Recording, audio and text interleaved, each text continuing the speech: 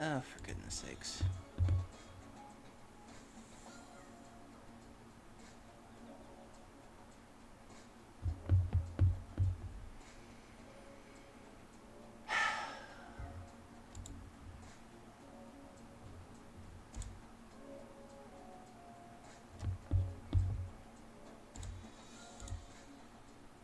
Make sure that's working properly. Good.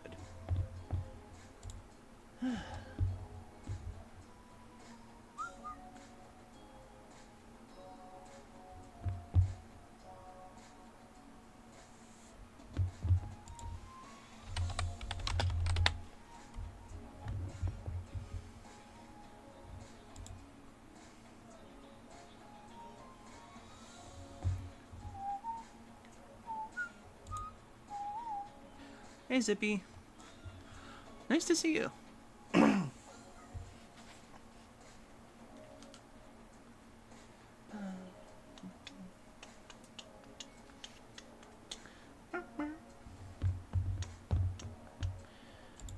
Okay, that's all good.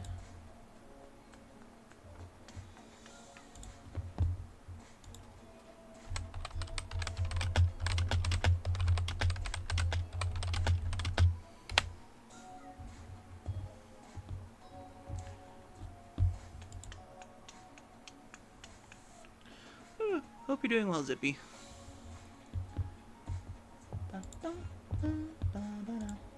And hope your Friday's doing well.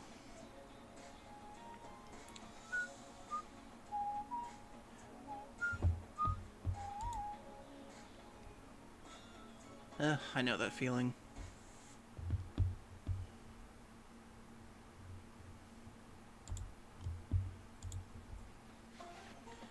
Hey,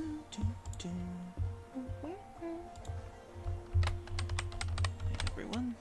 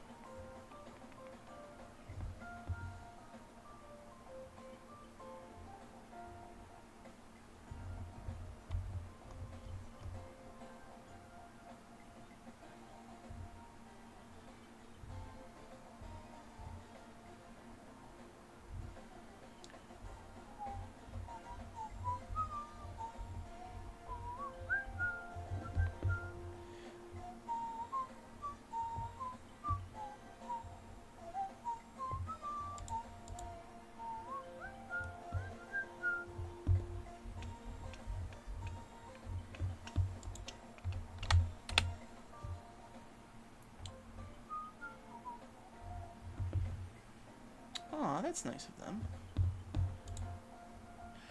I'm doing good today, Zippy. I was able to pay off my internet bill, thankfully. It's amazing how much of a relief there is when it comes to bills and getting them paid off, thankfully. God, I was so worried about my bill today.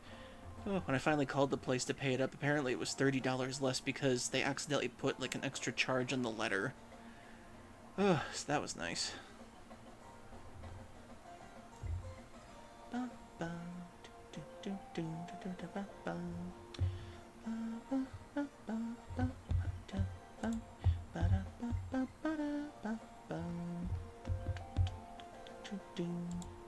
Overall, it's a good day so far. I had some nice dinner. My mom enjoyed her birthday presents. That was nice.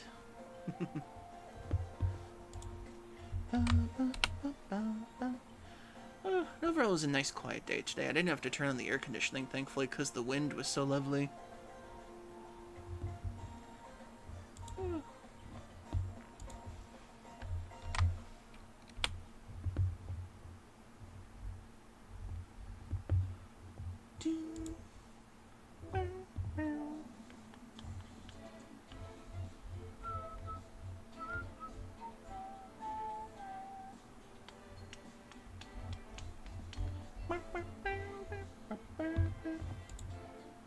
Hey, Hop. Hope you're doing well.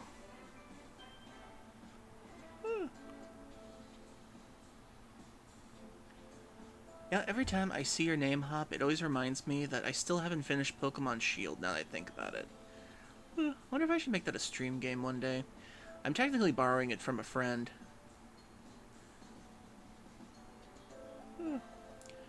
You getting a northerly Deakus? Northerly? Do you mean, do I live in the northern hemisphere, or... I don't get it.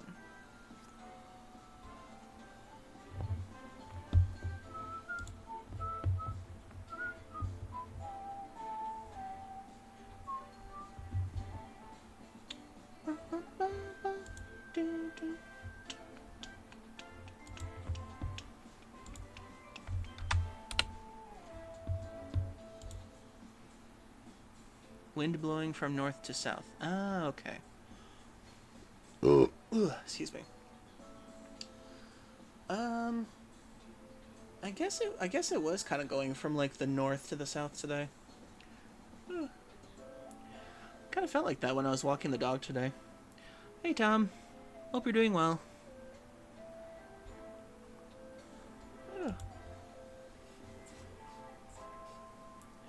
Hope you're all having a good Friday.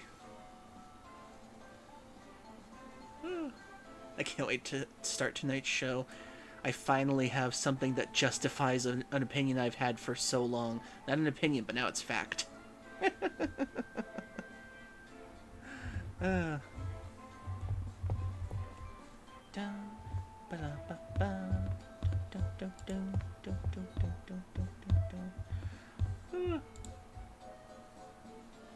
Australia getting a southerly during summer is always the best feeling. I do love having a good windy day. I don't know why, but it's like whenever I have a good windy day, I can always feel at peace for a bit.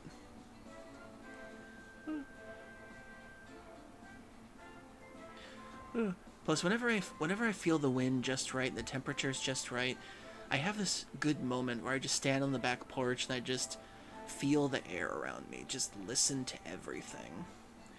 And it just feels peaceful for just a little bit. And I kind of imagine this song in my head that plays at the same time.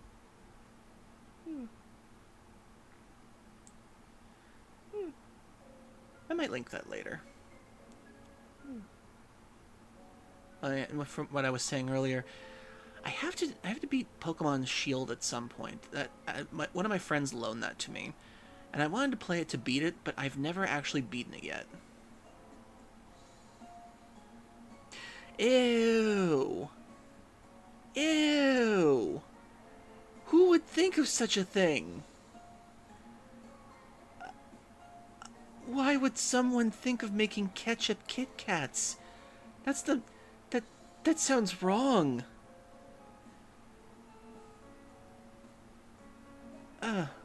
Last time I played Pokemon Shield, I think I was at,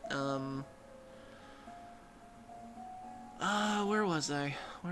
I think I was on, like, the building you have to climb up before you go to, like, the finals or something. I think that was it. I think that was the thing. It's weird. For as much as I crap on the Pokemon games, I do still have some fun with them, which is still interesting. And despite a lot of complaints that Shield and Sword get, I still enjoy them in my own way. I do like the character customization. I do kind of like roaming the wild areas for a bit and like going into those raid battles for extra EXP bonus stuff.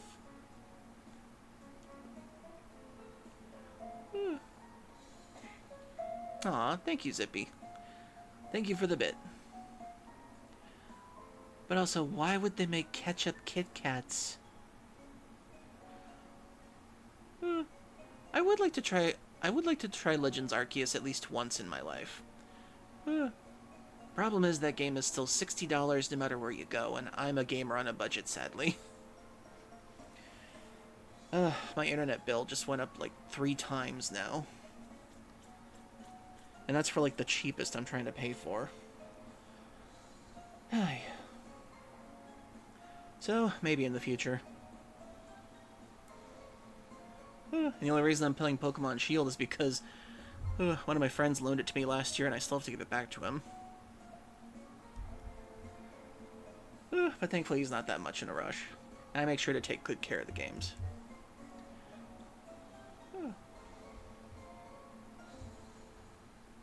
But yeah, I would like to try Arceus Legends at least once. Because I have heard from people that it is a legitimately good Pokemon game despite its shortcomings.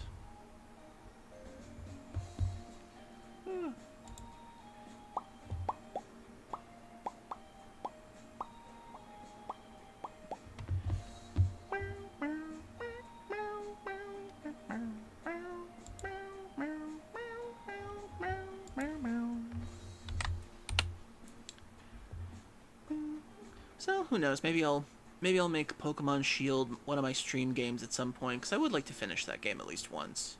Because I always get to, like, the final areas, and whenever it comes to Pokemon games, I get to the final areas, and I start to hit that wall you hit. I think you all know what I'm talking about. It's like, the wall you hit with a game where you play it so much that you kind of get sick of it for a bit, and you figure if you take a break from it for, like, a minute, then it'll be okay if you come back later, but then you come back later, and you kind of lost the groove of being in this, so you have to start the game all over again. I do that sometimes with certain games.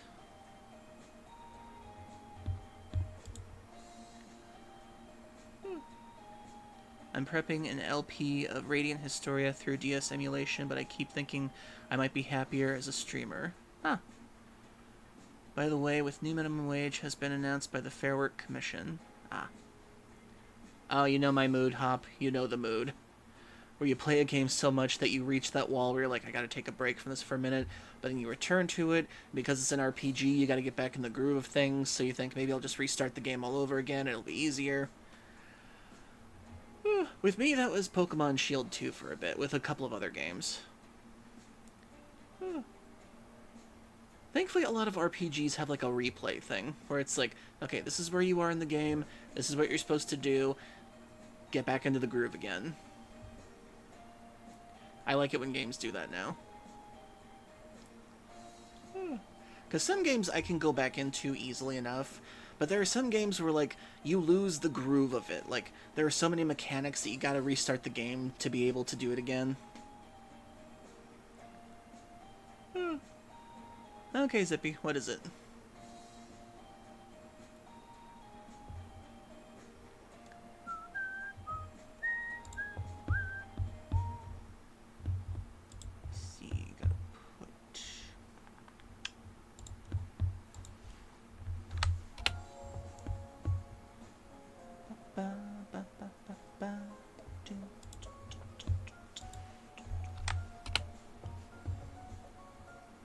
Put a promotion there, put a promotion there. I'm surprised I'm the only person that promotes themselves in Yoshield's Discord. He's a pretty good streamer. You'd think that his Discord would have a lot more promotion stuff for it. Or people would want to post on it. He's a good guy. I'd love to collab with more streamers sometimes, but I'm always so nervous about trying to introduce myself for a collab to people. I don't know, it's just like nervous about trying to get your schedules together and everything.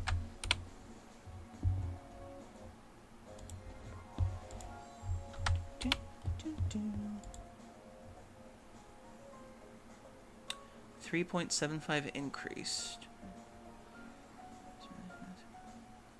Wow, really good. More than we got over here. Congrats. Oh, ad break coming up. Okay, minute and 30 seconds, everybody, then we'll start up the show. See you soon.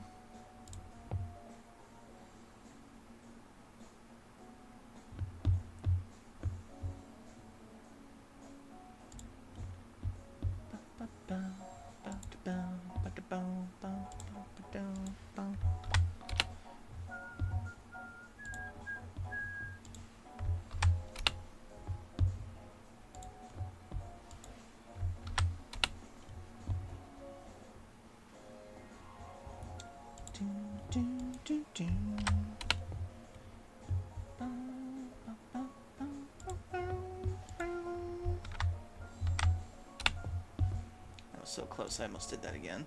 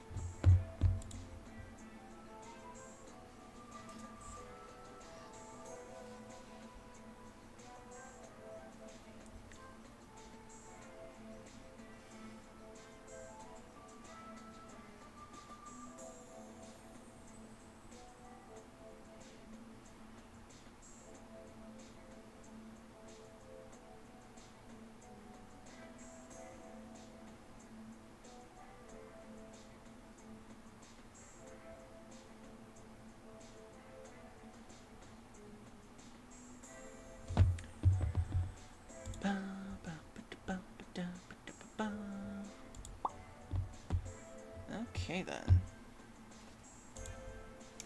Hello everyone, welcome to the Q, and once again my name is Tikas Q, the American Kangaroo, and I hope you're all having a wonderful start to your weekend. Excuse me. As you can tell, I'm having a good start to mine. Paid off my internet bill for the month, thank goodness. In very big thanks to all of you who commissioned me. Cannot stress that enough, thank you. I did the conversion. Wow.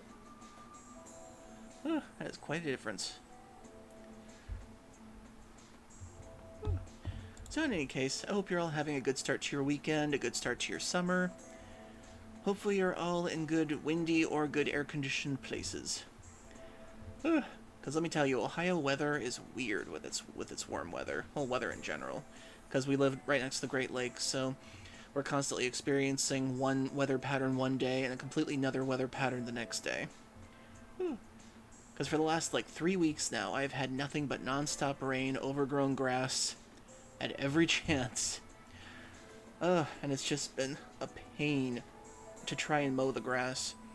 It got so thick this year, amazingly enough. I had to change the settings on the thing so that it wouldn't, sound like it was, getting stopped up with all the grass hitting it. But onto some more cheerier news.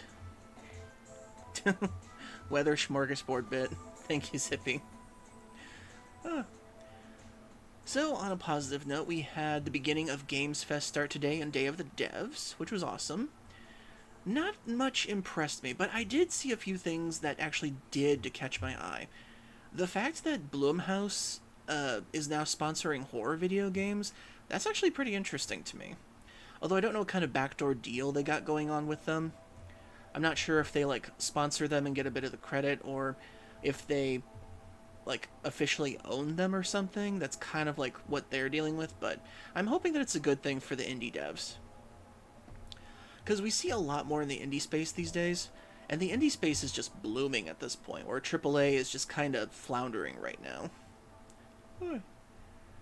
Because we're seeing so many small studio closings that were bought out by Microsoft and Sony, and I'm hoping that those devs can find good jobs somewhere. Because so many talented people are getting kicked out right now. So hopefully that's all good after a bit, and that the indie dev scene can keep exploding as it's doing right now. Well, yeah, it's because during the pandemic years, or during the pandemic year and a half, well, technically 2 years, everybody started staying indoors, they started playing video games more, And all the video game companies were like, oh my god, we're making so much more money, we have to buy more, we have to spend more, we have to make all these huge AAA $100 million games now. And it did not pan out so well. And they kept on acquiring more studios and scooping up more studios. Then the Embracer Group is breaking apart into 3 smaller groups, apparently.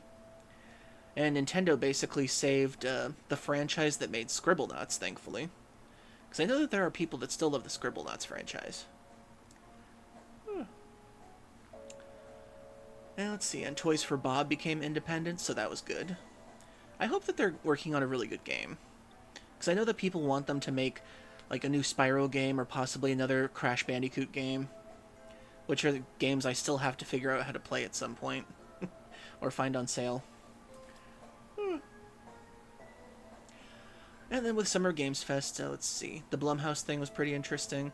Some of the horror games that they were showing are really interesting because I noticed that not a lot of them were using up-to-date, like, Unreal Engine 5 graphics. Some of them were, like, pixel games. Some of them were stylized to look like 1990 PlayStation 1 games, which I think is really interesting in the horror sphere right now because we're seeing a ton of different kind of, like, subgenres coming out of the horror genre now because we've got Indigo Park, which is trying to redo mascot horror. We've got Finding Frankly, which is going to be like a park horror mascot horror game.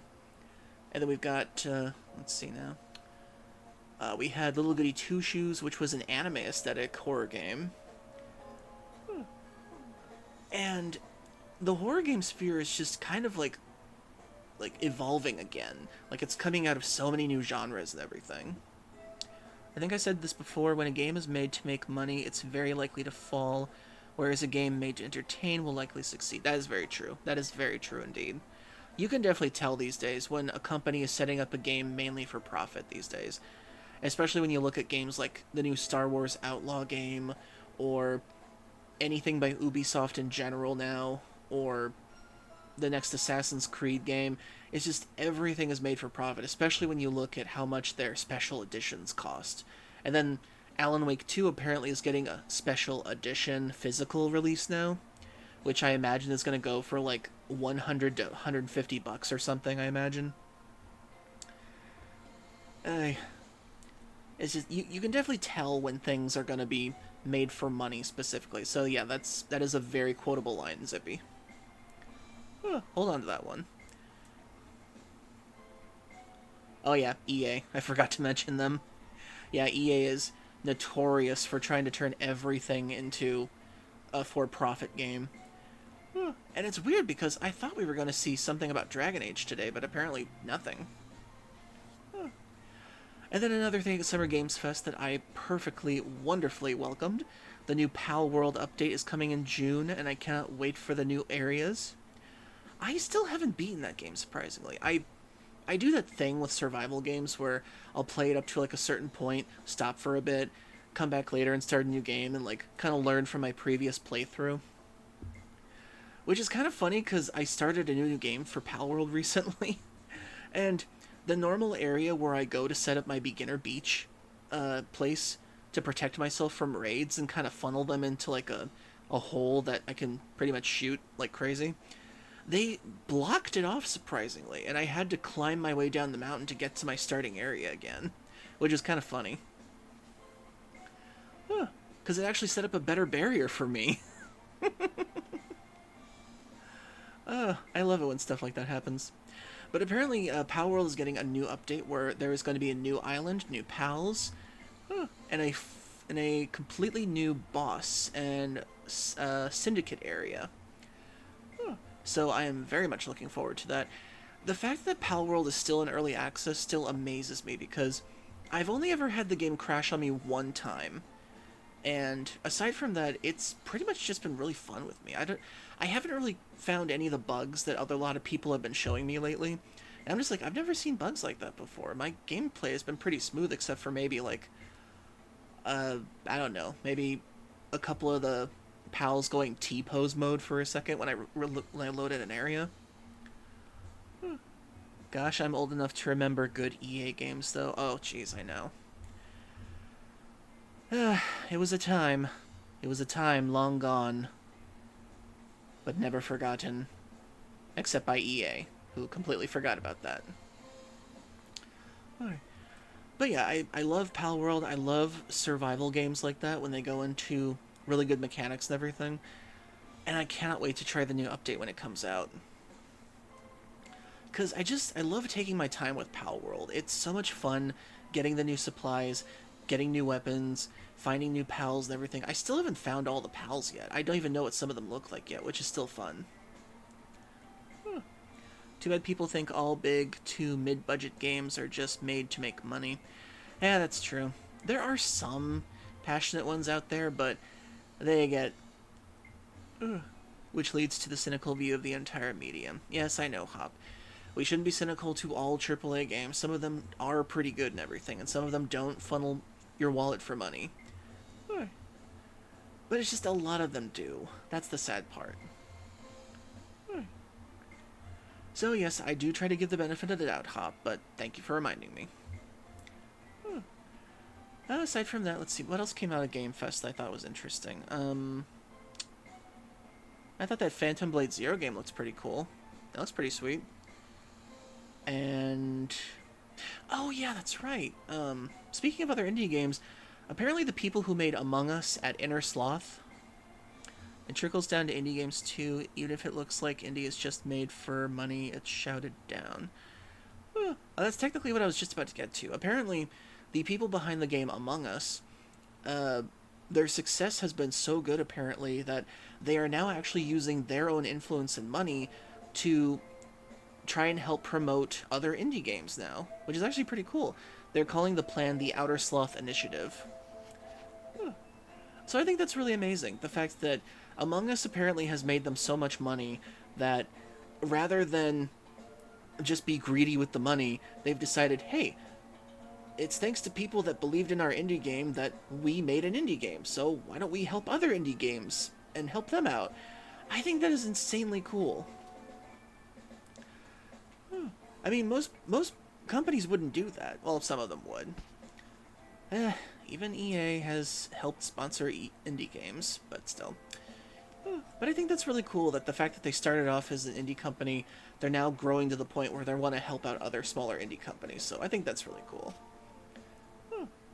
And that's about all I took from Game Fest so far. Apparently Capcom was supposed to have a big announcement, but apparently the big announcement was just sales and more Monster Hunter Wilds, which, as many of you know, I don't really care for the Monster Hunter world that much.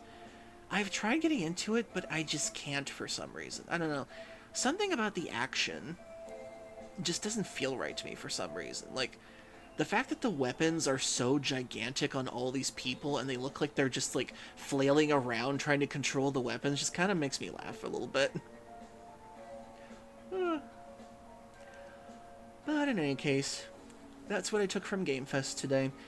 And then I'll check out what the Day of the Dev stuff is tomorrow, probably. But before that, I finally got some vindication today. So it turns out, all these years of people calling me crazy about the fact that Miyamoto doesn't like RPGs finally got justified. There is actual proof. There is an actual thing now that says he doesn't like them. And I'm going to play that for all of you.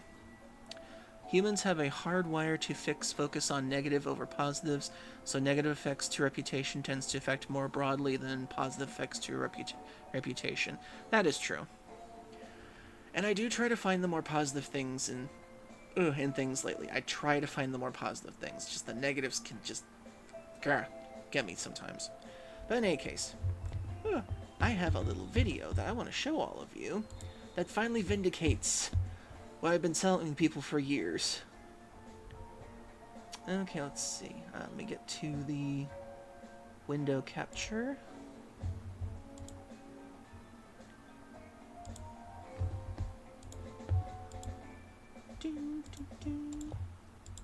Okay, just gotta get this out and ready. Make sure that's... there we go, okay. And put that right there, okay. So this is a storytime video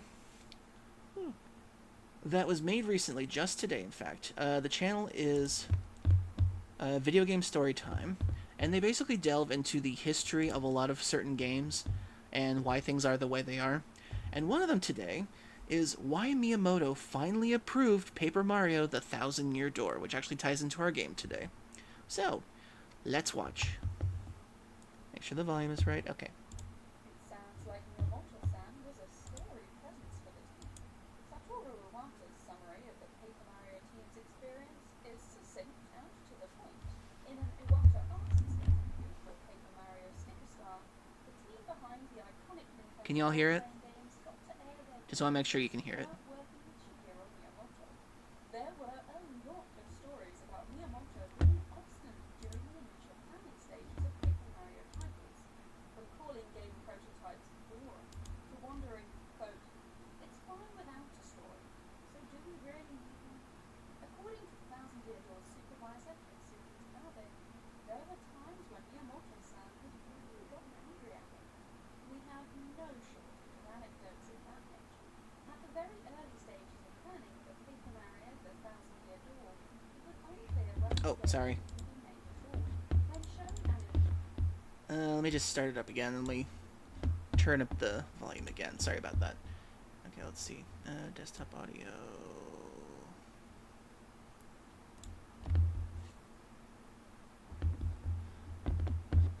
Okay, and tell me if you can hear this. Like Miyamoto-san was a storied presence for the team.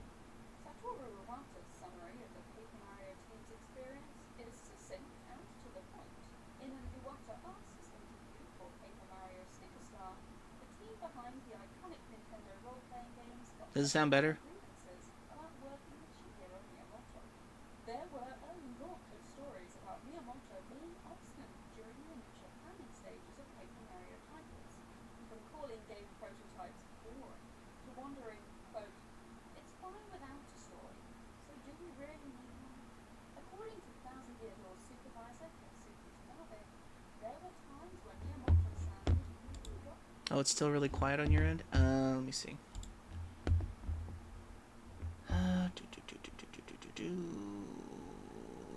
Same? Okay.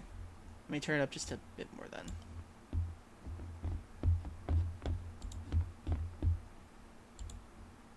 the Paper Mario titles, from calling game prototypes boring to wondering, quote, How's that sound? it's fine without a story, so do we really need one? According to Thousand Year Door's supervisor, Kensuke Tanabe, there were times when Miyamoto-san had really gotten angry at him. We have no shortage of anecdotes of that nature.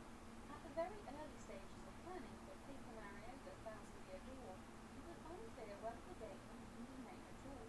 When shown an initial pitch for the GameCube title, Miyamoto absolutely refused to give the team Well, it's not playing through OB. Oh, dang it. It's not uncommon thing. Dang it, dang it, dang it, dang it, dang it. How do I keep screwing up the sound stuff in this thing? Back there. Let's see. Window capture.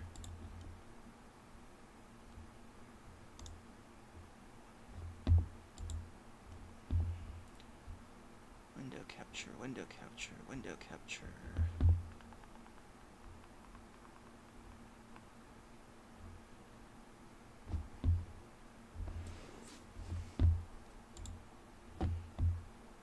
Oh. That would explain why that's not working.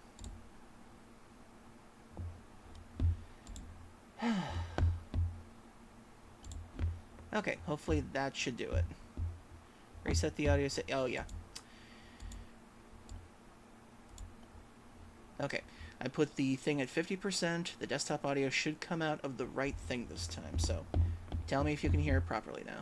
Paper Mario Sticker Star, the team behind the iconic Nintendo role-playing games got to air their grievances about working with Shigeru Miyamoto.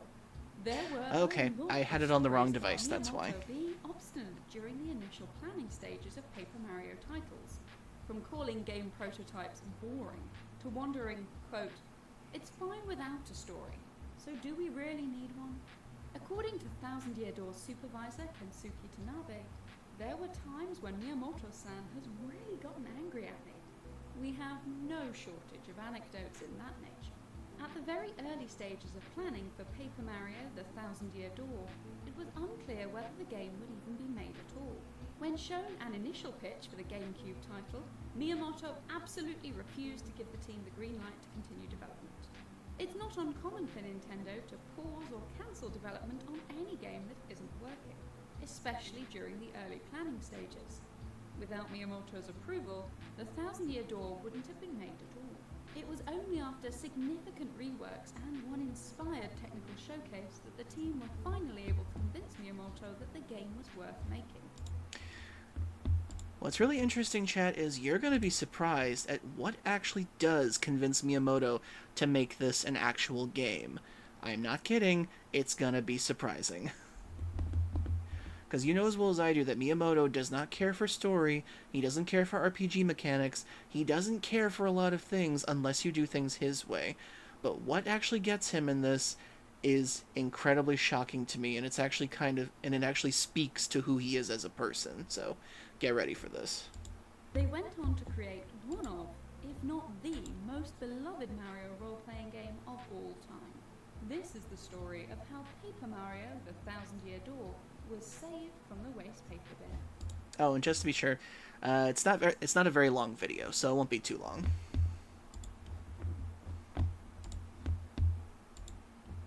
Shigeru Miyamoto's long-term role as an overseer and producer for Nintendo games has had a profound impact on the types of games that the company has developed over the years. It is not an accident that Nintendo itself rarely makes role-playing games. Instead, when the company does publish RPGs, they're typically made by other companies, such as Intelligent Systems, who make the Paper Mario games. In a 2002 interview, Miyamoto said of the role-playing game genre, "I personally have a fundamental dislike of the RPG system. I think that with an RPG you are completely bound hand and foot and can't move, but gradually you become able to move your hands and legs, you become slightly untied, and in the end, you feel powerful. So what you get out of an RPG is a feeling of happiness.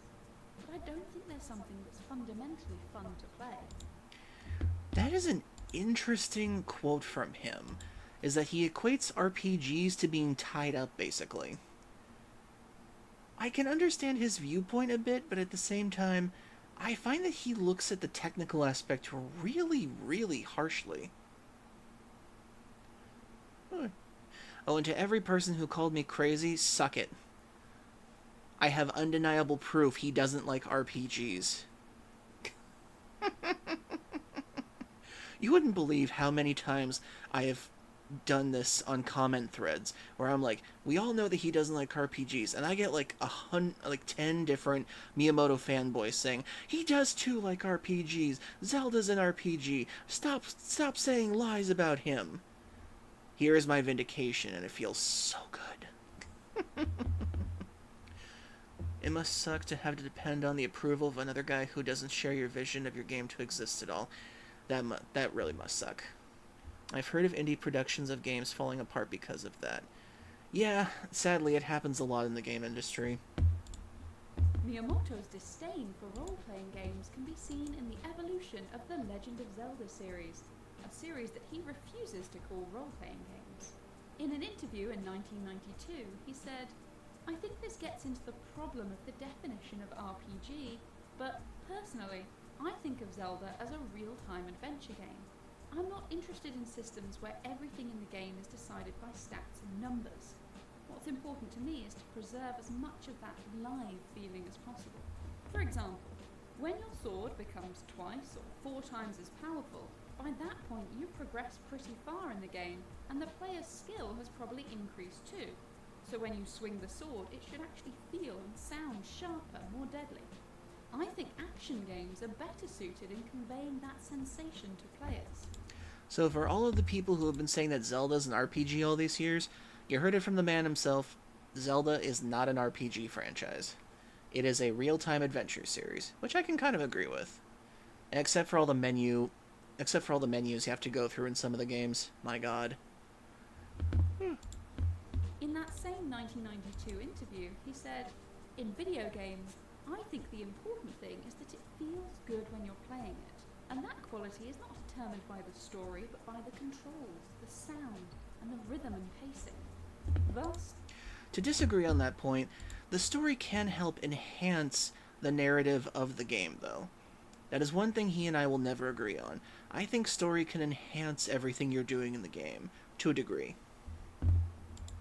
to gain Miyamoto's approval, a game project can't rely simply on storytelling and traditional RPG gameplay, which is exactly why The Thousand Year Door was such a hard sell.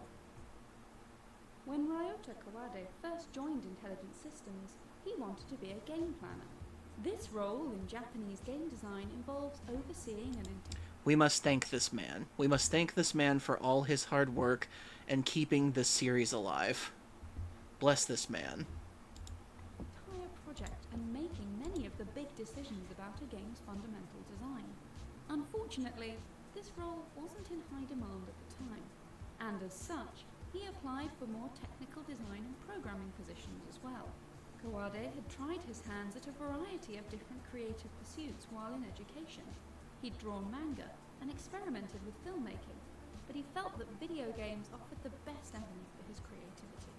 He initially started in a design role in Intelligent Systems, but after a lot of hard work and effort, he was able to take on an increasing number of planning responsibilities as well, until, finally, he was tasked with planning the Paper Mario games.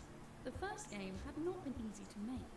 The team had been so impressed with the Nintendo 64 launch title, Super Mario 64, that they were afraid that anything they did with Mario would be compared unfavorably to this seminal work. After trying a variety of different designs and even breaking into smaller teams to try to foster creativity, the developers eventually fell in love with a design that mixed 2D and 3D assets to create a colourful, paper-like world. This apparently left a strong impression on Miyamoto. He would later push the Mario RPG series to ditch its role-playing elements in favour of a strong focus on paper-based gameplay ideas.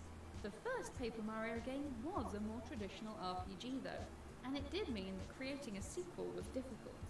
Miyamoto had to sign off on the game, but his lack of interest in narrative meant that it wasn't simply enough to reuse mechanics to tell a new story. The developers needed to prove that the Paper Mario sequel wasn't just more of the same game on GameCube. They had no idea how to do this. Okay, really quick. It's coming. The reason why he approved of this game, and I cannot believe it actually speaks to him as a person. Oh, I love this. Early attempts to get Miyamoto on board proved fruitless. The team attempted to appeal to his enjoyment of the paper art style of the Nintendo 64 game, but he was unimpressed. Developer Kenshiro Uedea later said, "Actually, the very first challenge Mr. Kawade and others had to face was how to convince Mr. Miyamoto. For example, we had to explain how we'd utilize the idea of things being flimsy like paper to a large degree in the final game. The utilization of paper-like elements was more of an improvement for him than an innovation, since the original idea was there with the N64 version. We were supposed to generate the novelty aspect as well. Unfortunately, we could not receive the passing mark from Mr. Miyamoto regarding this novelty test when we presented the planning sheet." Which is kind of funny considering the fact that Miyamoto is all about novelty and gimmicks in his games. He needed to come up with something that could differentiate their plan for Thousand Year Door, or else the game wouldn't ever be given approval. Miyamoto and Nintendo as a whole are never above shelving a game project if they just don't think it's going to work. Finally, the developers at Intelligent Systems came up with a solution. They programmed a prototype that took advantage of the relatively simple 2D polygonal characters that made up the world of Paper Mario. While the GameCube was more advanced than the Nintendo 64, there were limits to how many 3D polygonal models could appear in any given level. But these limits were significantly reduced when dealing with models that were completely flat. Thus, the big idea that saved Paper Mario The Thousand Year Door: what if the game featured crowd scenes with 1,000 characters all on screen at once? Said Ueda, when Intelligent Systems finished programming for 1,000 characters and showed it to him, Mr. Miyamoto finally gave the game his go-ahead. It appears that what we presented him with was what he had wanted to do in the N64 version. So, how did the Paper Mario The Thousand Year Door developers win Miyamoto's approval and save their game from the scrap heap, in spite of the bias against role-playing games that existed at Nintendo? Simple. They made Paper Mario a bit more like Pikmin. What? That's right. That's what saved the game. Literally scenes with crowds in it. It wasn't the aesthetic, it wasn't the gameplay, it wasn't the writing that was funny and clever. It was literally crowd scenes. And you're probably wondering, why does that affect the game that much? Well, it's because the reason why crowds affect so much of the game is because Miyamoto loves crowds. He loves being on stage. He loves being a showman, which is why the reason why the battle system takes place on a theater stage and you have an audience of crowds in front of you. That is correct. The reason why this game was able to be okayed by Miyamoto is because it played into his thing about being on stage in front of crowds of people. That's it. That is the reason why Thousand Year Door got approved. They appealed to his ego in the most diabolical way possible. Oh my god, it's just... it's just... Not all of that is technically true, but it says so much when you think about it. The only reason this game got the okay is because they could show on the GameCube they could put a ton of people on screen because they're 2D, and the GameCube couldn't handle so many 3D objects at once. So they put 1,000 2D people on screen, and that's what he liked. That's all he needed, was just the crowds. The ability to show that the game could have crowds. Oh my goodness. And when you look at his history, the fact that he loves appearing on stage, the fact that he loves being in front of an audience, the fact that the Paper Mario games from this point on had a crowd function in every game going forward, it all makes sense. Because when you think about it, Thousand Year Door has the stage battles, where you can do stage battles in front of a crowd. Super Paper Mario had crowds whenever you got into the, like, a good combo bonus, or you got the star, and, like, they would appear around the screen and everything. Thousand Year Door had a crowd function. Sticker Star had a slight crowd function. Color Splash had a crowd function. And then Origami King, it was all about performing in front of a studio of toads. That's how the series has lasted as long as it has with Miyamoto in charge, because it appeals to his fascination with having crowds in front of him. And it makes so much sense when you think about it.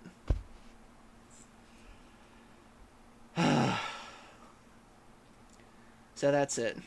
That's why one of the most beloved RPGs was able to exist. Not because it has good writing, not because it has great gameplay, not because it has memorable characters, but because it is appealing to his crowd ego. That's it. That's the only reason. That's how he gave them the okay. Oh, boy. So apparently if you want to make a game and get Miyamoto to be on board with it, appeal to his sense of showmanship and crowds. One of Miyamoto's big goals for the GameCube hardware was rendering hundreds of characters on screen at a time. And while the first Pikmin game had achieved this to a certain degree, he wanted to push it further. He later said of his work on the series, "We just felt that the things we were trying to achieve in the original Pikmin, we weren't able to fully accomplish on GameCube." The flat, simple models of a Paper Mario game were the perfect opportunity to further experiment by rendering far more characters than would otherwise be possible. Given that this experimentation was so dear to Miyamoto's heart, it's not a surprise that the prospect of sprawling, epic crowd scenes managed to catch his attention. The rest is history. Paper Mario The Thousand Year Door was greenlit, and went on to become one of the most beloved GameCube RPGs, with critics and players agreeing that the title is among the best story-driven games that Nintendo has ever produced. The moral of the story? Sometimes to collaborate with others, it's worth finding ways to compromise. Not everyone will be happy all of the time, but with a bit of flexibility, everyone can at least be pleased with something. And if you're ever called on to give a presentation to Shigeru Miyamoto, don't expect him to spare your feelings. Yep. I am so happy this video came out today. This justifies so many things I've said about Miyamoto over the years. Oh my goodness. Yeah. When it comes down to it, that's what won him over. The continuing need for him to be in front of a crowd and applauded. That's what it was. Oh, goodness. And that's why our most beloved game of the Paper Mario series exists today. So let's get into it.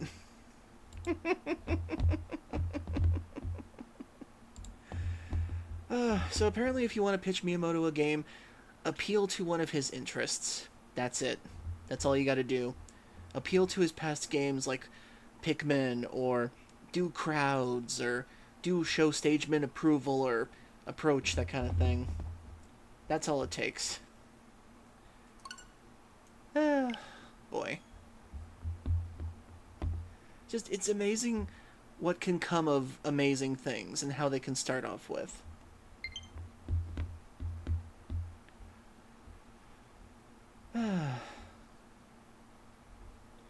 But I'm happy this game, I'm happy this game came out.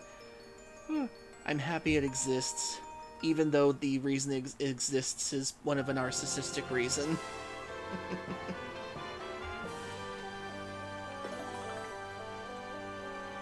Oh, goodness.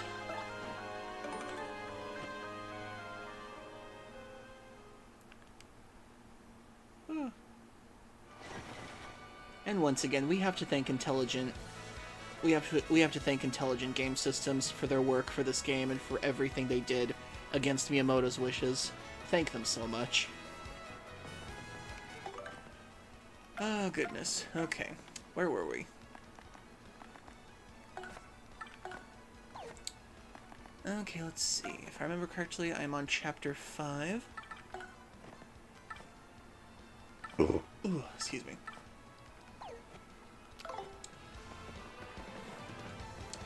And I'm supposed to do something.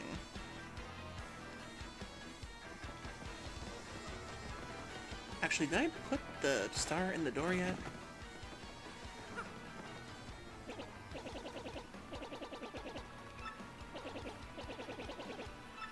Oh yeah, that's right. I gotta take the star to the 1,000-year door.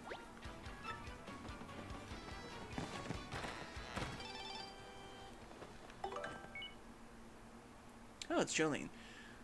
Mario. Or rather, the great Gonzalez. I won't do the voice. I realized I never thanked you for handling my request, so I decided to email you. I never thought for a moment that you, a former champion, would end up taking care of the wrestling trunks for me. After you left here, know that Mush said to me, he said, there are some things that can only be understood by fighting. Here, he's not old Mush. He's actually training now. Yes, he's planning a comeback. You should come back to the Blitz Pit if you have some time. You're just the type to star fans crave, you know? Take care, Jolene. I think I'll save that for the end of the game.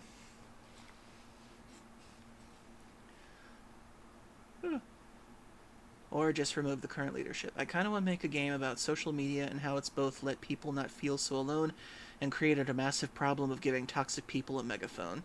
That would be interesting. Don't go into too much detail about that in here, because you should probably keep that, like, idea under wraps just in case. Like, saying regular stuff like that, but don't go into, like, too much the detail of what you'd want to do.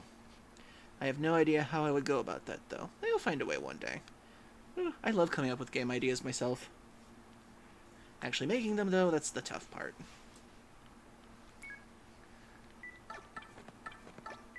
Spicy. Yes, hello to you. I am Bulbulber. I have been unable to forget that savory hot dog flavor. My taste buds are sweating in anticipation of your next spicy visit.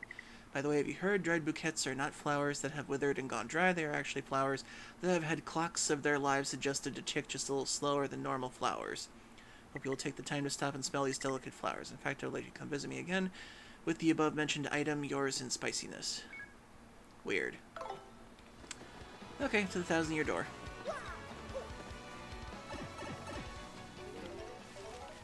Trust me, I'll keep it to myself and to the group of friends for planning until I'm ready to show what I have cooking. Cool. Well, if you have a very good demo one day, I'd love to play it.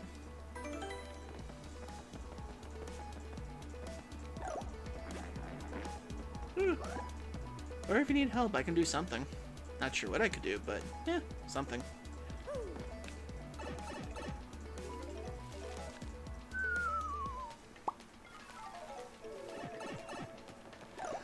I've always wanted to make a video game. I tried making one on RPG Maker once, but I just can't figure out how to do half the stuff on RPG Maker.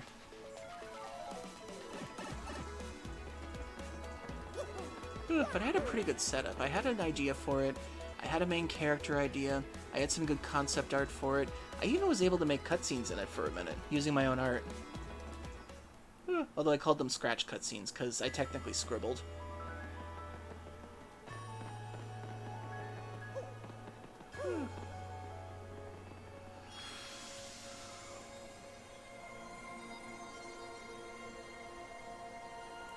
And now we place the 4th crystal star.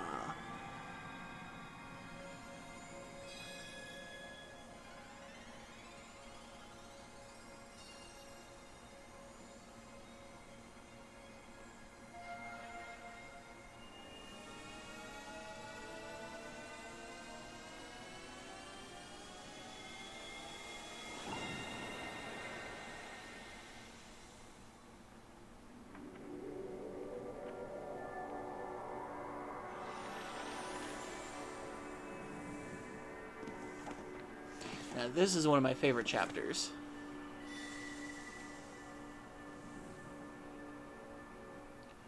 Yeah,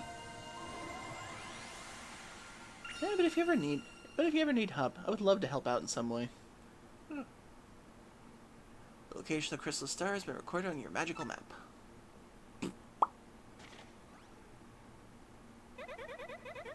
We'd better hurry, don't you think? We should go up to the professor's office. We have to let him know all about the princess's email. Oh, yeah.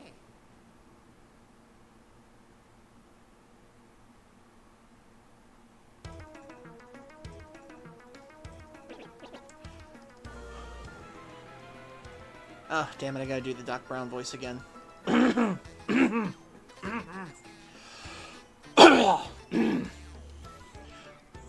Great Scots!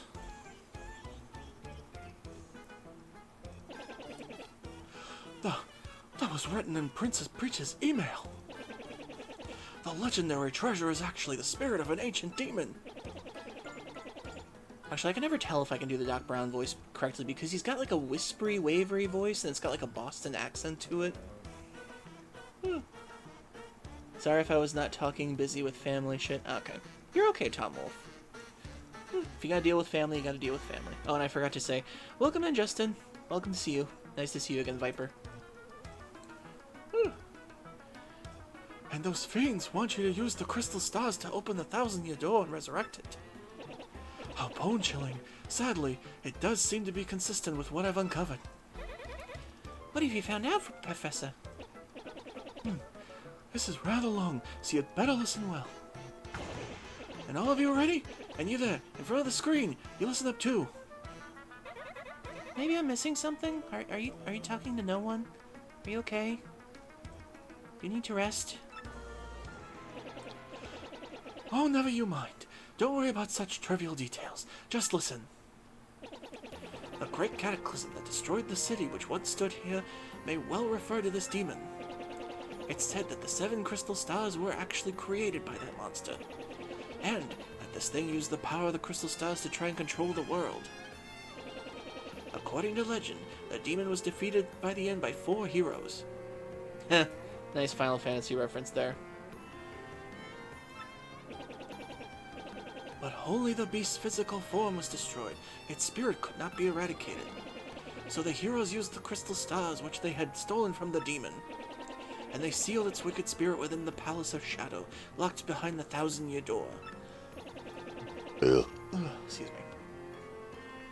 From this, I gather the crystal stars cannot distinguish good from evil. So if they're all united, they could either seal away or resurrect the demon. It seems that who wields the crystal stars determines if they're used for evil or good. I guess we ought to consider that not collecting the stars then. Does anyone think it might just be better to destroy them once and for all? That was my first thought too, but further research suggests we can't do that. There's a slight possibility that the Thousand-Year Door is weakening. It seems the crystal stars hold the power to seal the beast for 1,000 years. So once the 1,000 years pass, the power will keep the door sealed will fail. And unfortunately, this year may be the 1,000th year. In other words, we must be ready for the demon's return, even if the X-Nauts fail. Oh, then I guess we'd still better find the rest of the crystal stars if we want to seal that demon, huh? Where do we start? According to the map, it appears to be somewhere in Keyhole Key. Keyhole Key? I'm none too familiar with the place, but I've heard countless unsavory rumors. You know the usual stuff. Vengeful spirits of hatred, evil curses, things like that, yada yada yada. I'm sure the sea salt's down by the harbor no more. You should head there first. To the port. Oh wait, did I upgrade? Oh, 3 shine sprites.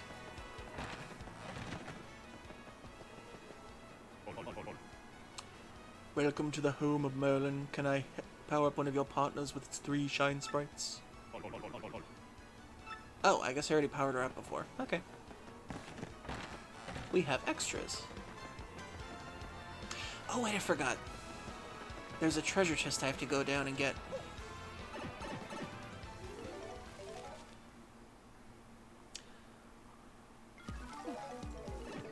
Just to prove the ketchup Kit Kat thing is real, posted something in the Discord. Thank you, Hop. As disgusting as that sounds, I will check to see what that is about. So the crystal stars are the Chaos Emeralds. Why is it always 1,000 years in JRPGs? I think 1,000 years is usually chosen to give, like, historical accuracy time to become legend, probably. That's my guess. That's my best guess anyway. But then again, even 100 years can be enough time to make things out of legends. Okay, let me think. Where was it? I believe it's down here.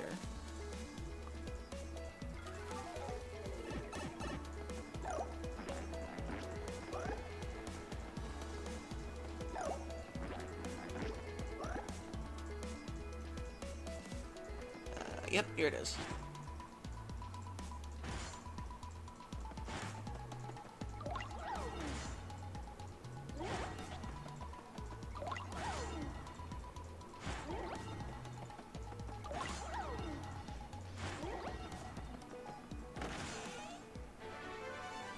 Yes! The Spike Shield.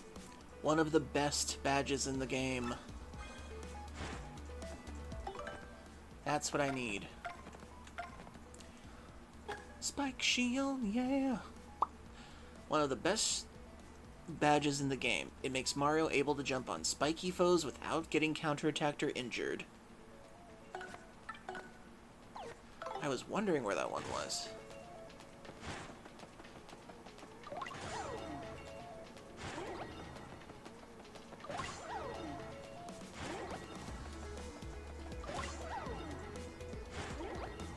There we go.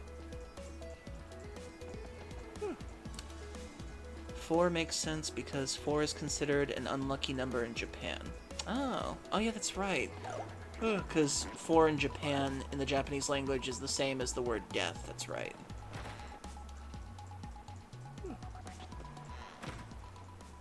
To the point now where you can't even find a 4th room in a hospital. They just completely take out the number.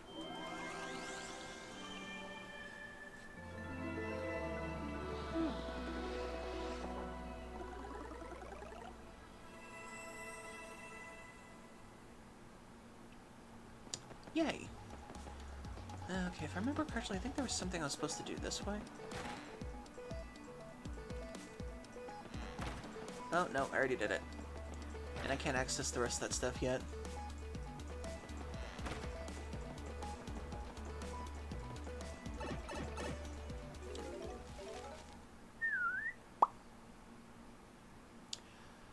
Okay, now to take on troubles and access treasures that I couldn't access before.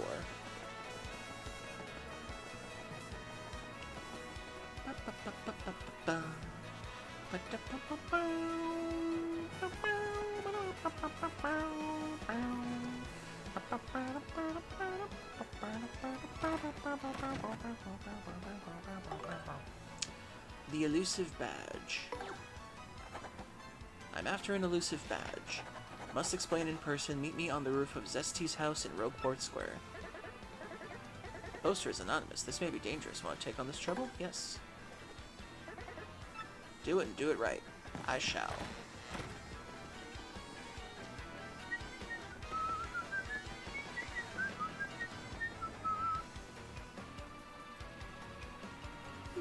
I wonder why it's always 4 heroes then if Japan doesn't like the number 4 that much. Maybe because they cause death to the evil ones. Luigi. Well, I guess I headed to the Circuit Break Island and got me a marvelous compass piece. You wouldn't believe it, bro.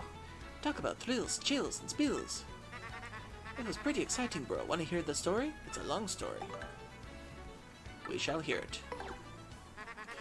Like I said, it's a really long story, but here goes. Just as our boat arrived at the Circuit Break Island, we heard this incredible racket. We soon found out that they held kart races almost every day on the island.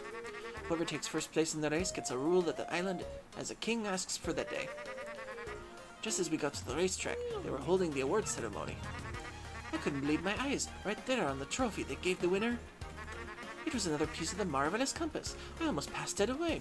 I would love it if they made this into an actual game. The Paper Luigi story. Because I find that it's interesting to see how he views it and how his companions view it. I decided right then and there that the only thing to do was to enter the next race.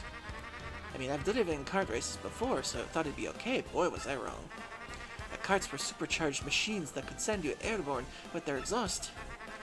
These vehicles were armed with missiles and bazookas. It was anything goes, bro. Of course, I wanted to get right out of there and pronto. These drivers were crazed.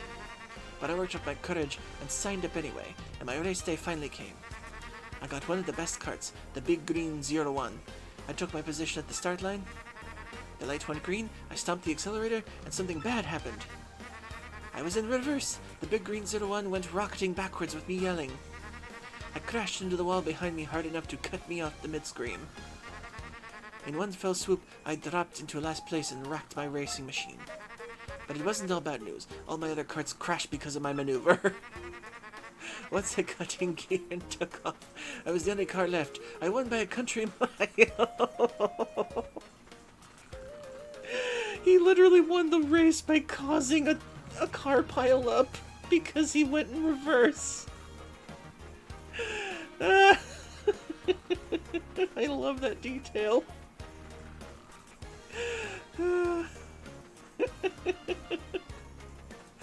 I would love it if this was a real game. I took the piece off my trophy and added it to the marvelous compass. The compass came to life and pointed me towards Jazzafraz town in the east. Thank you for the victory bit, Zippy. I caused the 10-car pileup, bro. 3 people died, bro.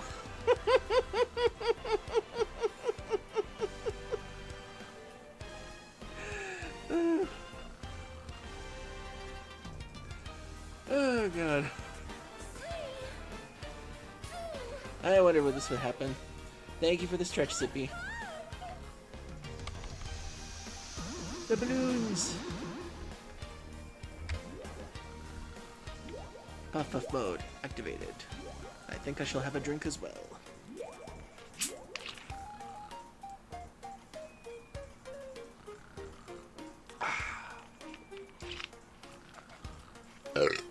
Excuse me. Oh, stretch.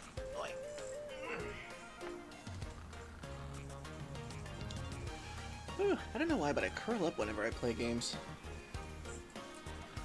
So weird. Then I heard that voice. Princess Eclair's voice echoed in my ears again. Oh, my princess. Random words would form poetry if I spoke by your voice. Or if spoken by your voice. I will most definitely save you. Just wait for me, Princess Eclair. Oh, sorry about that, bro. Sorry about that. I got back on my boat. And came back here to Rogueport. And that's what up to with me. Wanna hear something else? If you wanna hear what I've been up to, just come find me, okay? I'll be around. What really happened? Yeah, I'm Torque. And don't for a second think this dude's telling the whole story. The only reason I lent him my rig was 'cause he got down on his knees and begged. What happens? He's in it for 1 second before he completely totals it. Idiot. I'm not letting this dip out of my sight until he repays me the 5,000 coin repair costs. Yeesh. Well, considering Luigi's rich, he can probably pay that off. I mean, he's been through enough haunted mansions to collect a fortune at this point. Which reminds me, I have to go back and play. I have to go and play Luigi's Mansion 3 sometime, because I've never gotten to play that yet. And I heard it was really good. Miss Mouse. Hi, Mr. Mustache Cutie. I'm the one with the trouble. I'm a pretty lucky girl to have a strapping fellow like you take on my trouble. Well, let me get right to it, okay? I've done all I can to find this one elusive badge, but I failed at every turn. The badge is hidden in Hooktail's lair, that much I'm sure. I went to check that room after I heard you defeated Hooktail, but nothing. I did hear rumors that it was to find a badge, one is to use the wind. I have no idea what that means, though. Anyway, look for it, okay, sweetie? Okay. Off to Hooktail's lair.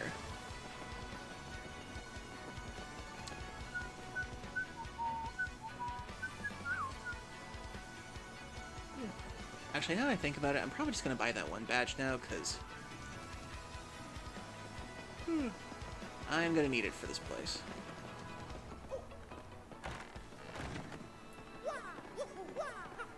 I can't remember where I found this badge either, but I know it's somewhere.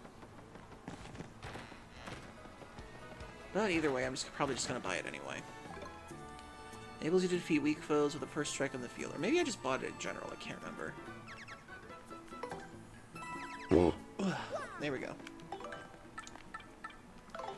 Okay, so this badge... There we go. Basically, the badge allows you to completely stomp out an enemy if you are stronger than them. So if you strike them first, they automatically die and you win. As long as you're a higher level than them. So that saves a ton of time. I can't remember if that was in the first game, but it is a very good badge to think of. Uh-oh. And we have an ad break coming up. And because Hop redeemed the Puff Puff mode 15 minutes before... Actually, I think it was like maybe 6 minutes before it happened. This will be carried on into the next cycle, so Puff Puff mode will still be active. So, minute and 30 seconds, everybody. Get a drink, get a snack, use the bathroom, each, and we're back after these messages, so stay tuned.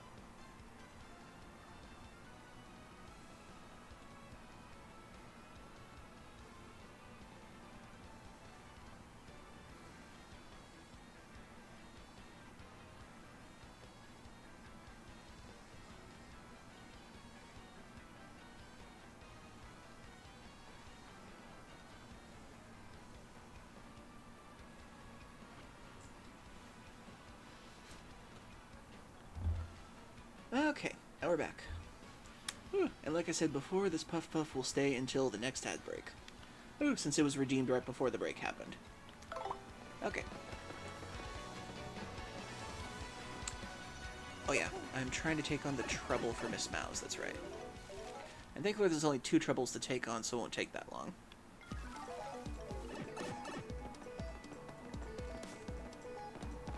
Did I get that one? Yeah, I got that one. Okay. Actually, I should turn in my star thing. Oh, I've only got 2. Okay. I must have gotten them the last time I was down here.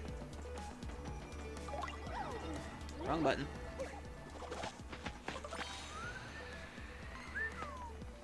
Actually, I should probably demonstrate this. To show everyone how the badge works...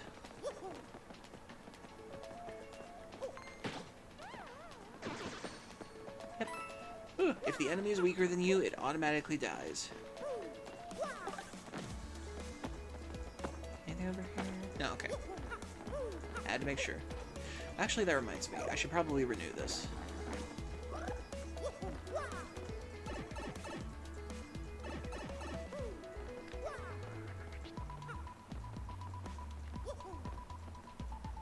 We have to renew the Lucky.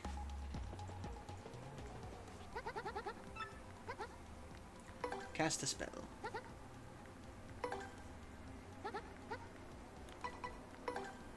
The special path.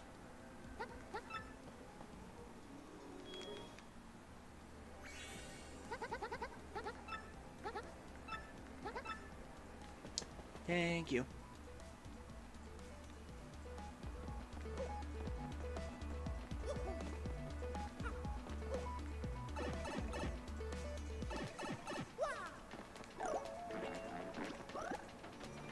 You know, it makes me wonder if they got the new voice actor for Mario for this game, or if they reused the ones from the original Paper Mario Thousand Year Door. Because honestly, I can't really tell that much of a difference between the new guy and Charles Martinet.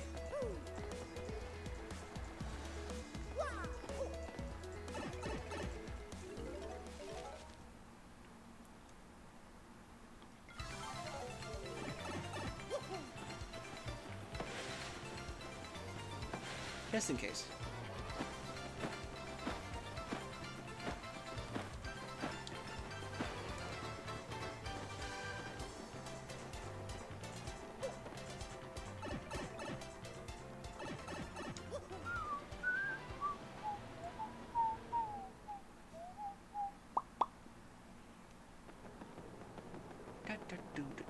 Oh yeah. Make things a little faster, we'll go with Broshi.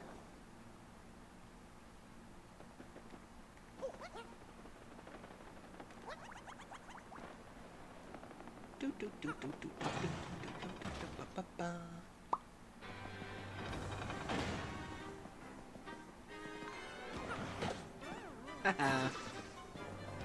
You don't get any experience anyway, but whatever. But you get a coin.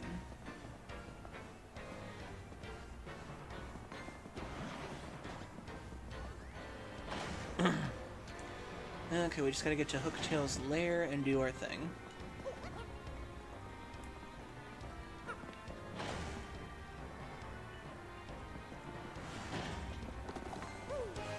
Damn it.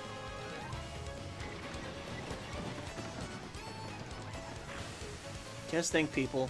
This is the reason why this game exists. Because Miyamoto loves being on stage. That is never not going to be funny.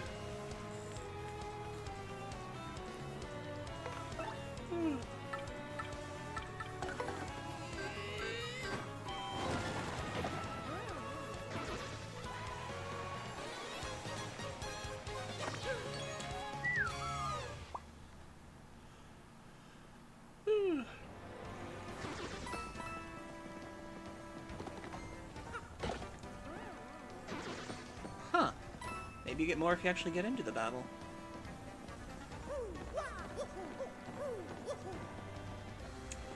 Okay, let's see if I remember correctly.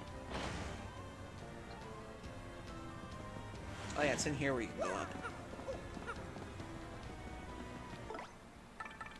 Oops.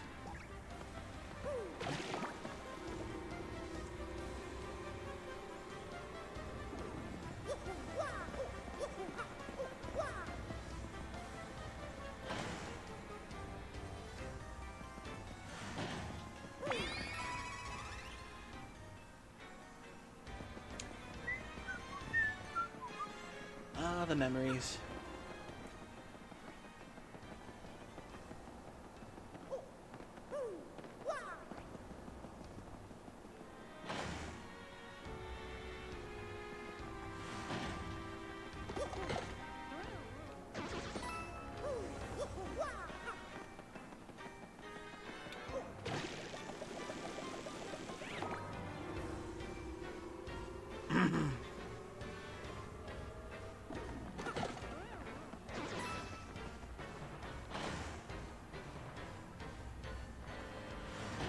Oh yeah, that's right, that was a treasure room. Did I miss anything?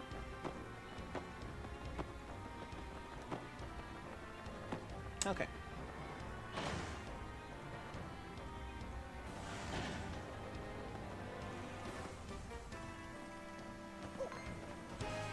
Dang it.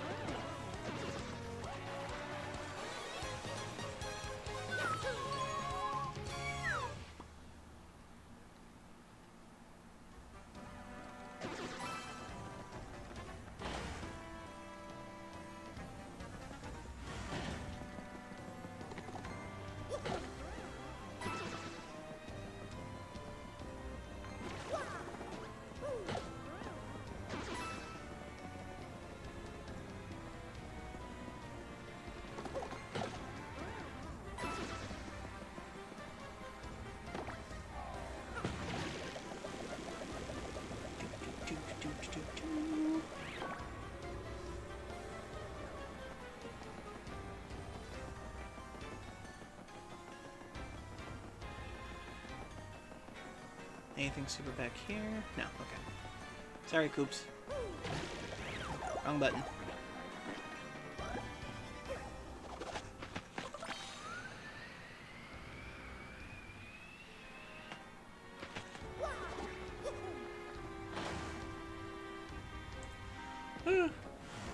This makes me hope that we do get a Super Paper Mario remaster at some point. Because that being trapped on the Wii, that feels like a travesty. Because I did like that game a lot.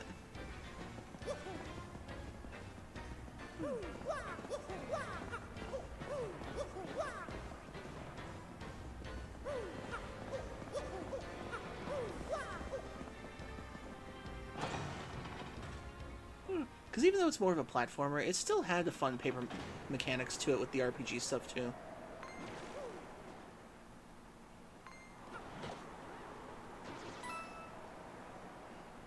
And it had one of the best villain stories, so... Because Count Black was just funny.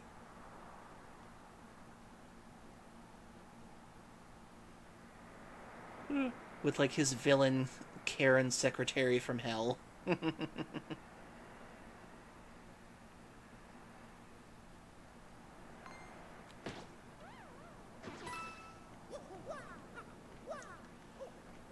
Okay, then. They said I need Flurry's power for this part.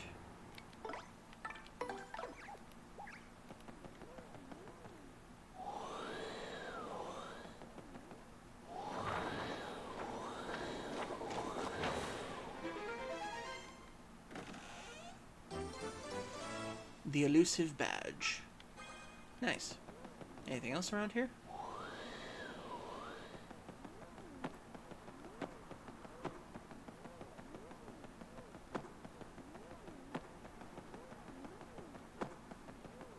It's amazing that they can actually render reflection in this game.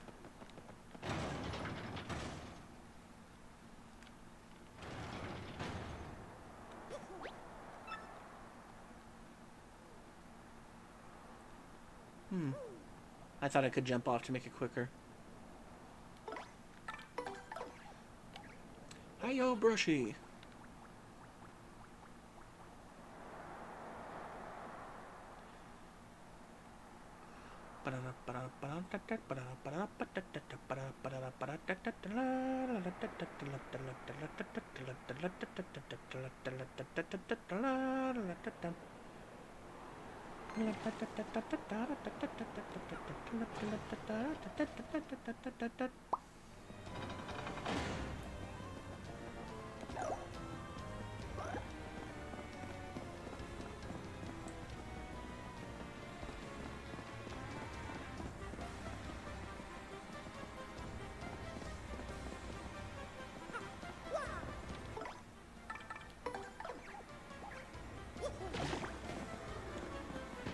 Whee!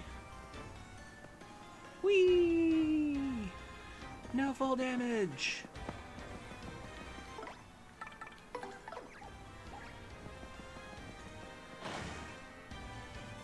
Or in my case, thank goodness I'm a balloon.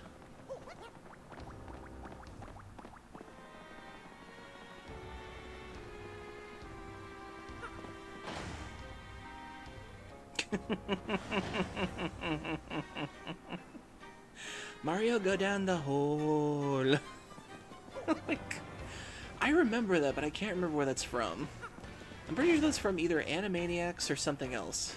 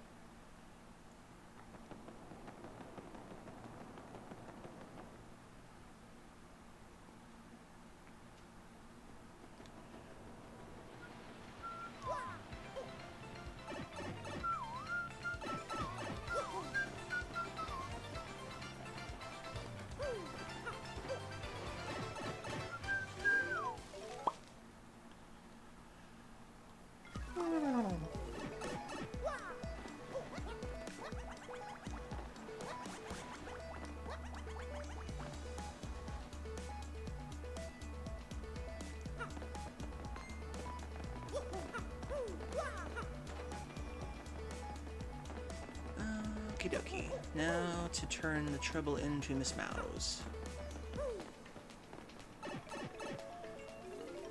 Ugh, excuse me.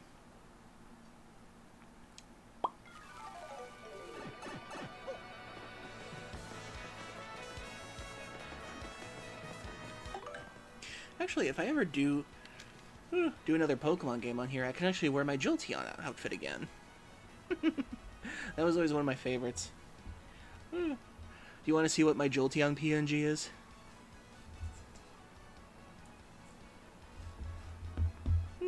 Really quick. Let's see. And don't worry, this won't affect the Puff Puff. Let's see. Where is it? Where is it? Where is it? Okay, let me change into it real quick.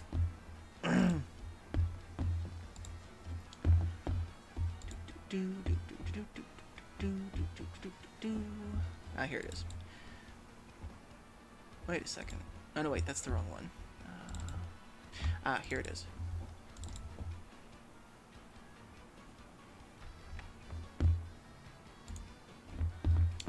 This was originally for Pokemonth when I played Pokemon Sapphire. There I am. This is me as a Jolteon. Hugs and belly pats to you, but with my own spin on the outfit. Originally, I was going to go for Raichu, but for some reason, I couldn't draw Raichu right for some reason. I don't know why. So I settled on being a Jolteon, since Jolteon's one of my other favorite electric types. And then here's this, me playing a game. And then Puff Puff. So if I play Pokemon Sword and Shield, maybe I'll do another Jolteon like this in time. Why not? Okay, back to the other form. And hey, Furry Cures. Hope you're doing well. Oh, wait. Second, gotta change that for a second, and then go back into this. Back into paper and Puff Puff. There we go. And there we go. Keep that for if you decide to stream a Pokemon game. I will. Either that, or maybe I'll do like another Jolteon like form with the like the outfit of the zone or something, or the region. But we'll see. Most of the time, whenever I do my PNGs, I use them so that they can, like, do it later. But that's okay for it, Curious. You can do the next one. This one goes until the next ad break, which isn't until 45 minutes from now.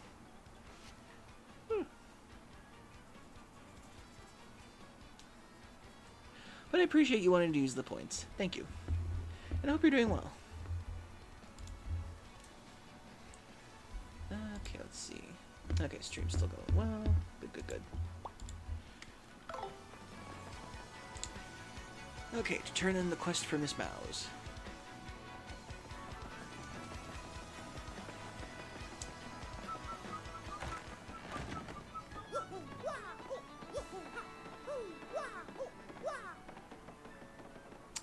Still being a lazy person, aren't you, Toadsworth?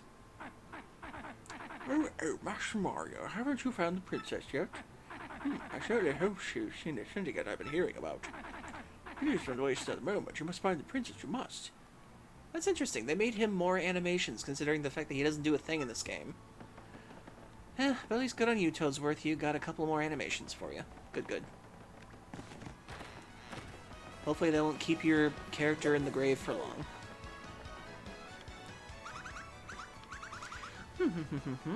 That face. Does it mean you found the badge? Here you go. Well, this is certainly the badge that I was looking for. Oh my, yes. Now, my sweet, a promise to hear me out without getting mad. You see, I was the one who hid the badge. It was a little game of mine. I have to apologize. But I knew you would find it, my handsome cheese hunk. You may have even more badge finding skills than I do. I just thought of something. Wow, they went really hard with her theme song. Perhaps I should just travel with you from now on. Because, I'm sure hoping to find lots of badges that way, don't you think? Now about that reward, let's see. Take this badge that you managed to find, but I expect you to lead me to find more. Change the sound effects of Mario's attacks to sound mousy. Now let me formally state that you will now enjoy the pleasure of my company. Moi.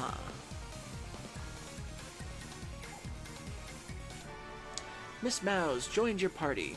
And yes, she is a secret character and you can miss her if you don't do the trouble.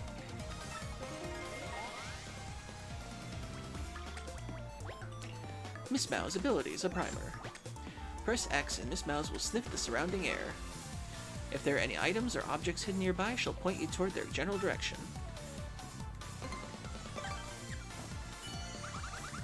Yes, there should be something nearby.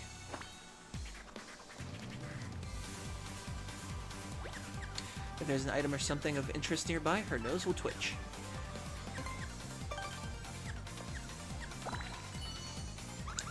There's something right here next to us, sweetie. Her reaction will change depending on the distance of the item. Yep. And that's why you never miss Miss Mouse. Because she is awesome at treasure hunting.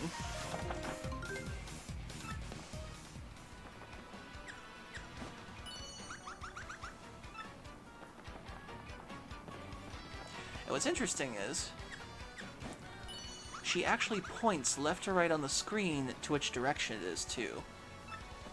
If I remember correctly, should be something... I thought it was around here. Maybe it's inside the house, I can't remember.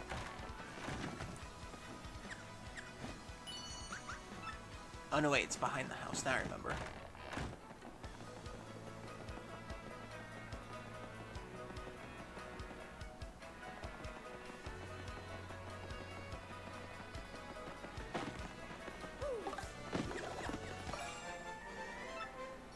Yay. And because we have 3 shine sprites, I can automatically upgrade her too.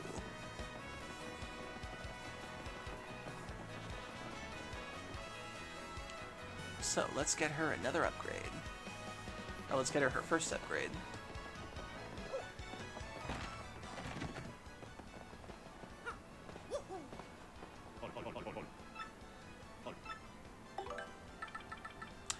she'll be able to use teas to make all the enemies dizzy.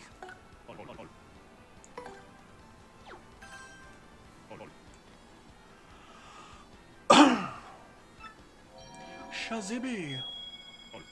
Shazubi! Shascooby-Dooby-Dooby!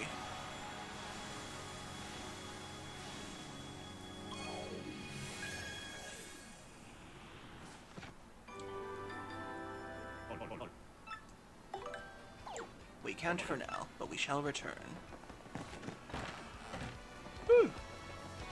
Oh yeah, I almost forgot, there's one more trouble we gotta do.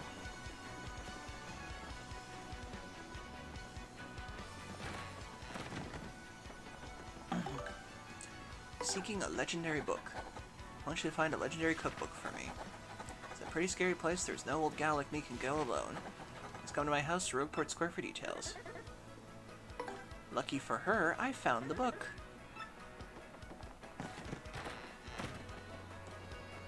Which gives us access to something incredible. So for those of you who remember last week, I went to the Creepy Steeple and used the roll-up power to go under a specific section of the Creepy Steeple, where I found a ton of different treasures, and a book. Turns out that book really helps you out here.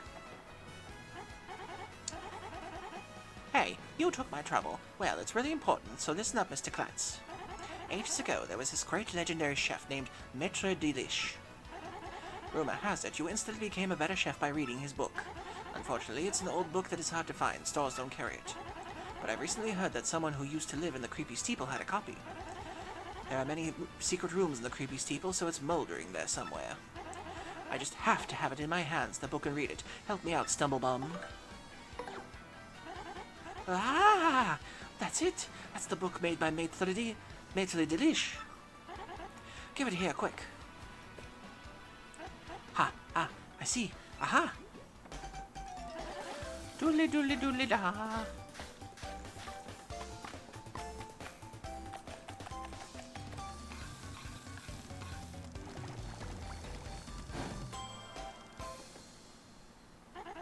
I've got it now! Just add a glazed mushroom with a honey syrup for a yummy honey mushroom. Brilliant. Now I can use a recipe that requires 2 ingredients. Now that's some book. Talk about effective. Thanks, Mr. Staggers. Take this as your reward. Got a honey mushroom. Now I can use recipes that require 2 ingredients. Just ask me anytime. I'm really going to put my soul into it and cook with a vengeance from this day on. Why do you say cook with a vengeance? Who are you trying to get revenge on? Okay, so now that we have access to 2 cooking recipes, I can now start doing all of this stuff I need to do. Okay, let's see, I've got a maple syrup, so I can put that with a mushroom. Okay.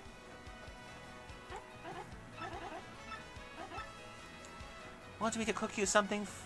Want me to cook something for you? Clumsy crushes a lot. A super mushroom plus a maple syrup.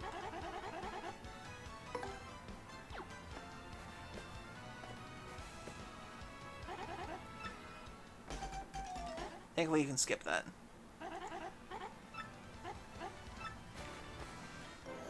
You get a maple super mushroom.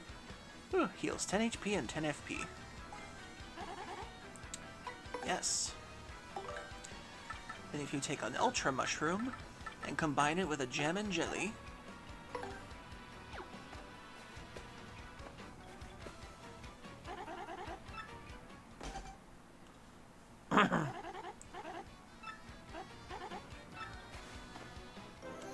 you get the Jelly Ultra Mushroom. Replenishes 50 HP and 50 FP.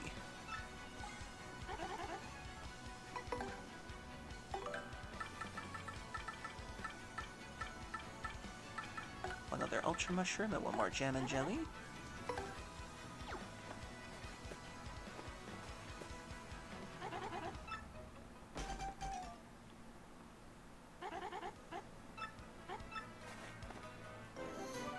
Nice. what else I can do. What happens if I take...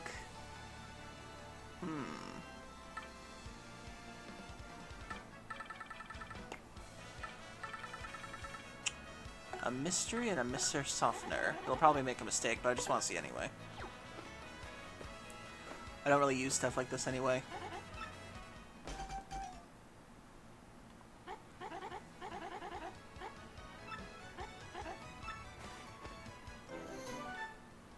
Huh. I was not expecting that. I somehow got a fire flower out of that. Huh. Never mind.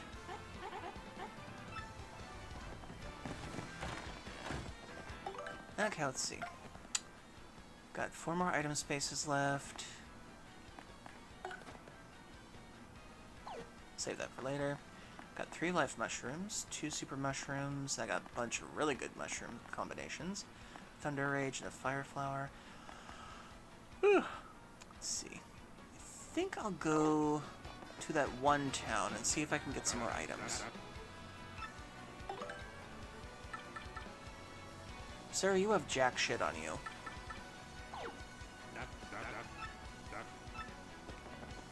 Actually, I gotta go this way anyway.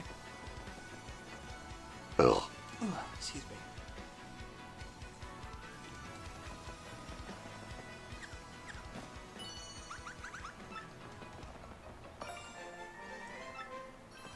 Ugh.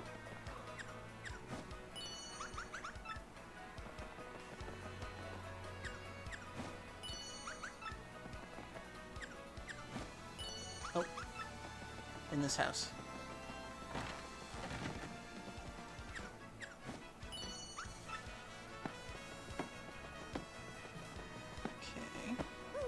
Ooh, there's a hole.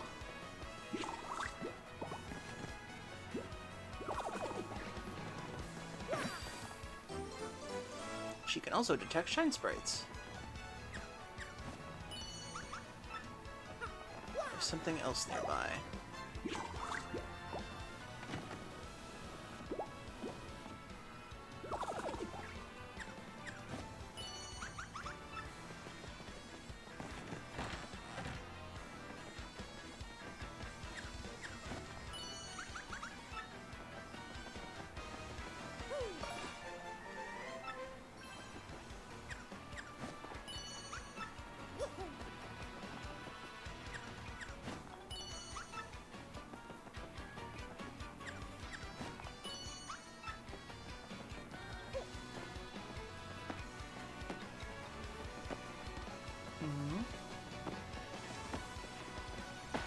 Up.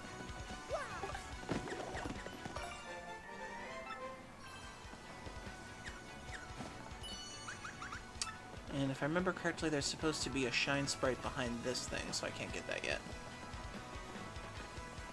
Is that Danger Mouse? No, it's Miss Mouse.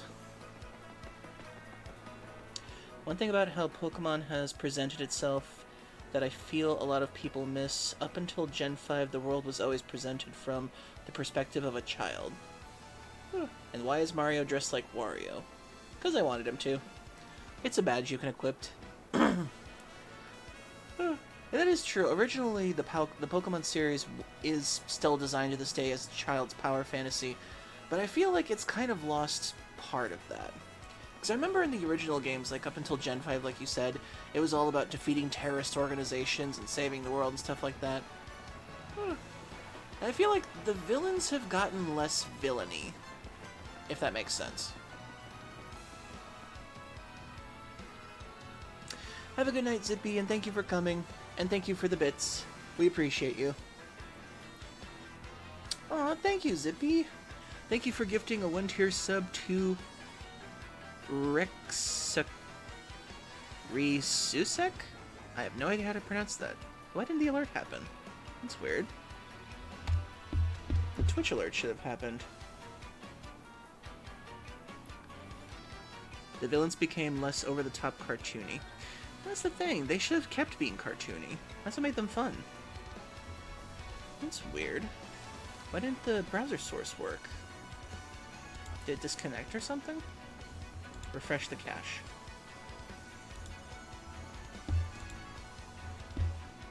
Hmm. That's weird. I wonder why it didn't go through. Well, thank you very much, Zippy, and I hope you have a wonderful evening. And thank you for gifting the 1-tier sub. Or tier 1 sub. I don't know why I keep mixing my words sometimes. Still, that thing should have shown up on there.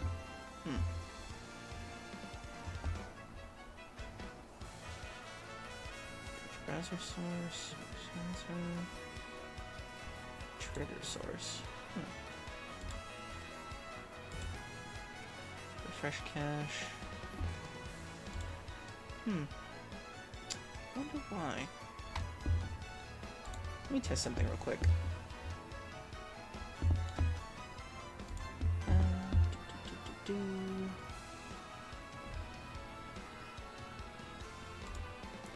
Dashboard.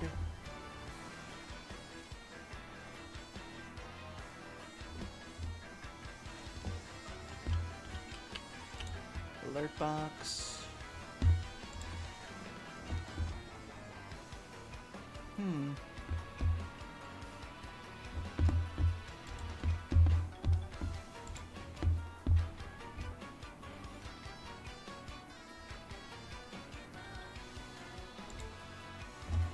Oh, wrong one.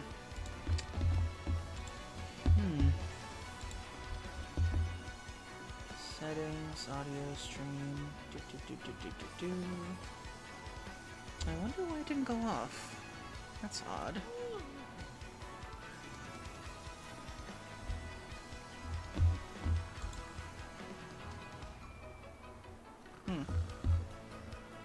Still, it should have gone off.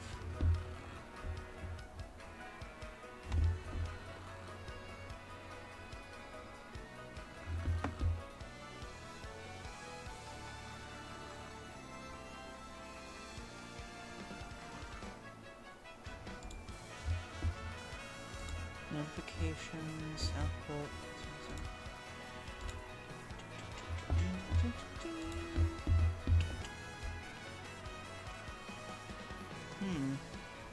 Oh, alert box, there it is.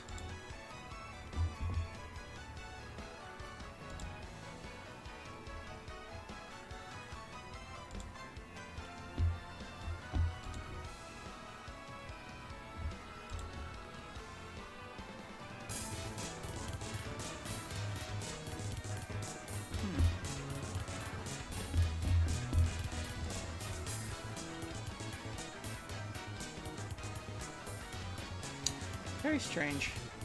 Wonder why I didn't go off that time. Well, either way. Thank you again, Zippy.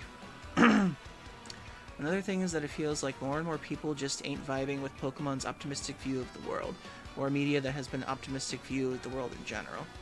I think it's because the villains... I don't know, in the last one, weren't they just school bullies who became bullies or something? And then in Sword and Shield, the villain was... people who rooted for an e-girl.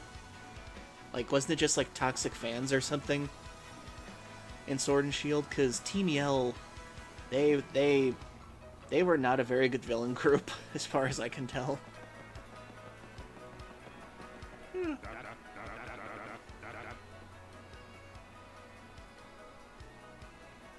Yeah, wasn't a very good one.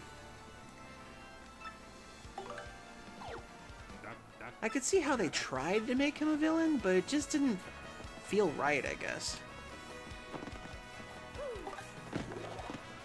Like, he seemed more like somebody who did an accident for good intentions. Yeah, hopefully we get another cartoony villain later. Well, Team Yell was kind of presented as the villain in a sense, except they were just bullies. Okay, yeah, that's right. I was going down to the dock to talk to people now.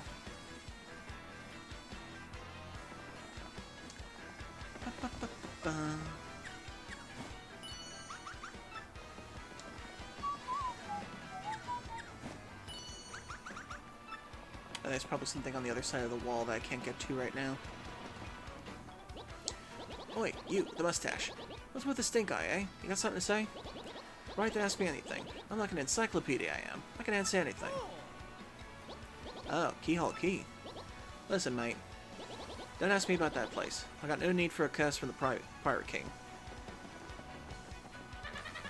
See that ship docked there? She belongs to Flavio, the merchant trader. He don't sail too often, though. Mostly he hangs at Podley's joint and be in by the square. No matter how much I work, life never gets any easier for me, you know what I mean? There's gotta be a way to just go poof and get rich, you know? Poof! Ugh, boy, you are speaking to the choir. If only there was a way to get instantly rich, but no. You either gotta be super lucky, or you gotta be the heir to a company.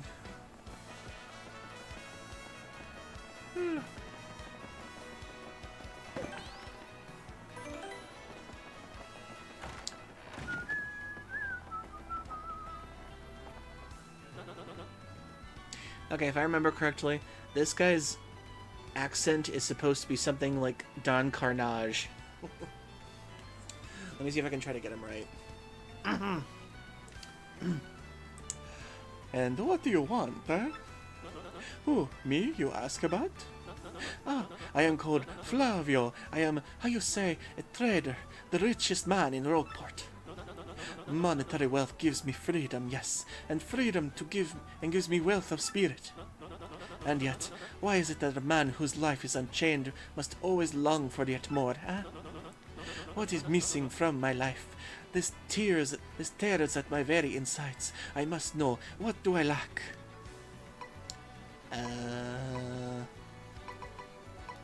Thrills. Thrills, you say? Ah, I suppose one does need some thrills every now and then, it is nothing like the feeling of being alone on a mountain, shivering to death. Ah, no, foolish Flavio, not chills, you silly man. What I need is thrills. Wait, hold the horses. That is it.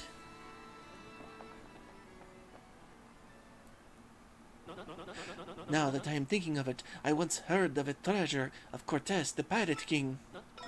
Yes, this is the answer. Oh, such happiness for me, a hunt for pirate treasure. Why, that is shrieks of romance and thrills that my emotion need money. Do you not know the tale, the Pirate King's treasure, hidden on Keyhole Key? Ah, well, tales say that the Pirate King Cortez hid his hoard of pirate booty there. For years, the treasure hunters and ruffians have gone there in search of a loot. But not a single one of them has ever returned. Oh, the horror makes my back tingle. People here whisper that the ghost of Cortez attacks all who seek his treasure. Eek! It is because of those very rumors that people no longer go to Keyhole Key. But that will not stop Flavio. That treasure is there, yes. I am going to prove it. For I am Flavio, trader extraordinaire, millionaire, sailor of the seven seas. What is that you are saying? Talk of a legendary treasure? Here beneath the Rogueport? Why talk such craziness? There isn't anything like that in the dull armpit of a town. You cannot believe each stupid rumor about the treasure some street urchin spills out. No. No. Now what madness comes bursting from your mouth? You have a treasure map. Well, hand it over. Rather, show me. You are having a joke on me. This map leads straight to Keyhole Key. You swine! You mean to steal my treasure from under me? Oh, you awful, awful man! Well, I am confused. You are looking for things known to be the crystal stars? But now that I'm thinking, a starship treasure was said to be among of Cortez's hoard. Perhaps I could sell it for a staggering amount of cash. That would be... Ah, stop such thoughts, Flavio. What you need is romance, thrills, and emotion. I cannot ignore this business before me suggests. This must be fate at work. Flavio shall go with you to the Keyhole Key. Of course, the crystal stars is yours. Yes, but the rest of the treasure is mine. Huh? You must repeat that? Flavio's ears are plugged. You have no sheep? Ah, ha ha ha ha ha ha ha. You unfortunate, foolish man. Do you not know who I am? I will have a ship ready in no time, and it will be the massive and glorious. Splendid, splendid, splendid. Let us begin preparations immediately, shall we? I will volunteer myself as our intrepid leader, yes, and you will be our captain. Ah, danger, adventure, tickle my nostrils. Come to the harbor right away.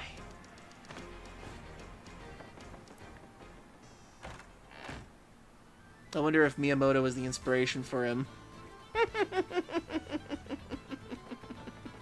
He reminds me so much of Don Carnage from Tailspin. How that man never got a spin-off of his own series, I'll never understand. And it's so hard to pull off that accent, too, because it's like a combination of Spanish, French, and like Ricky Ricardo.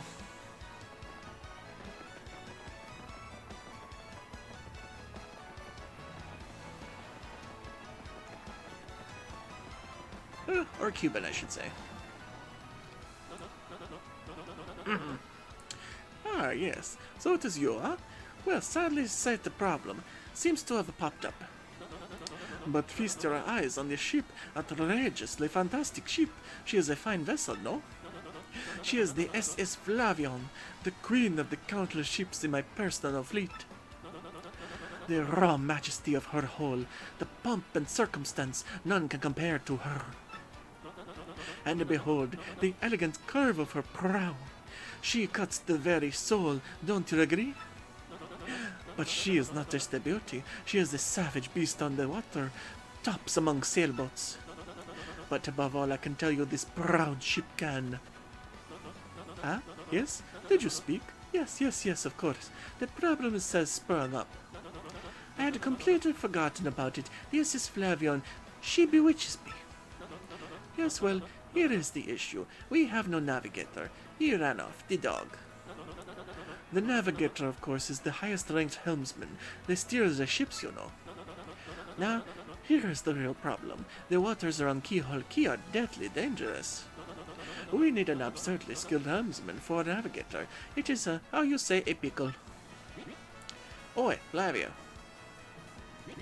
Lady talking there, sir. If you don't mind me saying, I might have a solution. And do not tease me, Papach. You can solve the problem, then spit it out already. Well, sir, I've heard of talking of famed, no, a legendary sailor living in Rogueport. Yeah, I think he's called Admiral Barbary, a salty old sea dog by all accounts. But he's said to have a helmsman's touch, sir. He can make any ship bow to his will. Thing is, there ain't a soul that won't see him on the seas of late.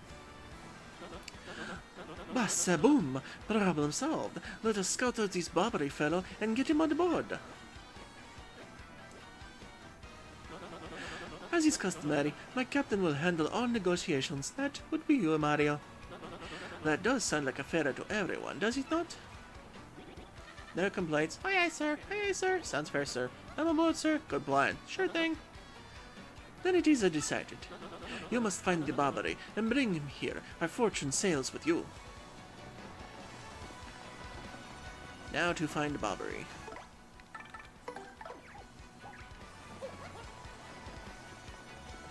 Hi-ho, Broshi, away! Oh, wait. I thought somebody was supposed to be here at some point.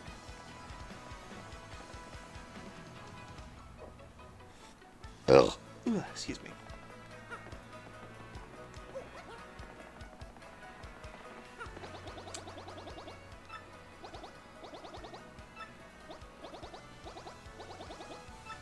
Okay.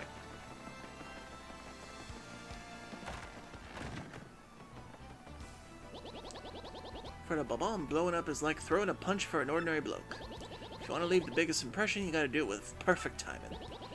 My mom said that once you learn a timing, you'll finally kind of dull to bomb. Ah, Mom.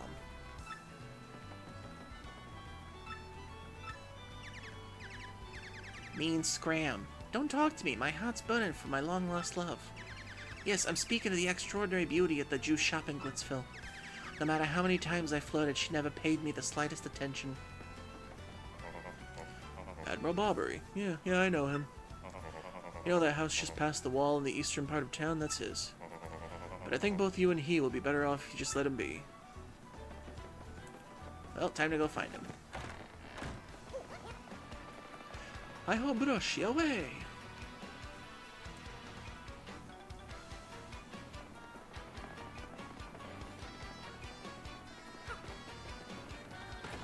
And it's locked.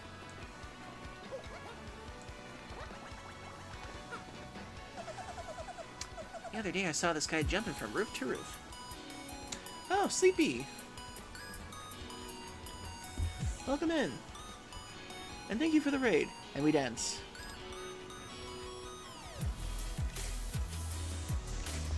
And let me give you a shout out.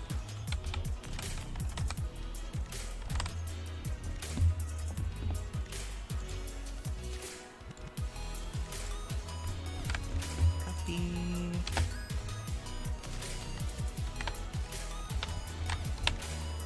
There we go. Make sure to follow Sleepy Bear if you're not already. He's an awesome bear who has his own channel. PNG tuber just like me. And they play all sorts of games. So what games are we playing tonight, Sleepy?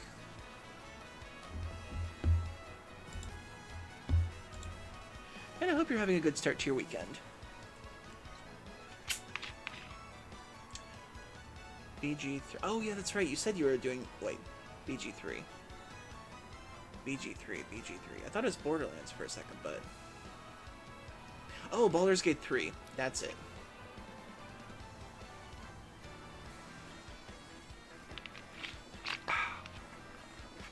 Took me a second, but I got there. Hope you had fun tonight. Excuse me.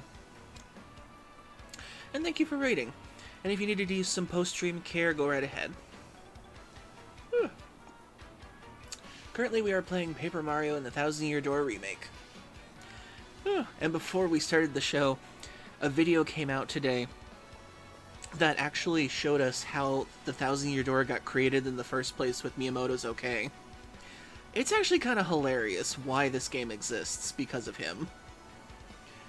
So if you want to check that out sometime, let me just give you the link to that. Copy that. This is to Video Game Story Time.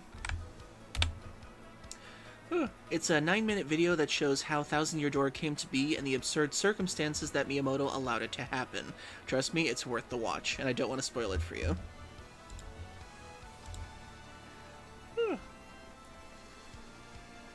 Okie dokie. And currently we are on Chapter 5.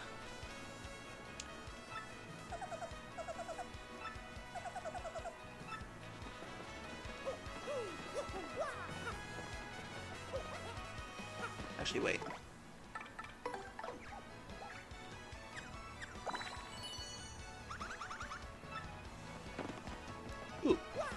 Ooh. Nice. Thank you, Miss Mouse.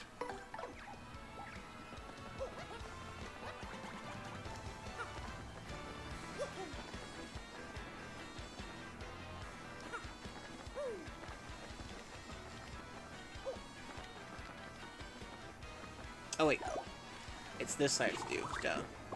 Whee! Where you blokes want?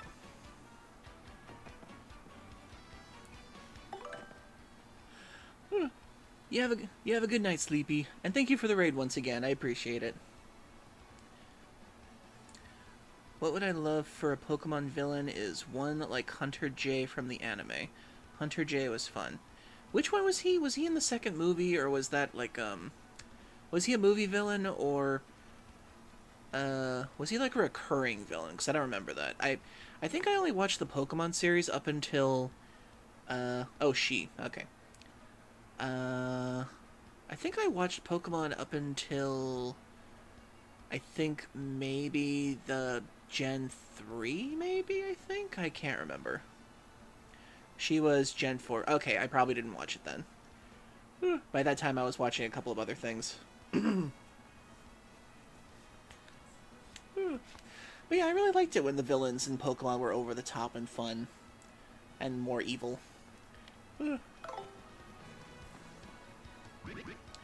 Admiral Bobbery. I haven't the faintest idea what you're talking about. Now, if you please. Drop the axe, Superstash. We already found out that you're Admiral Bobbery. But Poppycock, tell me, what would you want with me if you were this chap? You say your ship needs a navigator, and you want me to do the job, hmm? So sorry, but you'll have to look elsewhere. I shall sail upon the sea nevermore. But that's just not cool. You want to see me beg or something? Is that it? You have to come along. Only you can get us safely to Keyhole Key. Awfully sorry, dear fellows, but when I say no, what I mean is no. Now away with you. Well, if that's how it's gonna be, I'm gonna steal something from your room. Like that. Anything else?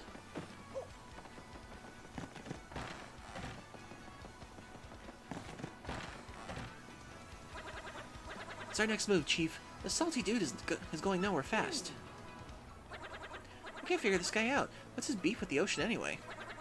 You know what we ought to do? Go find someone who knows what this dude's deal is. To the bar! To get information? Yeah, we'll get a drink too.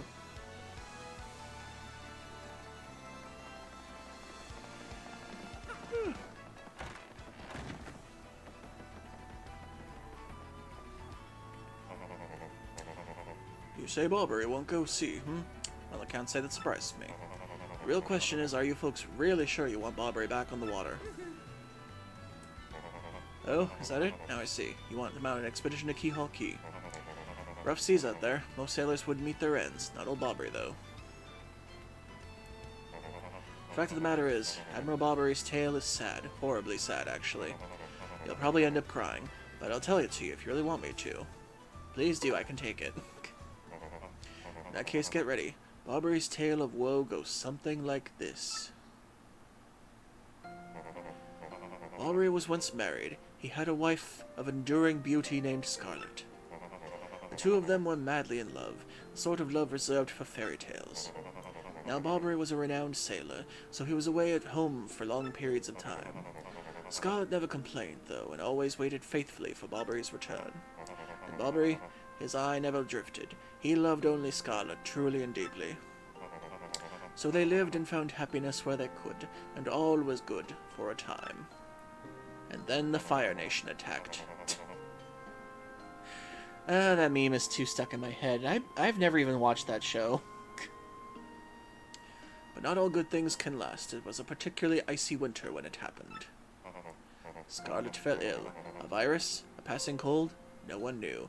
But it soon turned serious when we found out she had dying girlfriend disease. Bobbery at sea had a long, lonely voyage, knew nothing of his bride's suffering. By the time he returned, Scarlet had succumbed. She was gone. Bobbery, of course, blamed himself. My loving wife perished because of me. If I were not at sea, I could have nursed her to health. I could have saved her. He was overcome with such thoughts. They were tormenting him always, haunting his sleep. He has never gone out to sea since. Gee, what a downer. I guess that's a pretty good reason for hating the ocean. You all know his tale now, so tell me, do you still want him to return to sea? Yes, we have no choice. Very well, I understand. If you're that determined, then I'll give you this.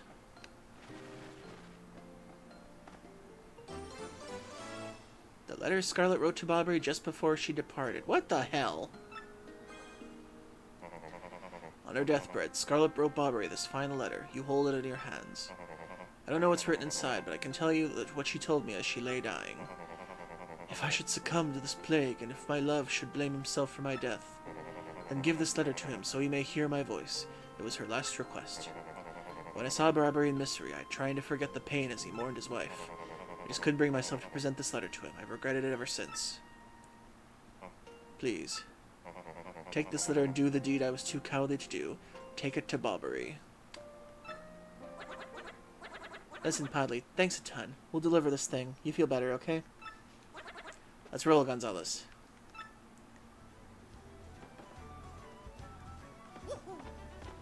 You should have delivered the letter to him, you coward!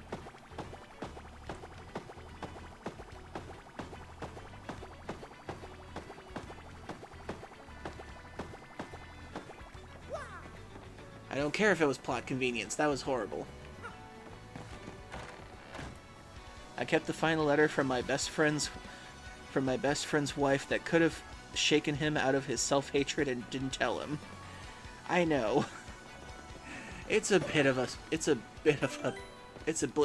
terrible plot device, but still.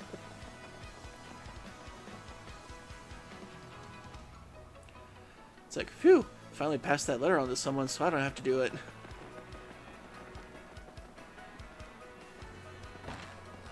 "20 years of feeling guilty will finally go away." What? Oh, by the Blabbitsons, be it, not you again. "No matter how many times you entreat me, my stance is firm. Now away with you." "Pardon? A letter, you say? For me?" "What? Scarlet! This is Scarlet's handwriting." "Scarlet, my love." "My love, if you're reading this letter, then I am no longer by your side. Because fate has stepped between us, I have decided to write you this letter. If you're reading this, I must have passed away while you were out to sea. I can only assume that you will blame yourself for it, my sweet Bobbery. Although my life was short, you gave me more than a lifetime's worth of joy. Though you will mourn, I beg that you remember that a time like love is a tide. You are one with the sea, as you are one with me. Do not lose both your life's loves." Time like love is a tide. You are the one with the sea, as you were one with me. 1,000 pardons, but may I please have a moment alone, if you please?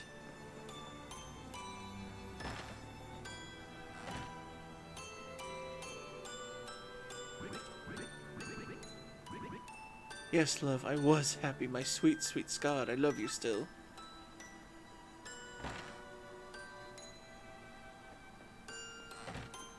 I think this has to be one of the top 10 saddest things in the Mario franchise. Now then, you were looking for a navigator, I believe? Bound for Keyhole Key? Oh, yeah. Humph! If you think that old sea bob like me is what you need, then let's shove off. Admiral Bobbery, yes. Ship's in the harbor, I must inspect her before we leave. I shall meet you there.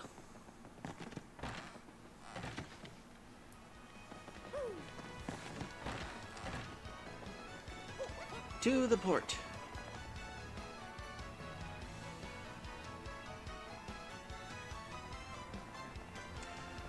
But before we go to the port, save our game, we have an ad break to get through. So, minute and 30 seconds, everybody. Get a drink, get a snack, use the bathroom if you need to. We're back after these messages, so stay tuned. And one more thing. There we go. See you in a minute and 30.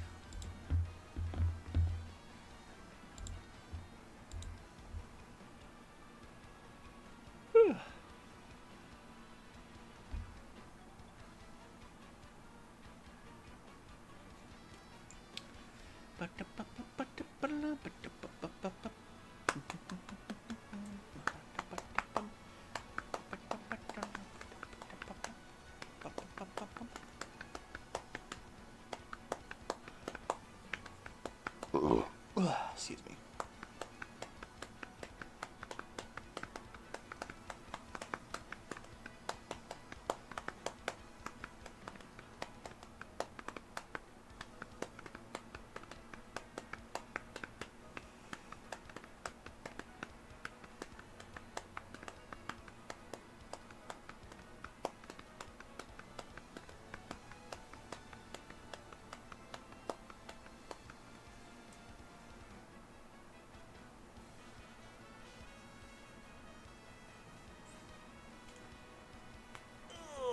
Stretch.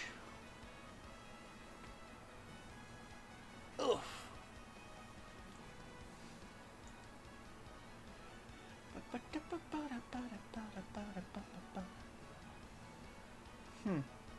That reminds me, wasn't I gonna make like a drum badge at some point?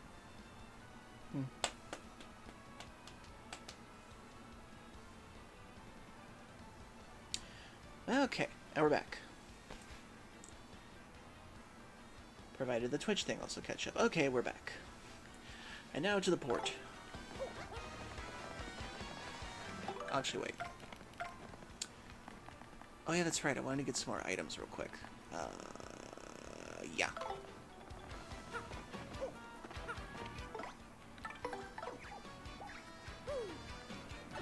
Back to the creepy town.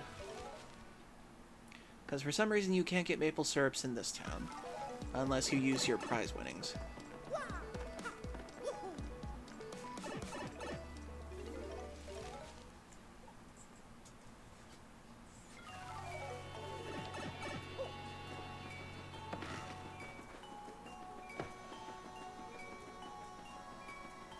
Oh yeah, that's right.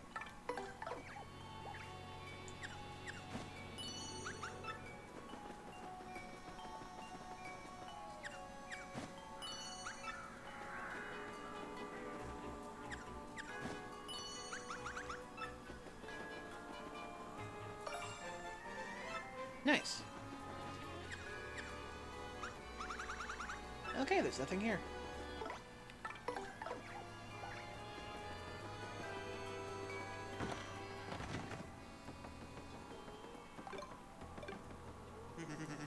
I collect the goods and she sells them simple. A good shop like a good marriage is dependent on teamwork, my friend. So show your support and buy something. Buy something or get out of my house so I can enjoy my marriage.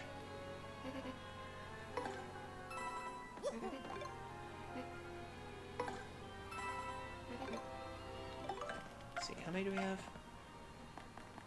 Okay, good. I can turn these into jelly maple syrup mushrooms.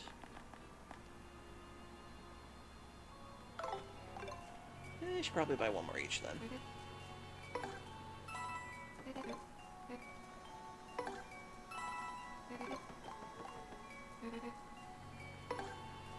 Oh wait, I ran out of room. Oh well.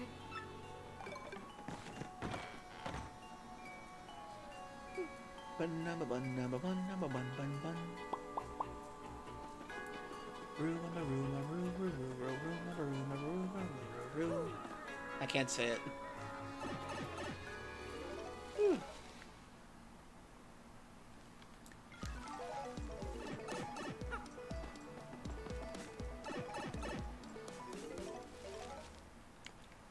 Okay, now to mix the recipes together.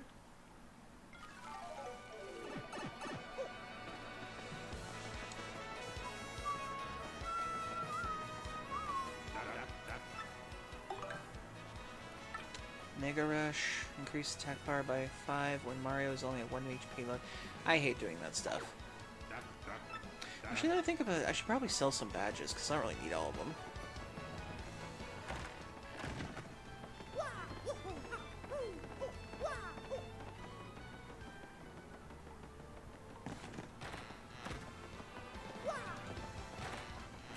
Let's see. HP plus, happy heart, less P.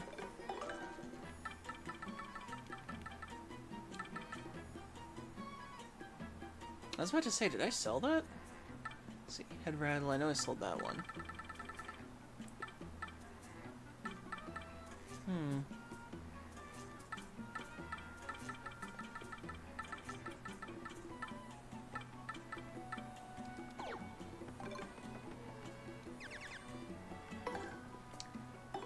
Let's see. I don't care for the tornado jump, that's just kind of useless to me. Let's see. Oh, I have 2 ice smashes for some reason. Let's see. Honestly, I don't really use the pluses that much with these ones, so...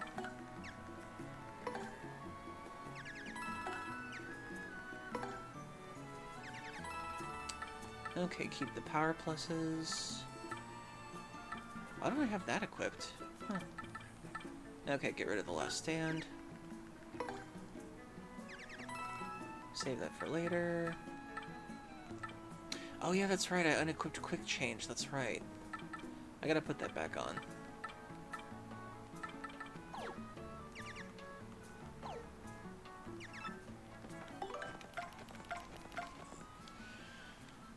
Okay, let's see. I've got to put quick change back on, so I got to get rid of something. Okay, power plus P. Sorry about that.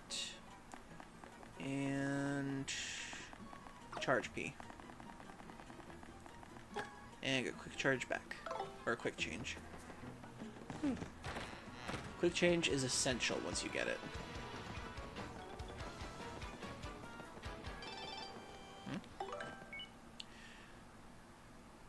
From Petuni. Hi Mario, how are you? I'm, good. No, very good. No, great. Lots of stuff has happened here, but not the Elder being mad at my brother. That's still the same. I do wish you'd come back and play sometime. Are you really busy? Are you, like, going someplace far away, like a place nobody's ever been? Wow, that'd be fun. I'm jealous. Well, if you ever have time, come back here and play with me, okay? You have to promise. From Petuni.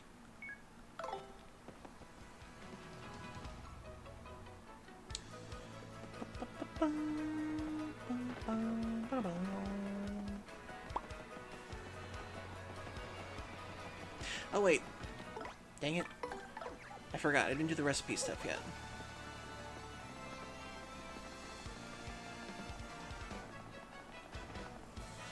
We will get this adventure started. I just gotta do the recipe thing.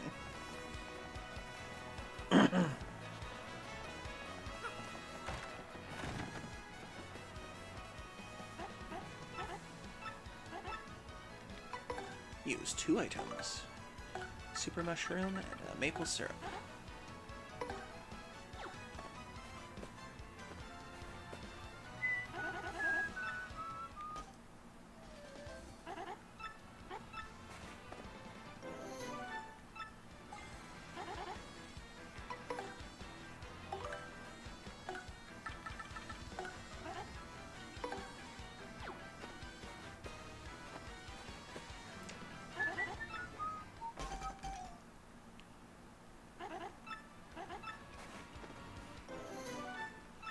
Yay! Okay, last one. Super mushroom, maple syrup.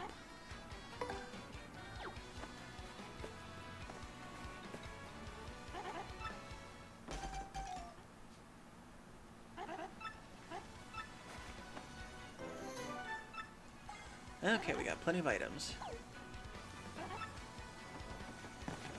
Take it and go away, Sir Stomp-a-Lot. And no.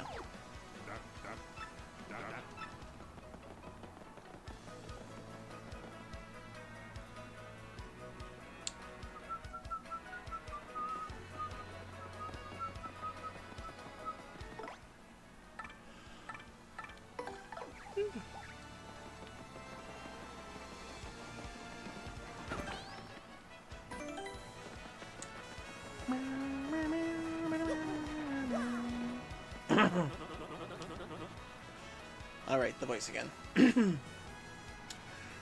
I knew you would get the Barbary on board, and a wonderful mustache man you. To you, I must say ahoy. I was wise to choose you well as a company captain. Ahoy to me as well. Ugh. Excuse me. My men have already loaded our cargo and supplies. Yes, preparations are complete. If you have no errands, we can depart at once. What do you say? Shall we set sail? Very well. To the sea, raise the anchor, and set sail for the thrills and emotion. And romance and money. Our destination is Dread Keyhole Key. Wait up! Okay.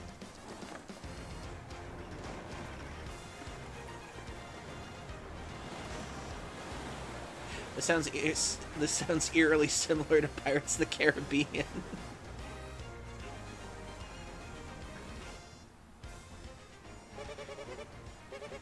This is X-01 here. Come in, dude. I repeat, X-01 here. Over. Roger. Reading you 5-by. Infiltration is successful. X-0 Black aboard above the vessel. Repeat. X-0 Black is on board the vessel. As if that wasn't obvious enough. Chapter 5. The Key to Pirates.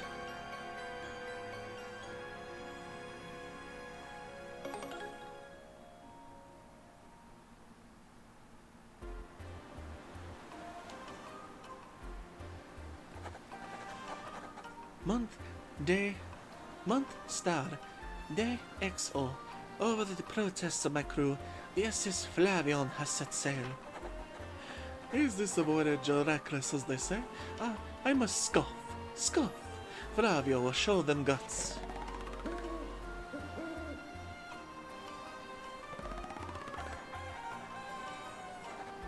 Month star, day XX, another wonderful day, and a good wind. White clouds, they dazzle me. It is, as they say, our blessing of our voyage. Flavio thanks them most heartily.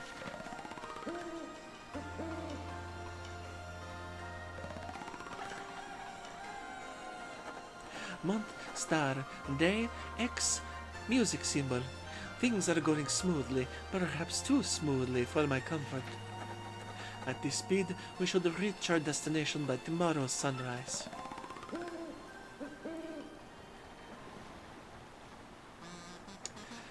Skull Captain casts his gaze, red jewel shines in place, boom bassa festival. The Stash brothers, best of friends, 3 times red, Stash lands on his end. Blue Stash barely 4 times is whacked, so let's hear those fireworks, the boom. At the boom bassa boom festival.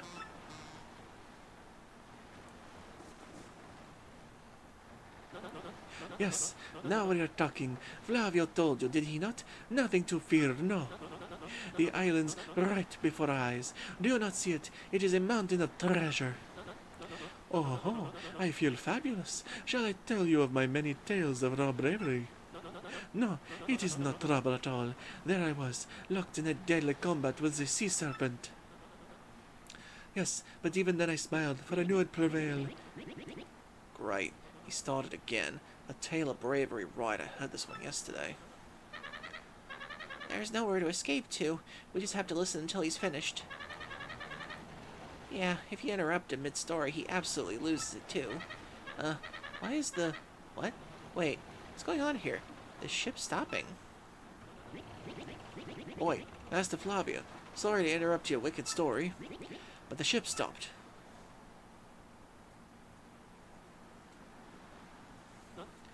Huh? Stopped? You say to me, after interrupting a story of passion and fury? Well, if it is your job to get the ship moving, yes? So take care of it.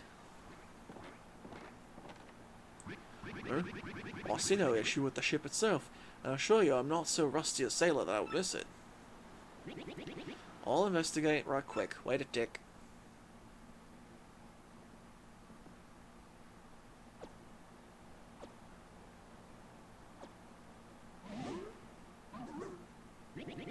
Yeah, I'm working on it. Just wait a Goomba stomp a moment, you scallywags.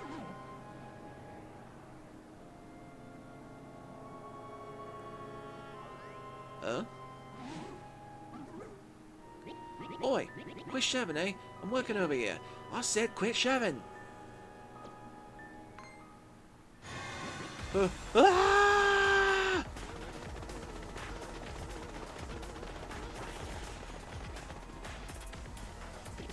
Yeah. What is it ruckus now? Who is here? Someone tell me what is going on.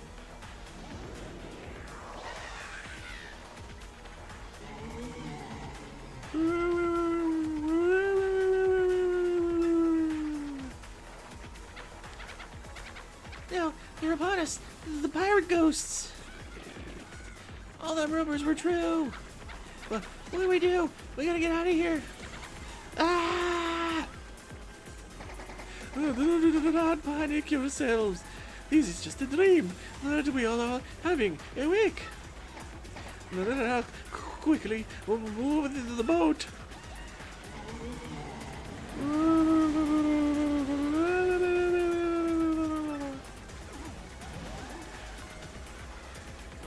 Oh, a ghostly thing. Are you the savage pirate king? Aye, help me!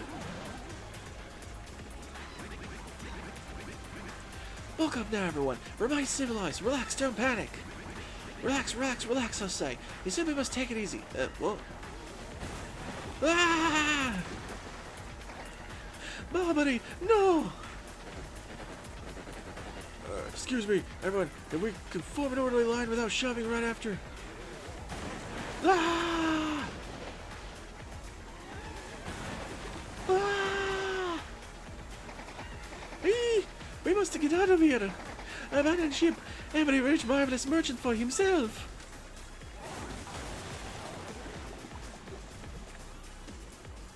These ghosts meant business.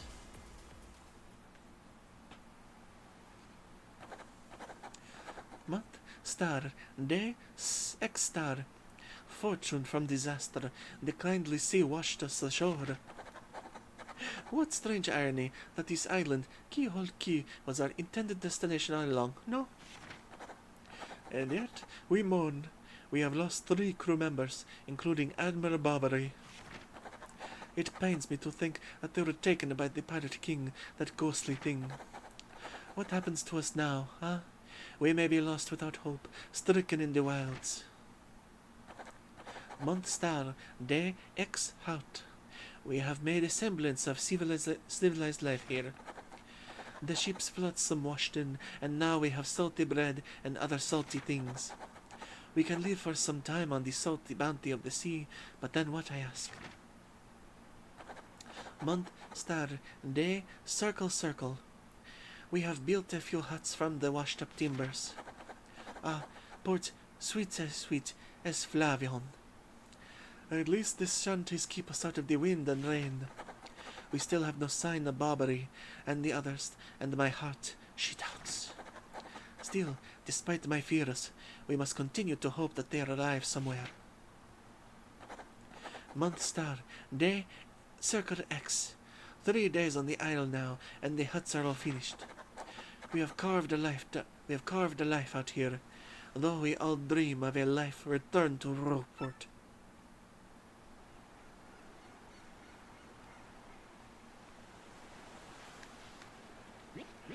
Oi, Captain Stash! Ain't much, but we finished a wee hut for you to rest in. Come have a look.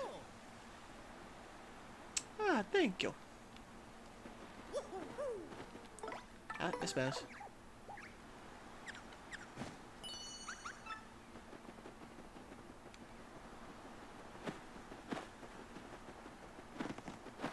There it is.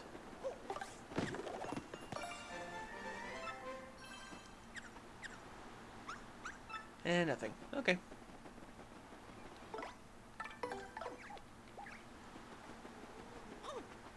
What the?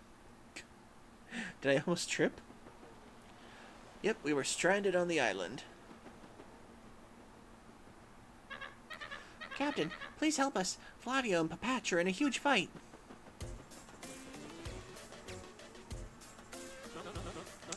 And what about you, Squinty? You turned to jelly when you saw all these ghosts.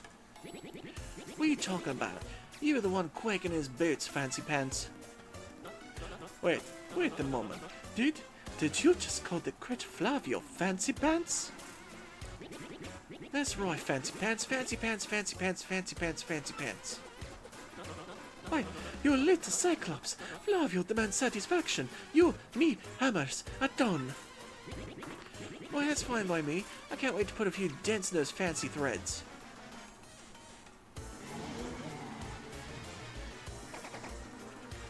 They're here!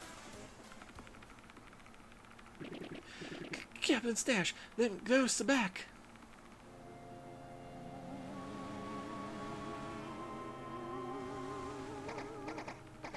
Mario, front and center, this is an order. Take care of those ghosts.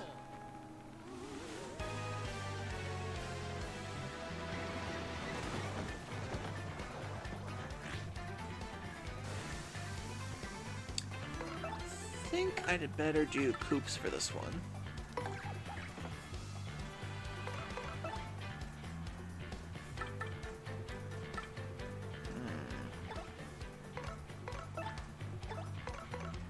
I don't think I can jump on them.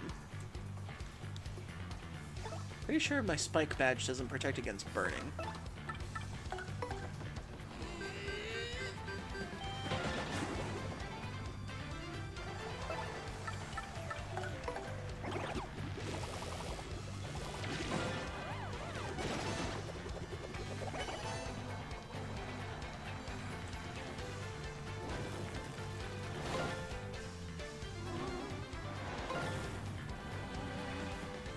Gotcha.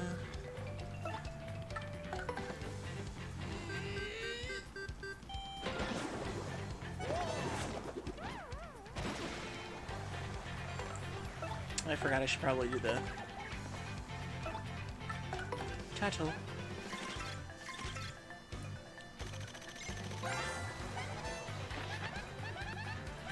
That's an ember, sort of a pale blue flame-like spirit. Kinda spooky.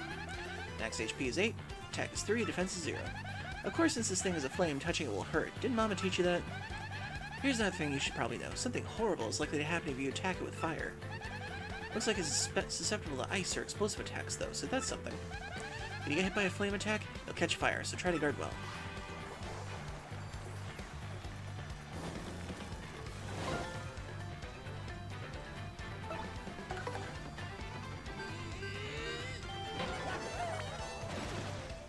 Yay.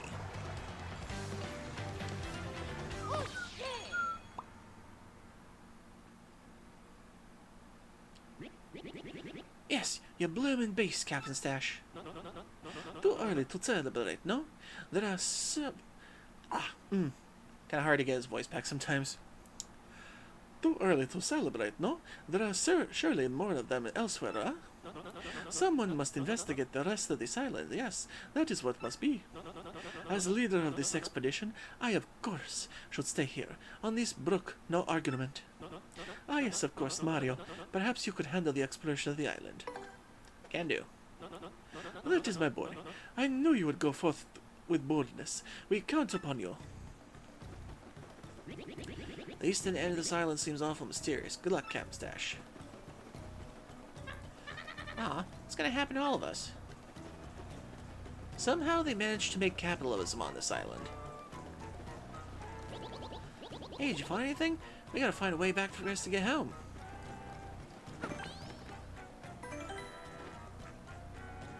GDI Flavio. I don't get it. What's the abbreviation? Oh, I can flip the starfish. Up.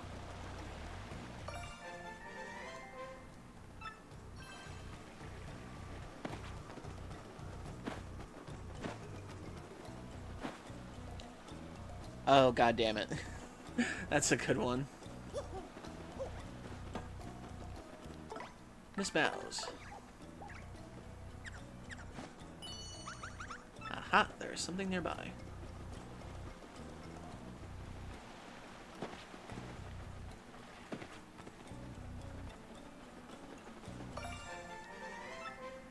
Nice.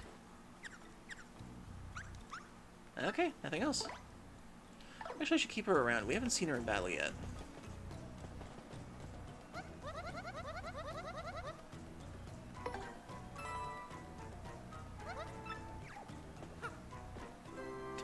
Can you imagine how anybody would use money on a deserted island?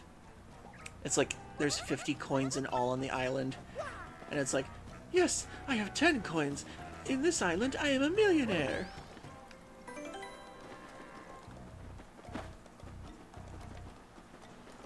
Let's see. He does not have that much for sale. How much room do I have? I'll go get one of those ice things. Why are they making people pay money when everyone is stranded? Capitalism finds a way. It finds a way.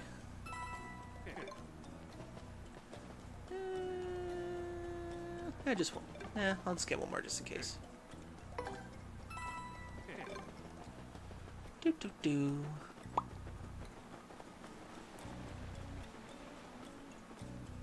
To adventure. Wait, how did the shop get manufactured goods when the shopkeep is... My brain! Don't try to logic it too much, Hop. Remember, they said provisions washed up on shore, so this toad must have been greedy and, like, got it from everyone.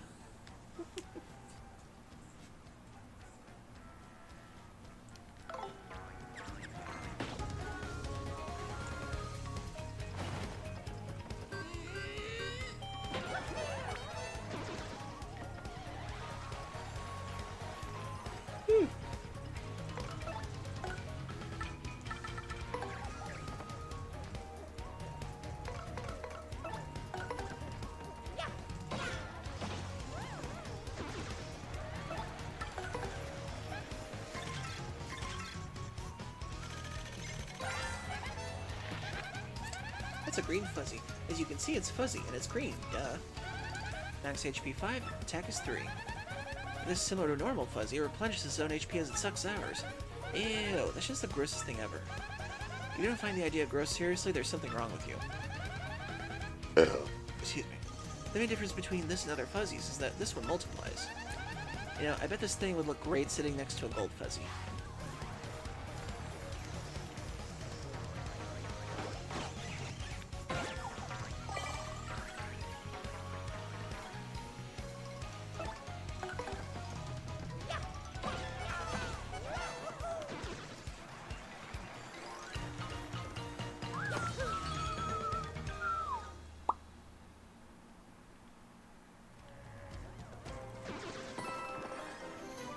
Gradual syrup. Nice. Nice, star piece.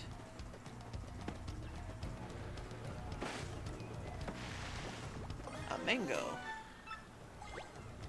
But I can't carry any more.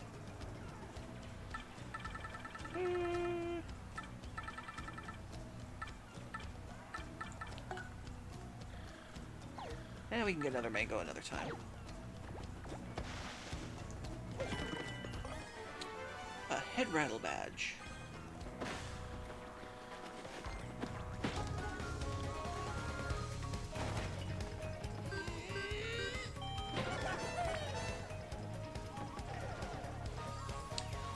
That one's got an ice attack.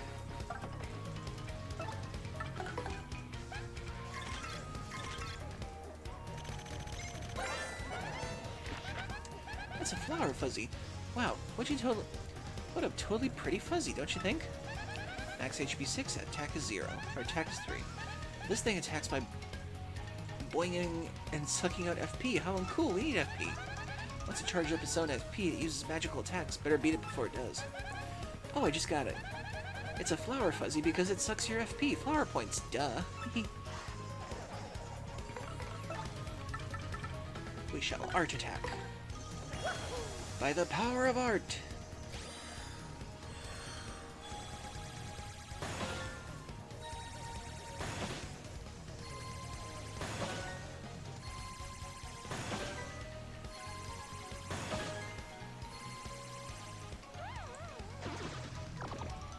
Yay.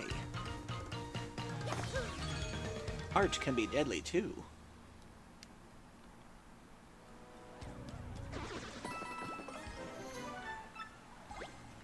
I bought too many.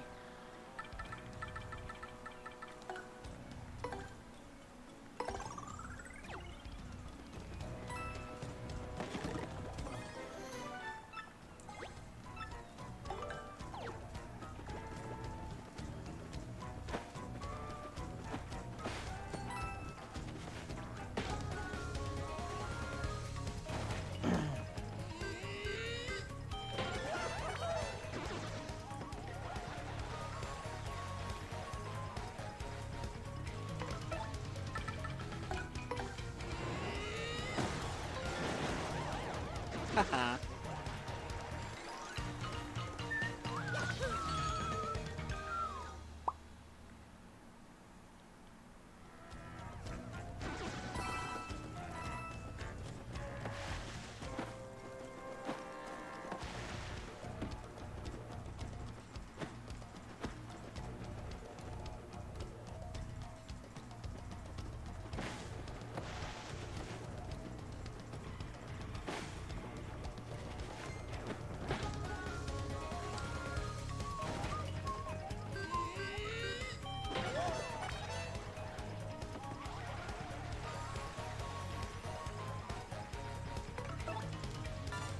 Oh, no you don't.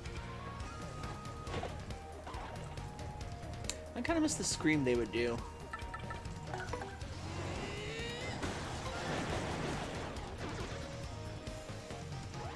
Nice.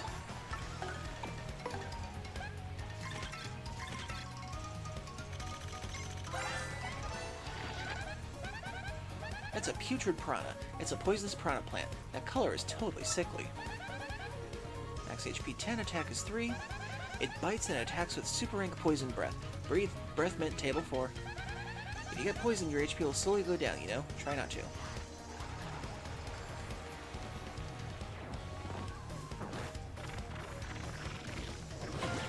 That was close. Crap.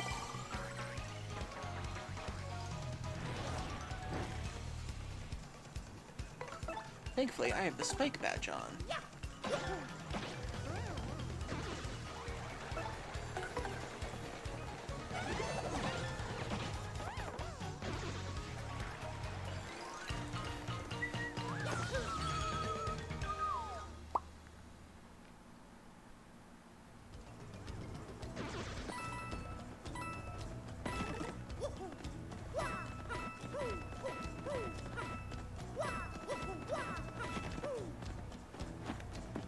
It still weirds me out that the original origin of the boxes were that originally they were victims of Bowser's magic.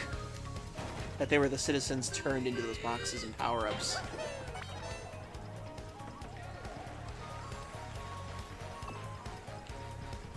So if you're wondering why the mushrooms look like the toads, that's the reason why.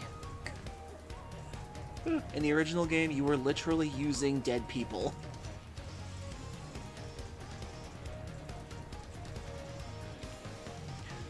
I think, of course, later on they disavowed that one. But that is the original version.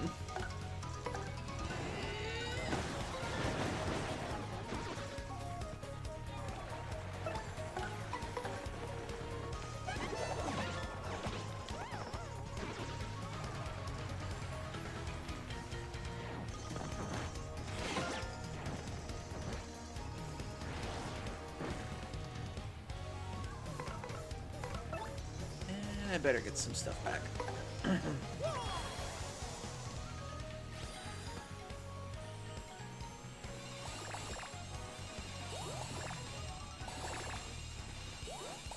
Ah, crap.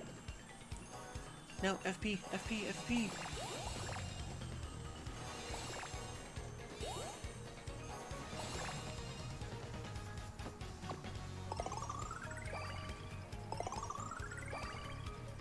Dang. Okay, thankfully I got the quick change.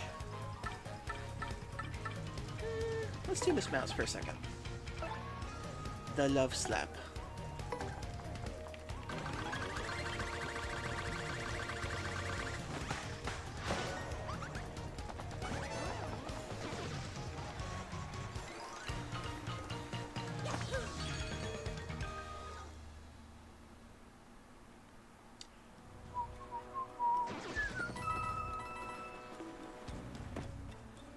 Why must I be bonked?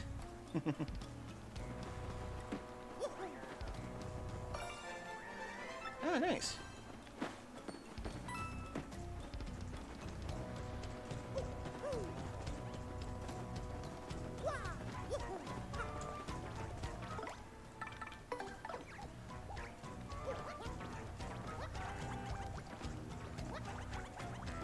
There we go.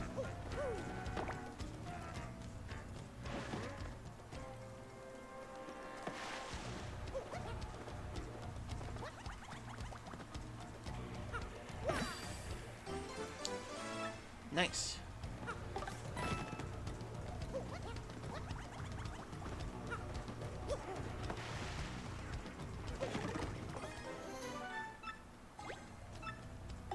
Dang it.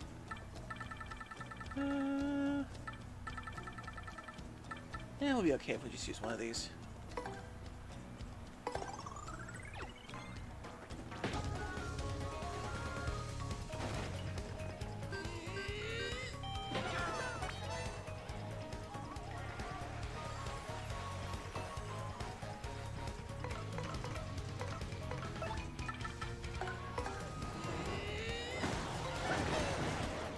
Oh, that's when you do it.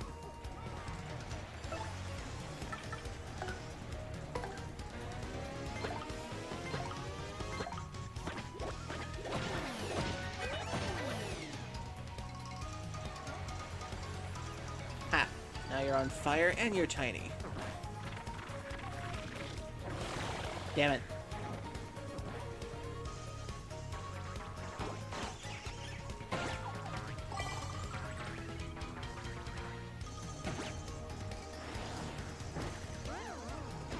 Haha.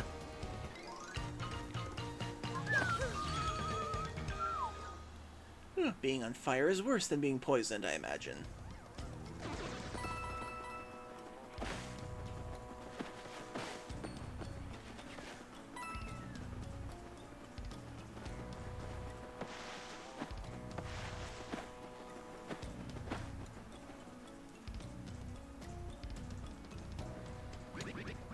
I thought you were an otter for the longest time. No, I'm a kangaroo.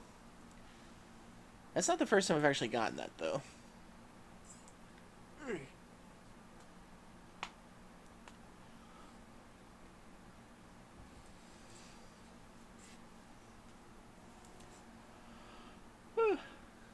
I guess when it comes down to it, there's not really that many gray kangaroos. Or maybe they don't exist. I don't know. For that matter, are there gray otters, then? Something I will have to look up later. But I actually do have an otter alt. I'll show it sometime. I'll put it in the Discord later. These cursed ghosts, blast it all!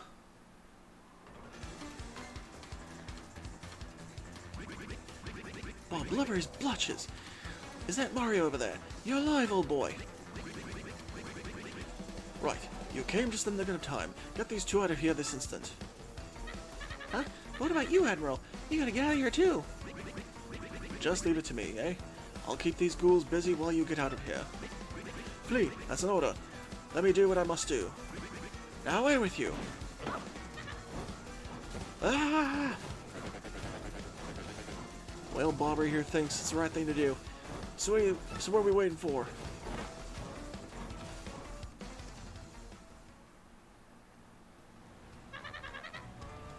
Oh, Bobbery, please forgive our cowardice.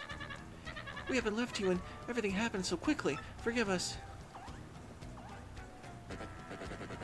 Gone, eh? Excuse me, but I be going also.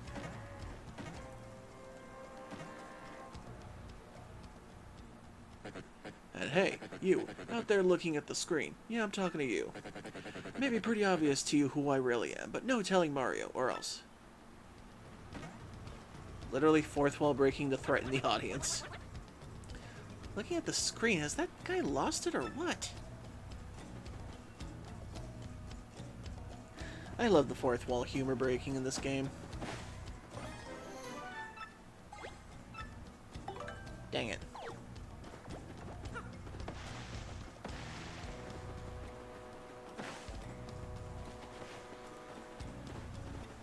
Oh. Ah, crap.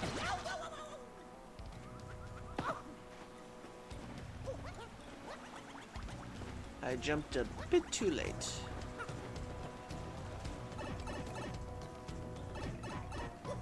Coconuts. My coconuts do. I got way too many attack items, dang it. I guess it'd be fine if I just use... I hate to do it, but I'll get rid of one of the ice storms. I know I'm gonna need one of these coconuts for later.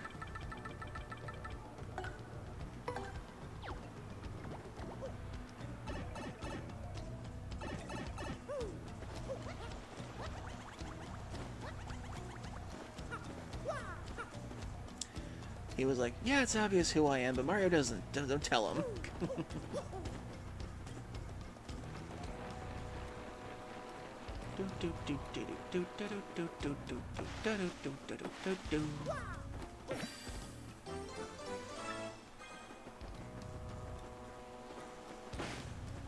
For the life of me, I cannot remember how you're supposed to get that.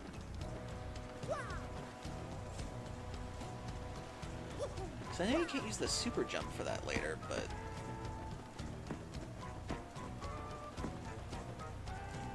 Wait a second. Is there a crack in the wall? No? Okay. Still can't figure that one out. Put the lime in the coconut. Put the lime in the coconut, you drink 'em both. You put the lime in the coconut. I love that song, but goddamn do I wish that they had not used that for the animated Addams Family film.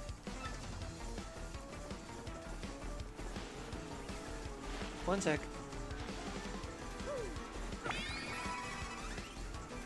I remembered that was there.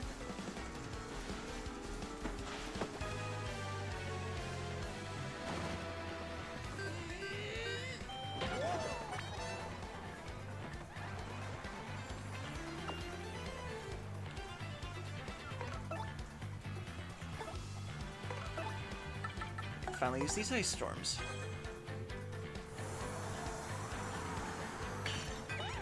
Haha. See, I think Gulp should be okay. Nice.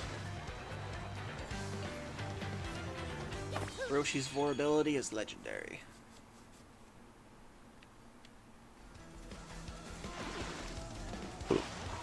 Wonder if I can find a lime in this game, though. Oh, the pain of it all. Oh, Mario, old boy. Oh, ha! Guess those blokes caught me a bit better than I thought. Mario, please hear my last request. I must thank you for taking me out to the sea one last time. There is one thing I need to do before I go to my rest. Chuck Cola. I was saving that one bottle, my last memory of Scarlet, to celebrate reaching here. I saw it among the flotsam drifting toward the island, so it must be somewhere. If I might have just one sip before my final voyage.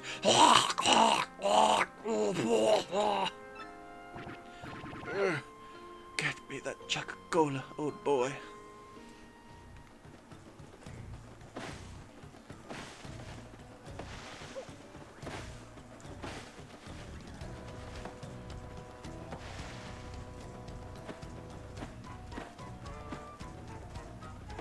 Okay. To the campsite. Wait a second.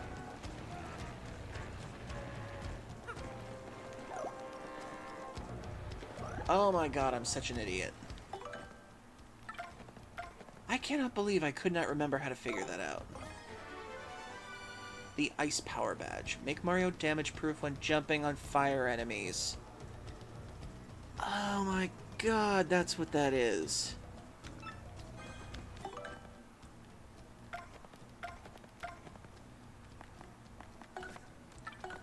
The one thing I couldn't figure out at this part of the island. And it was a freaking slide one. Okay, let's see. How much is it? It's only one? Really? Interesting. Okay, what can I give up in exchange for that so I can jump on fire? I guess I'll give up the... charge for now. Ice power. Now I'm damage proof against fire and spikes. I am invincible. God damn it, that is the one thing in this game I could not remember how to do.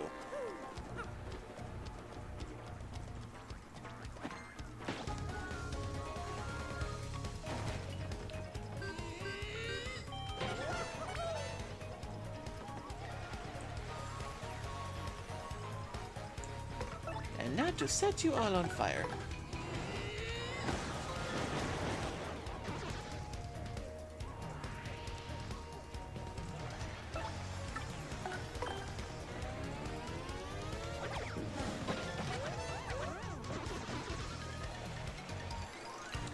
Nice. Yay, close to getting a level up.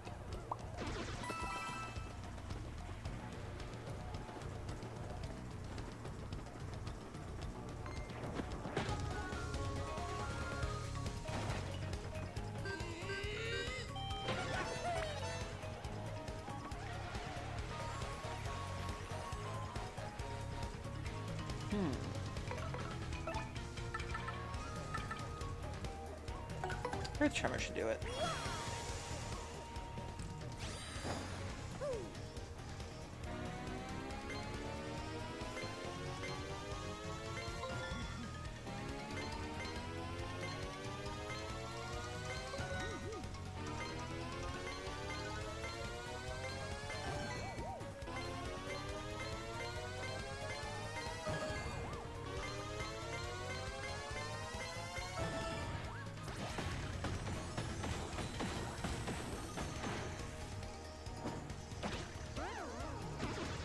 Nice.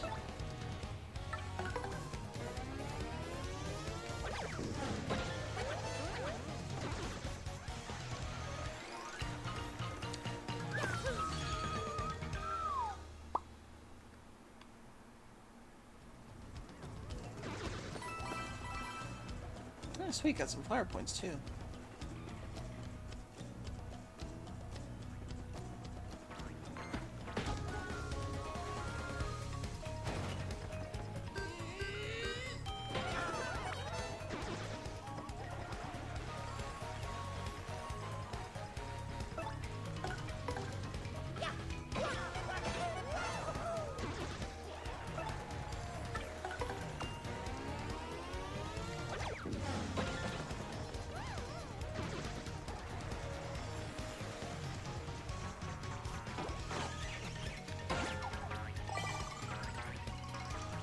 Son of a beach.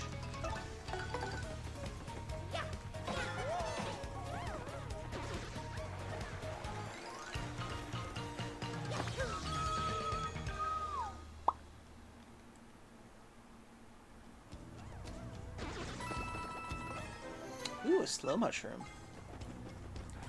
I can cook that later. I can turn it into a 15 HP heal.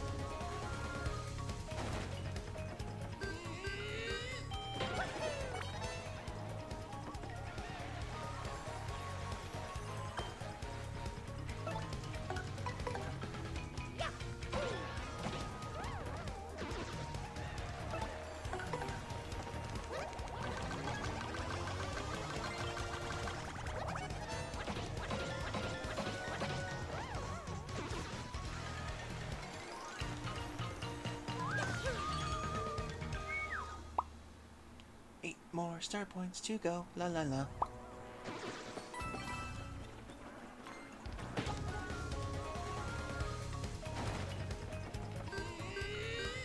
I don't think this will be 8 star points.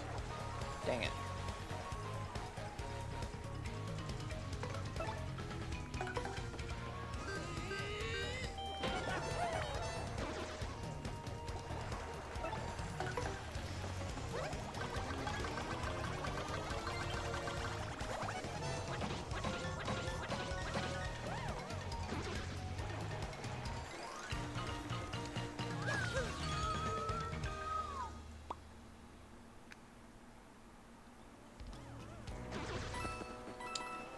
If I could just find one more battle, come on.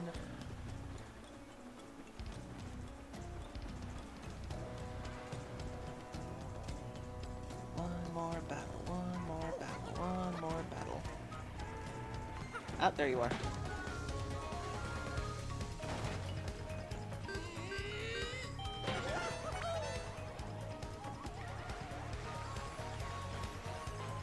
And I can just use a special on you. Art attack.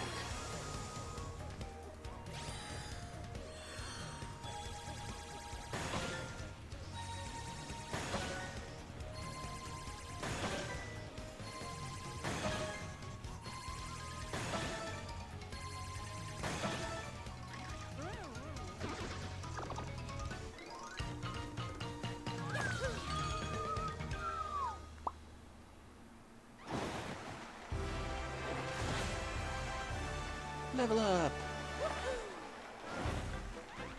You know, now that I think about it, it's no wonder they made the level up scene so much more celebratory now.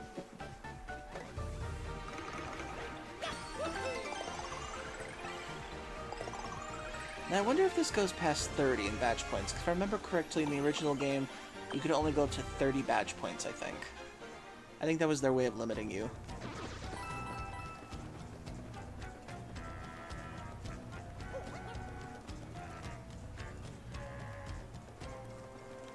Oh, let's see. What kind of badge should I put on here?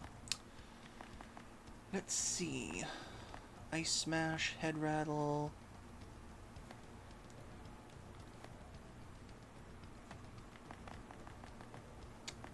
Bring the charges back. Damage dodge. Or I could save up for putting Power Plus on one of the people. Super appeal, super appeal.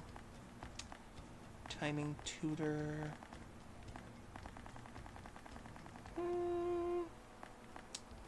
Let's do charge for Mario. And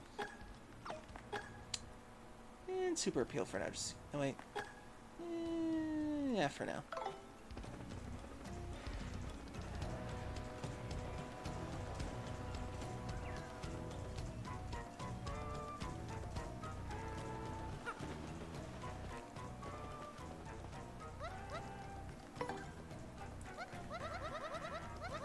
Yes, I will spend the night, even though.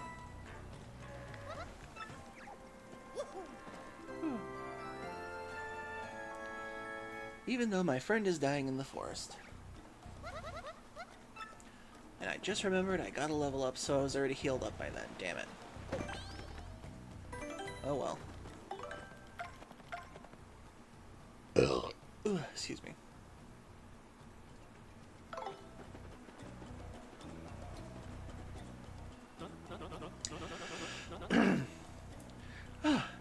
You are still alive. Well, we have some fortune left. Such relief for Flavio.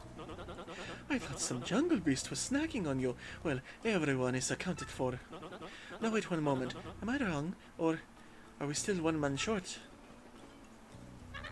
That's right. Bubba Bobber sacrificed himself to save us from the ghosts. Please, we've got to go back and help him. What lunacy burst from your mouth? The Admiral leaves? What fortitude? Mario, friend and center, I entrust you with the mission to save our dear Admiral. What is that you say? Wait, Chocola Cola. Chocola Cola? Oh, is that how it's pronounced? I've been reading that wrong. I thought it was Choca-Cola the whole time. Chocola Cola? Well, why would I have that? But, yes, by the way, Flavio's merely curious. What do you need it for? What now? The Admiral may soon perish, and he wants to drink it as your last wish. Ah, so what we're dealing with here is a sort of last request, am I correct? Well, Flavio has no choice. I found it on the beach, but for its noble cause I yield. However, this Chocola Cola is part of our supplies, which needs to survive. So I will need you to find something to replace this. On this, I do not budge. Yes. I am sure there is something on this island that would be a suitable replacement. You do have a guy who's taking coins for mushrooms, but apparently none of you have money, so... So what will you give me in exchange for this delectable Chocola Cola? Make it good. I am an editor of the Foppish Gourmet Weekly, so I know my delicacies. The Foppish Gourmet Weekly. Ah, a coconut is it not? Well, it is an island fare, but somewhat cliched. Ah well, perhaps I'd set my hopes too high for foraging non-gourmets such as yourself. Well, here you go. Take the Chocola Cola and give my regards to the Admiral. Oh, that's not it. You got a Chocola Cola. Flavio's treasured beverage. Actually, it's Bobbery's. Tell him to waft the bouquet, swizzle it gently, and savor all it has in all of its fine fizziness.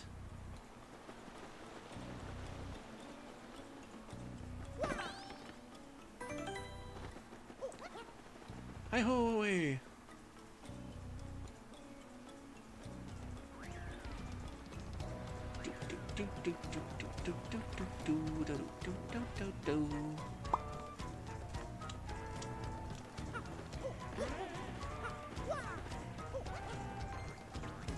Oh, I forgot you were back.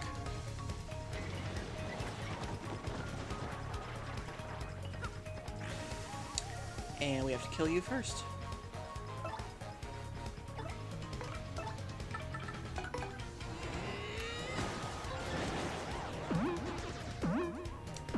Hi, Sir Squanch.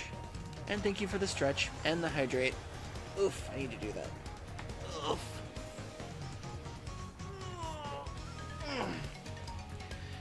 And thank you for the belly pokes. I hope you're having a good Friday evening, and thank you for coming to vibe with us.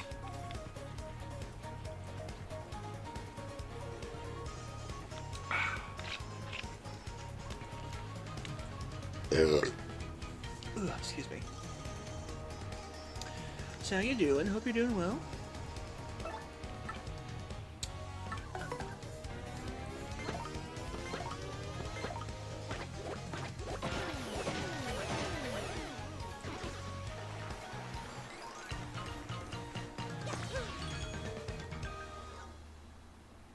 Good, Sir Squanch. Currently, we're on Chapter 5 of Paper Mario and the Thousand Year Door Remake. One of my favorite chapters. I love island adventure stories. In fact, that reminds me, I have to play on this channel one of my favorite video games of all time, Survival Kids, on here at some point. It's one of my favorite RPG survival games, and it's basically just an island adventure like this. I know, the art style in this game, even though the original was really good and timeless, this one improved upon it so much more. I mean, just look how much more detailed it is in all its 2D glory and 3D glory. But before we attend to bobbery, we have to take an ad break. So, minute and 30 seconds, everybody. Get a drink, get a snack, use the bathroom if you need to. We're back after these messages, so stay tuned.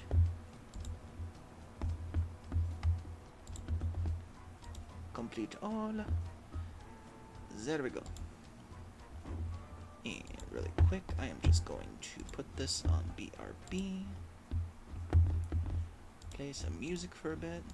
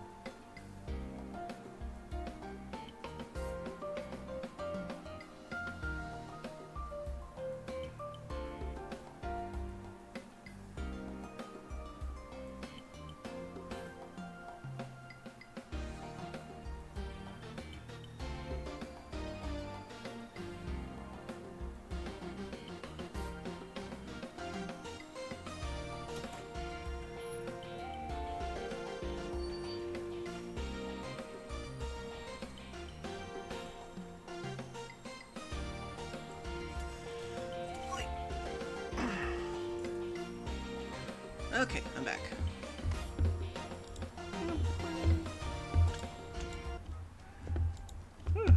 Okie dokie then.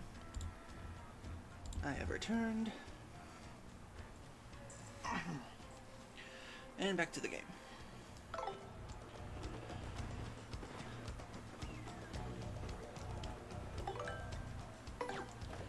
I give you a chocola cola. Sniff. Sniff. Oh, that distinctive bouquet. You've brought it. Oh, slurp. Ah. This glorious flavor, dear boy. It wakens the mouth. So, the sea was generous enough to deliver me this one last grace, eh? I have nothing left in this world now. Thank you for granting my last wish. Now I shall be reunited with my dear Scarlet. Farewell, Captain Mario.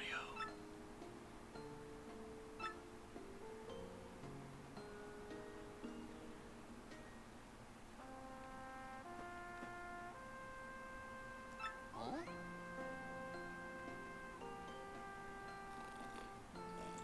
Sir. Psh. Stir. Hey, Gonzalez, I think Bobbery's just sleeping. Yeah. He is. And here I was getting all choked up. Give him a wake up whack. Wake up whack. One sec. Yeah, good for now. Hup, hup. What? Yibbity yibby. Yabby yabby. Pirates! Where are those pirates? Not quite with it, huh? What now? Oh, Mario, old boy. It's you. You have adventures in the afterlife as well. Capital! Hey, you're still alive, you bozo. Huh? Oh, yes, well, really? This isn't a tropical paradise for fallen sailors? Oh, right. I'm still alive, damn it. Now I recall, Mario, old boy, we still have work to do. You'd better take me with you, I should say. To show my sea legs the explosive personality would be rather useful, eh? Bobbery joined your party. Excuse me. Bobbery's abilities, a primer. Press and release X to throw Bobbery. Then, walk a few steps and explode. Excuse me.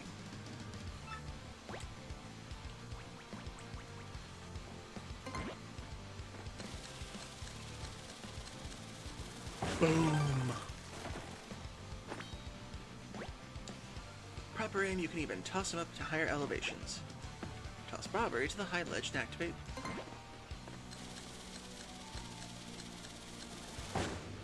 Kaboom! If he hasn't exploded yet, you can press X to trigger his explosion right away. Don't forget that option. That concludes this primer. While in battle, he can attack with enemy on the ground as a bomb. He can also use Bomb Squad to toss out bombs that will explode when the following turn ends.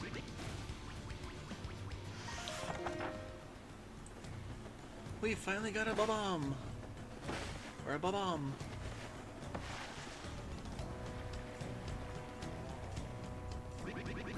I say, this rock looks a little fiendish.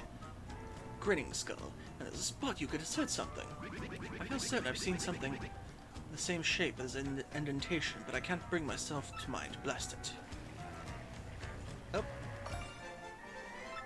Nice.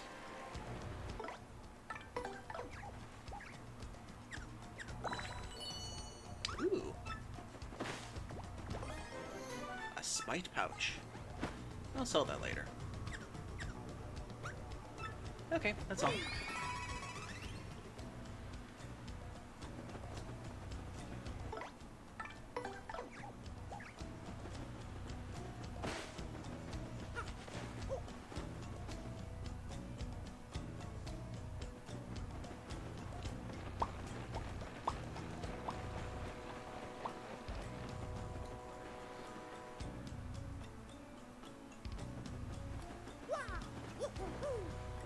Oh.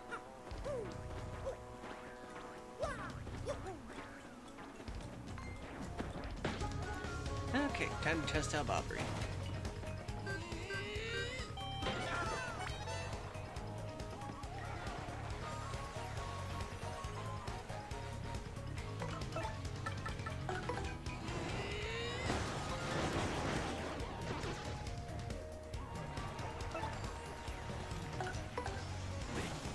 Oh, dang it. It's a hold. I thought it was a tap.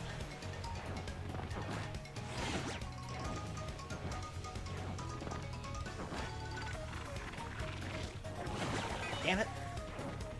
Whew, I never get the timing on that one right sometimes.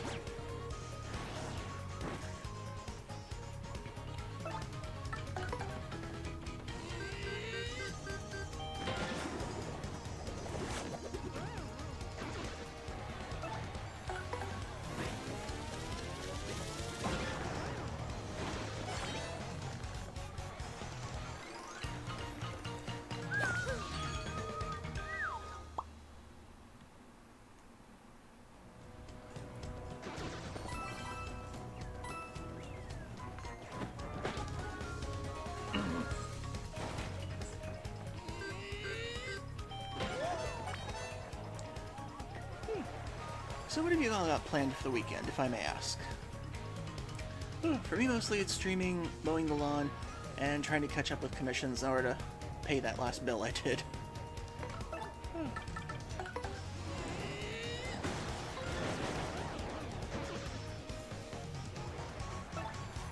Because I put out a lot of YCHs to pay off this thing.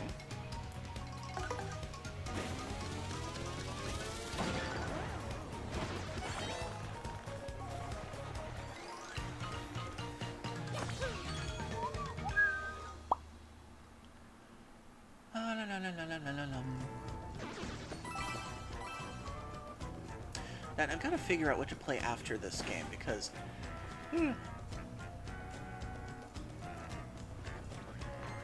I have yet to figure out what I want to play after Paper Mario's over.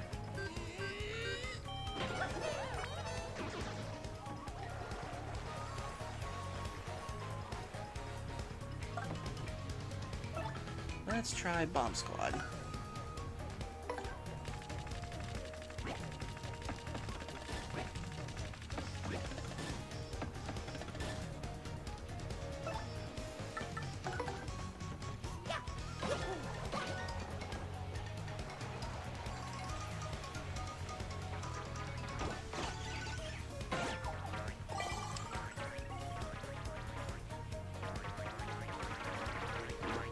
Ah, more XP. More star points for me.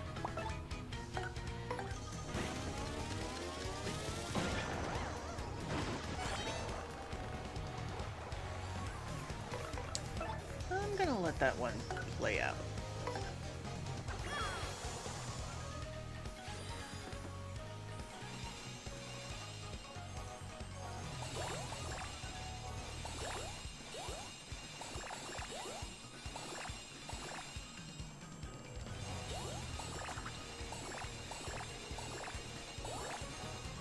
Yes.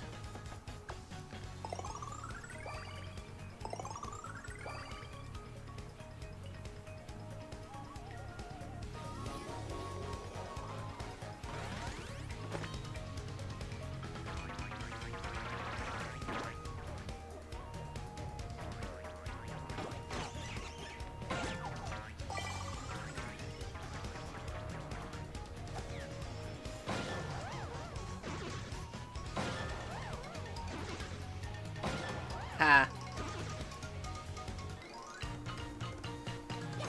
Only the power-up could have happened when we got double EXP. Awesome.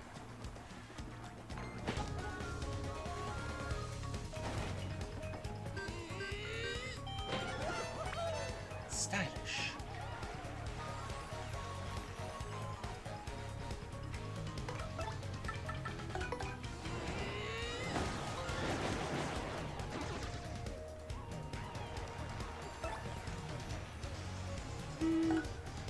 Dang it, you only do the first one in front of him.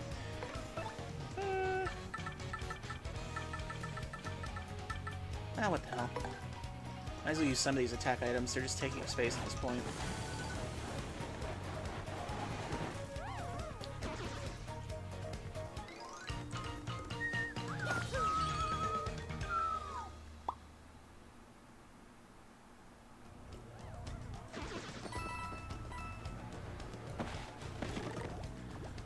Alright. didn't get that shell from last time.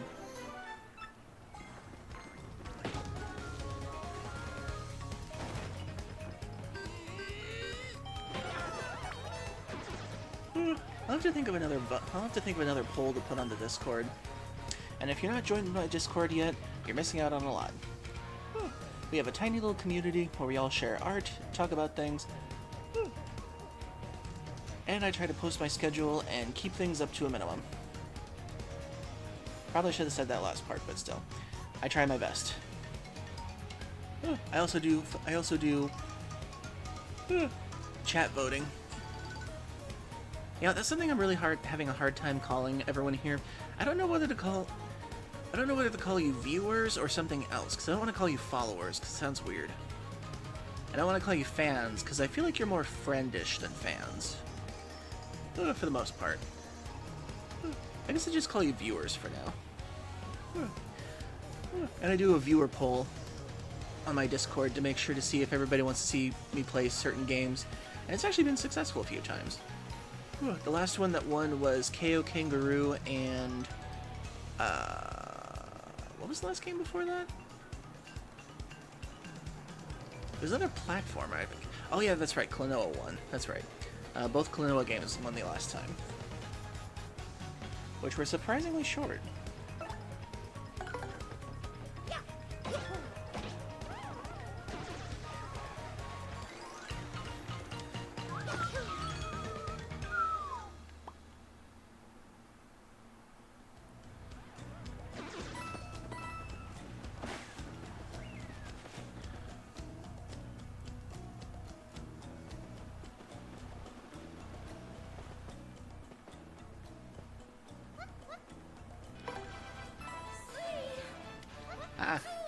I was wondering when this would happen.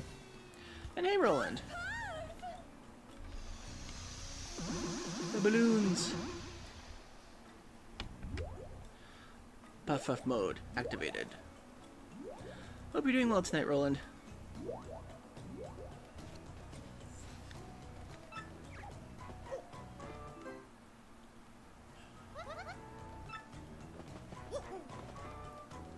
Well, I hope your work is treating you okay. I'm sorry. I know you've had your share of problems. I won't get into it too much right now. I'm hoping you'll be okay, and that they don't overwork you for the night. Ah, it is Barbary. Welcome back to you. Do you know how worried we were? My stomach had been in most upset. I must worry for everyone here, but who worries for Flavio? No one. Do you know how hard it is for me to sit here in safety and worry so much? I do not know what is out there, waiting for to lurch and snack upon me. We do not even know how to get home for the sake of the blue briny sea. But no more yelling. Now is the time to pull together and work as a team. Flavio, old boy, I must say, you talk rather too much. Such insolence! Grrr! I growl at you like an angry jungle beast. I ought to. So, in any case, Mario, about the crystal star you spoke of earlier. There was a rather odd rock in the far east of the jungle with a skull carved into it. College note C-bomb's intuition, but that skull rock smells suspicious. Hey, Barbary, you want to know what really smells suspicious? Flavio's armpit. Oi, smells like a low tide. But seriously. You may be onto something with the skull rock. I say it's where the treasure is. Well, anyone could figure that out, you mutinous joker. I mean, how obvious. I was already saying in my head that the treasure is certainly behind that rock. And as such, I will continue the noble duty of protecting this camp from invasion. Captain Mario, carry on. I am sorry to make so many requests, but you know. Flavio, you old cash grabber. If you want the treasure, why don't you go get it yourself? Oh, well, yes, Admiral, you see,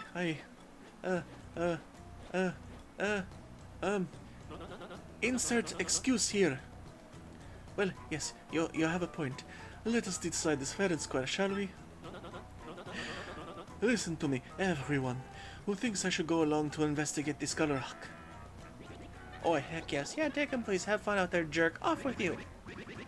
There you have it, Flavio. Fair and square. What?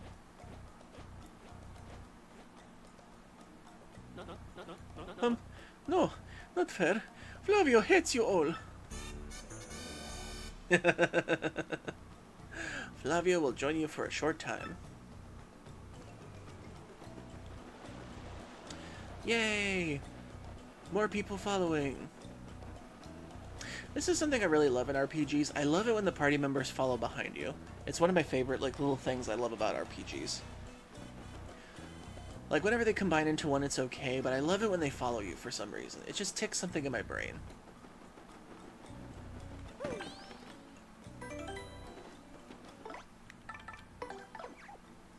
Come, Broshi. Oh my god, that's adorable. Carry us! Carry Flavio with your little legs, Broshi.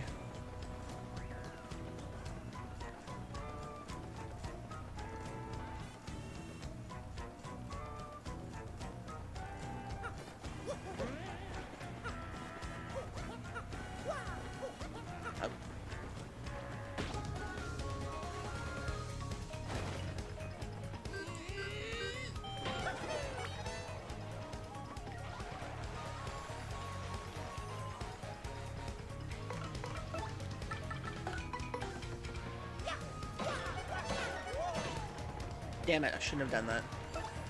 Oh well, I can just use the gulp.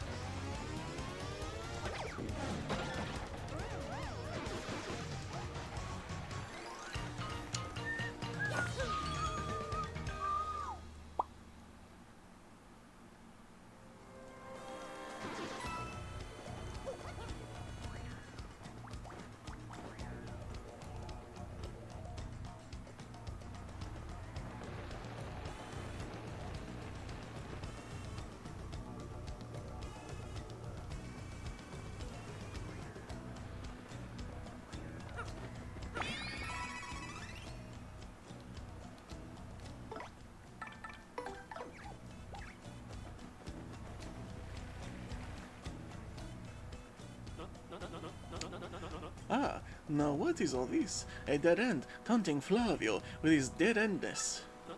But, is this? I think this is the Skull Rock Barbary blabbered about. Well, it is positively reeks of ancient secrets, yes. This is plunge into this puzzle.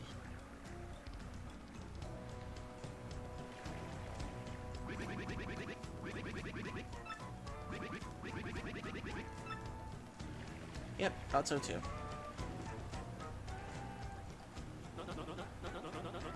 Was it you ask of me? You want Flavio to lend you something, is this correct? Now what could I possibly have that you would need such with anxiousness? The Skull Gem. What? You want me to lend you the Skull Gem? You really, really need it. It is the heirloom of the House of Flavio, you know. But I suppose it is alright, because I am Flavio. He is of such ludicrous wealth. I am just lending it, though. Do not dare run off with it. Do not make me dock pay. The Skull Gem.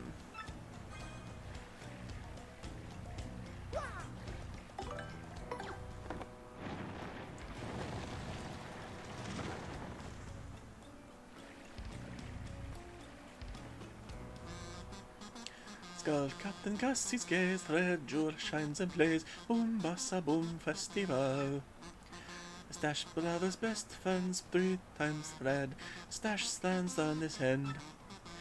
Blue Stash barely 4 times is whacked, so let's hear those fireworks go boom. At the boom bassa boom festival. Perhaps Flavio should consider singing career, eh? Okay, I think this was 3 times.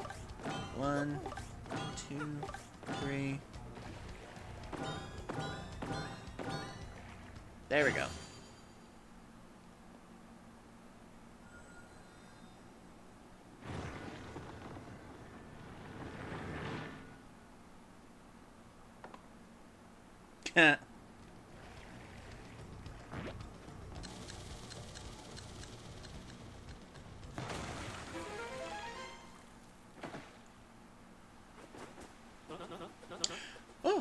Such excitement! The cave entrance! Hmm? Huh? What? Huh? My skull gem! Mario! What are you thinking? The gem was a part of the House de Flavio. Oh! Ooh! Oh, what a happy day! I have my skull gem back. My jolliness has no end. Now then, I am sure you are all disappointed, but Flavio must be heading back now. I cannot let those back at camp worry about me any further. You two understand, yes? So, let me know when you'll find all that glittery treasure, alright? Flavio, away!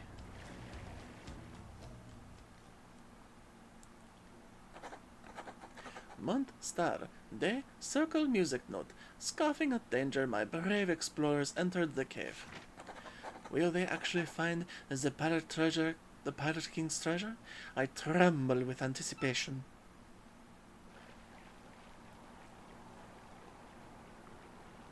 I consider it an exercise of vocal cords in order to do Flavio.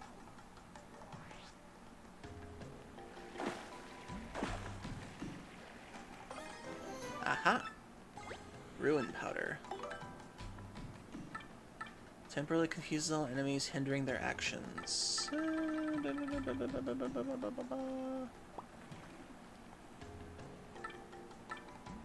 Yeah, I'll get rid of the spite pouch.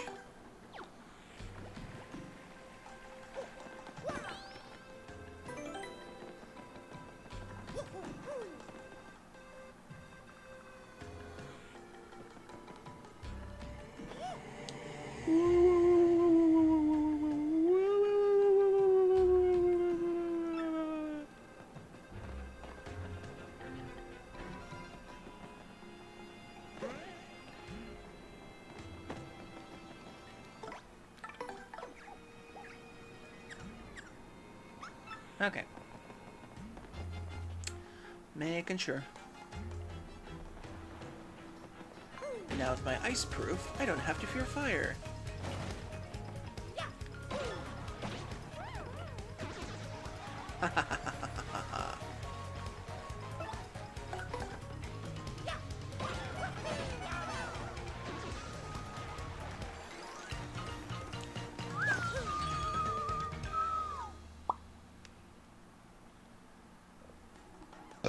Ugh, excuse me.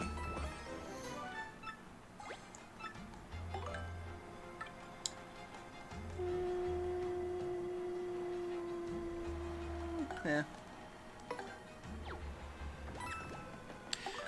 Well, actually, Hop, it's because I equipped this badge, Ice Power.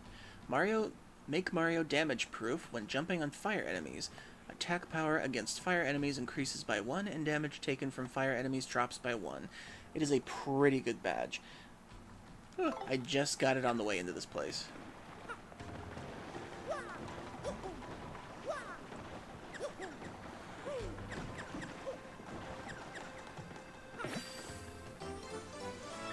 Yes.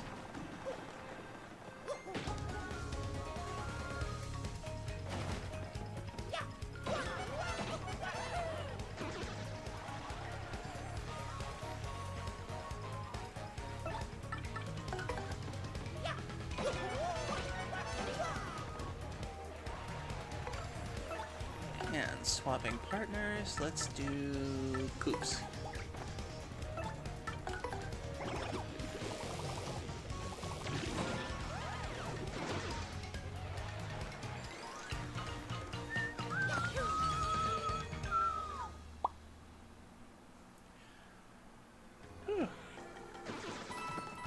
And I just got that badge on this island too, so it's a wonderful badge. Sorry, Koops. Oh.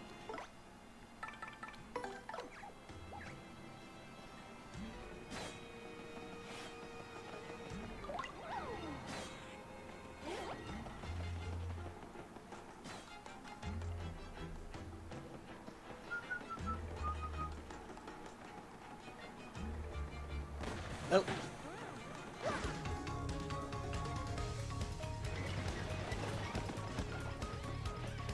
Oh, Luigi's in the audience. I am going to use... Oh, bone.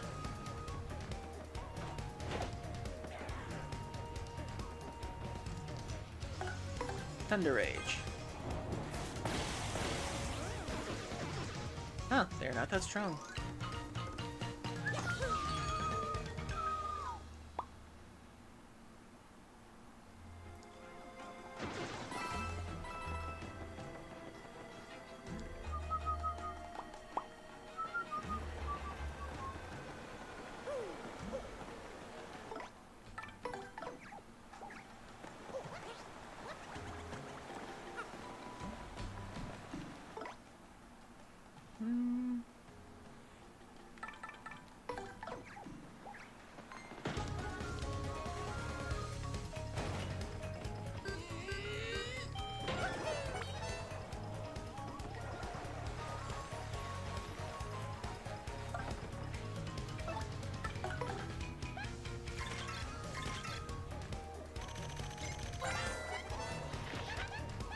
It's a bulky bomb. I think it's not like other bombs, but it's huge. Max HP 6, attack is 2, defense is 1. It's weird, it never attacks, but once its fuse is lit, it'll blow up on its own eventually. I don't mind it taking itself out for the battle, but that explosion hurts us too. Oh, when it's power up, that attack power is 8, so watch out.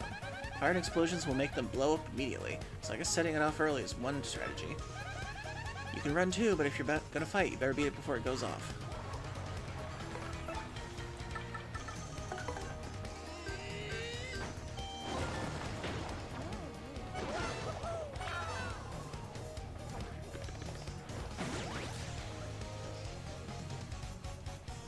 Dang it. Oh no, wait, electrified. That's not paralyzed.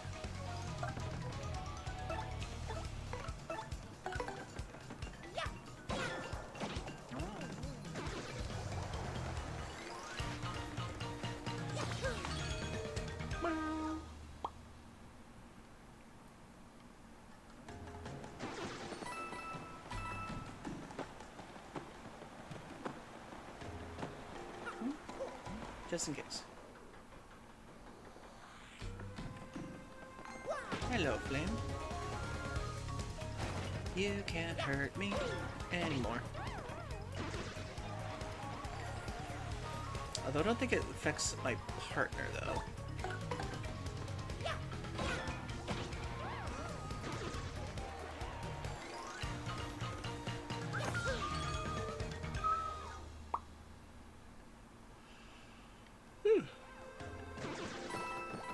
Ooh, maple syrup, not bad.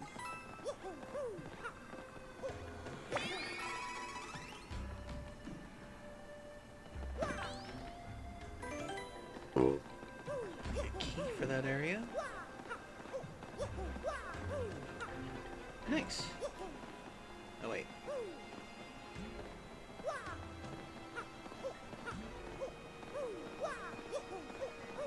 Oh wait, I think I remember the puzzle to this one. No, wait. Oops. Aha!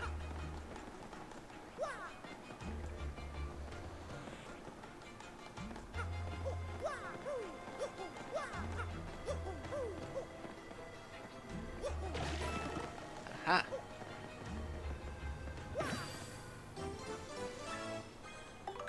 Make 6 so far. Sweet! We can level up Bobbery when we get back to the mainland, and... we can level up somebody else once we figure out the other thing.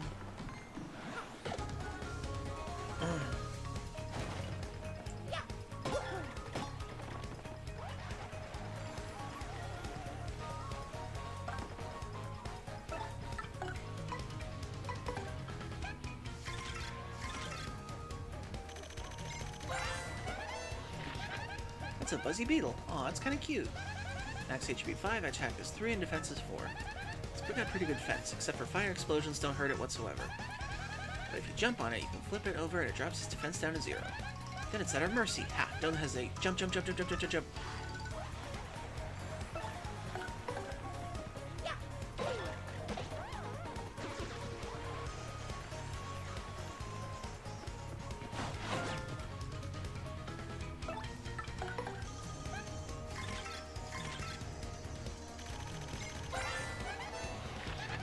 That's a Parabuzzy. Buzzy Beetle with wings. Max HP 5, attack is 3, and defense is 4. I guess those stats are just like a Buzzy. Fire and explosions seem to have no effect, so don't bother, okay? If you flip it over, its defense goes down to 0, so jump on it first.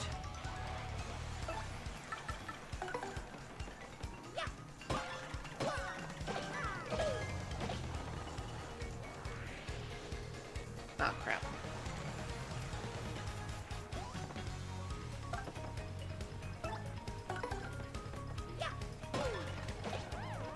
Yay! The fog didn't affect it. Wow.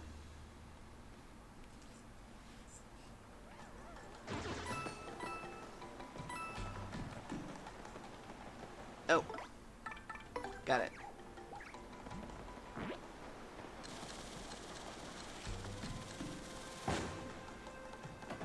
Kaboom, I say.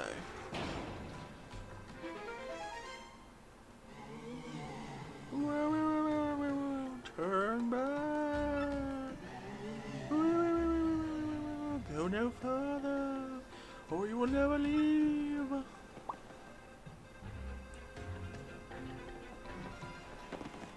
Aha. Wide open spaces like this, of course there's going to be treasure.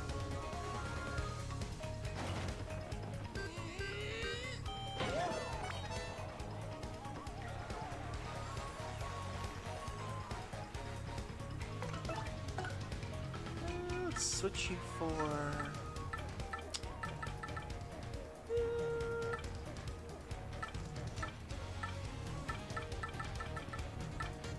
Coops.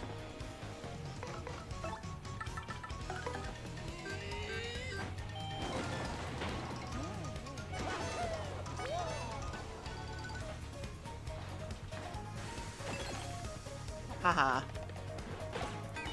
Damn it.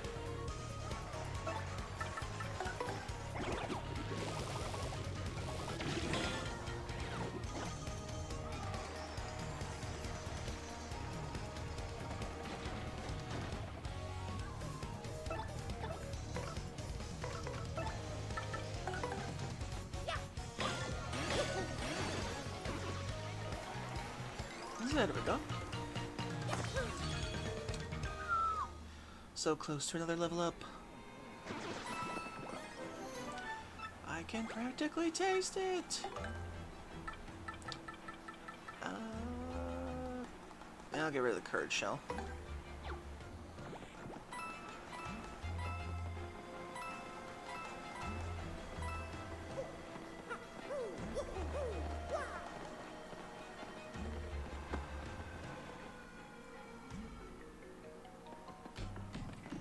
Ooh, puzzle.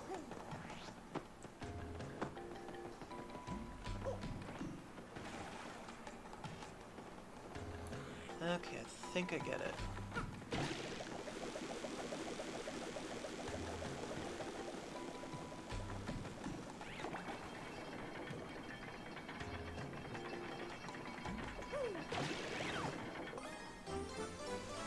Aha! Nice.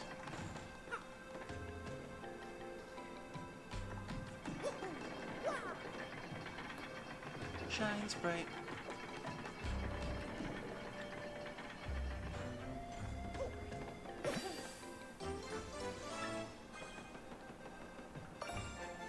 Yeah, and start piece. Nice. Anything else in this room?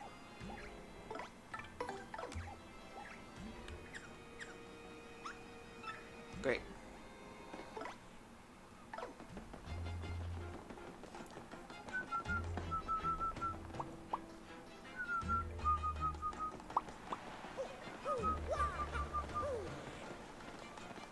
And we got the key to the place downstairs.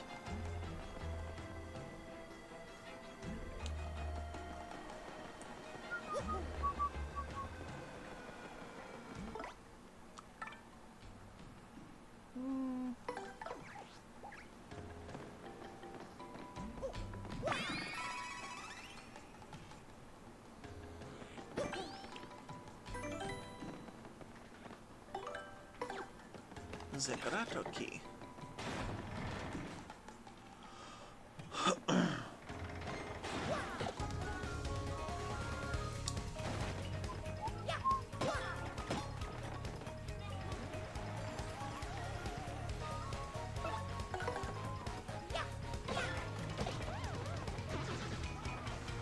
Goodbye, little Buzzy Beetle. 9 more points.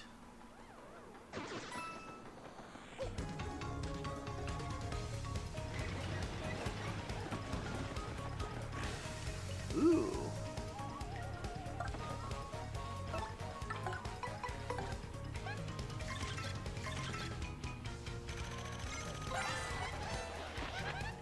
That's a lava bubble. It's a flame spirit. Max HP 6, attack is 4, defense is 0. Its HP and attack power may be different from the embers, but otherwise it's the same. Since it's made of fire, try not to touch it, because it'll burn you. Whatever you do, make sure you don't attack it with fire, I mean. Apparently it's vulnerable to explosions and ice attacks, too. Oh, and if you get hit by a flame attack, you might catch fire, so guard well. Thankfully, I have fireproof.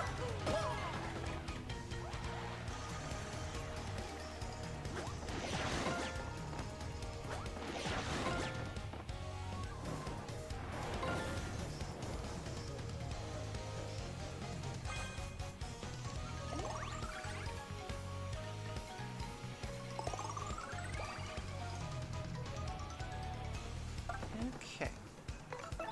Now we swap partners. And we'll do Koops.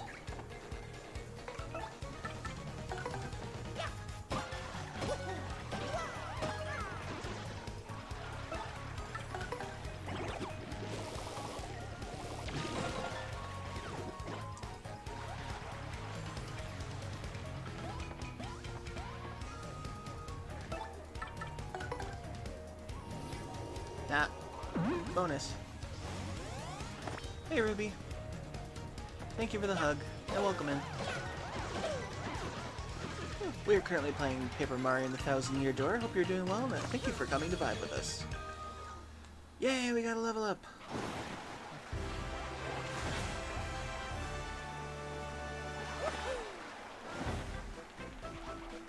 Okay, let's increase our HP this time.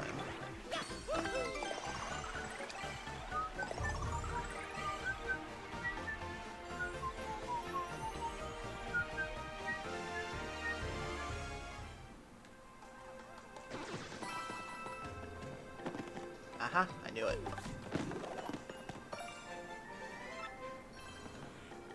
Come on. Dang it. I jumped too soon.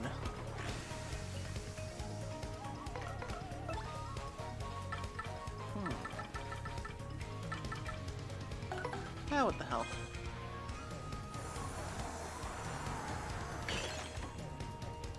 Haha.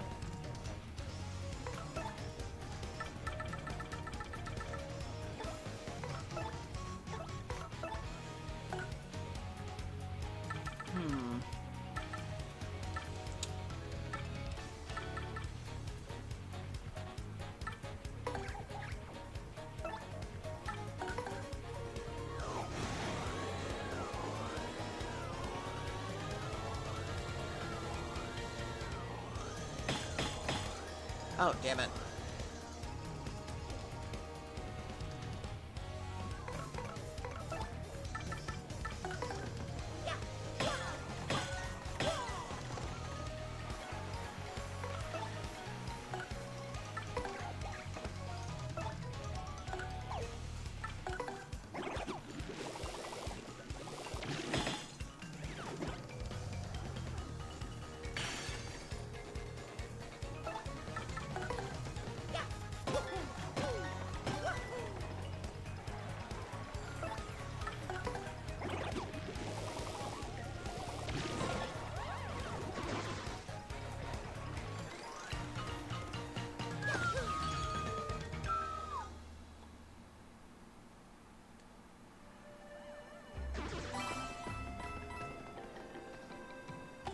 Okay.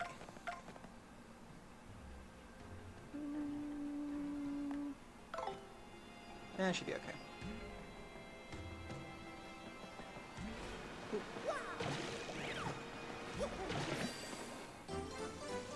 Nice. Oh.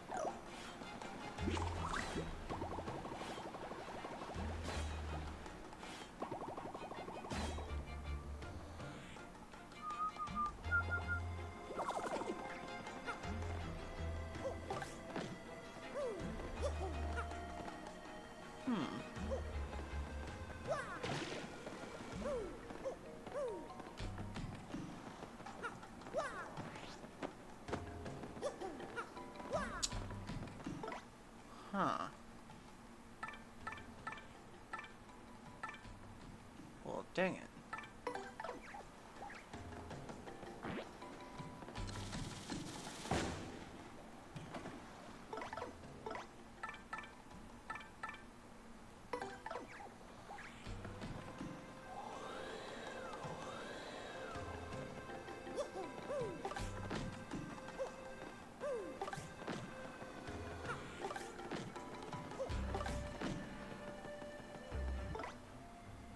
Well, darn.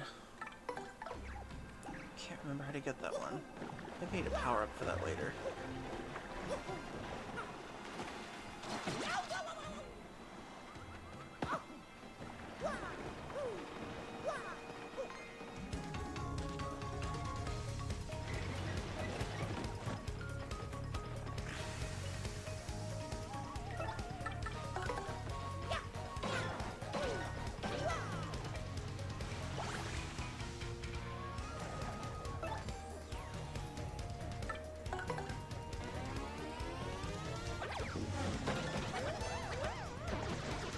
Okay, it takes care of those two. Dang it.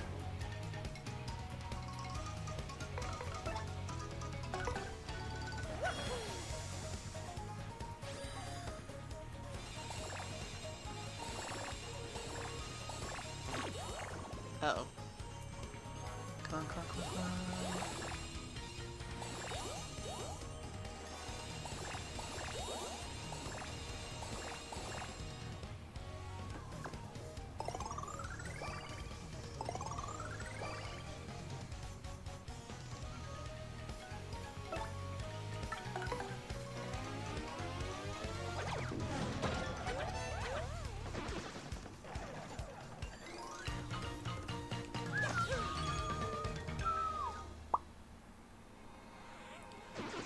So hope you're doing well tonight, Ruby. Dang it.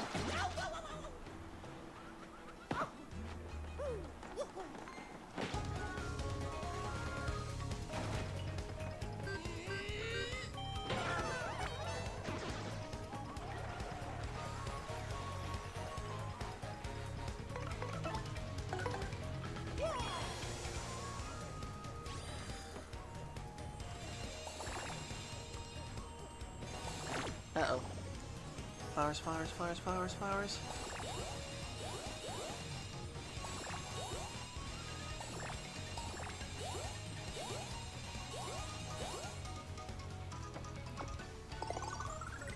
Nice.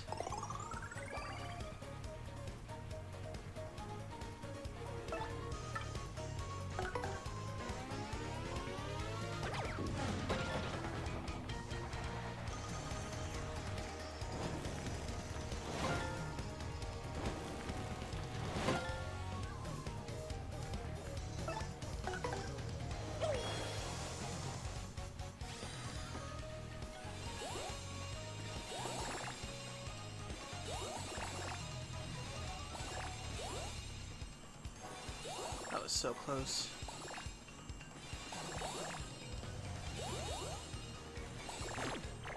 At least that was the last one.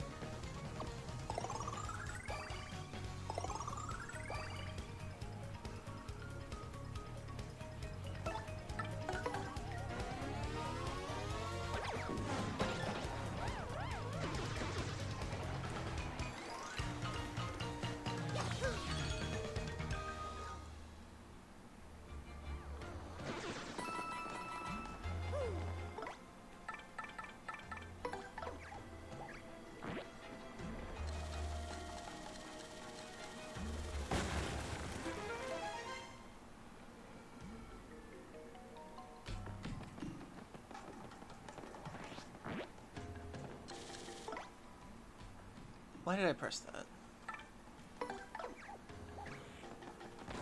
Oh.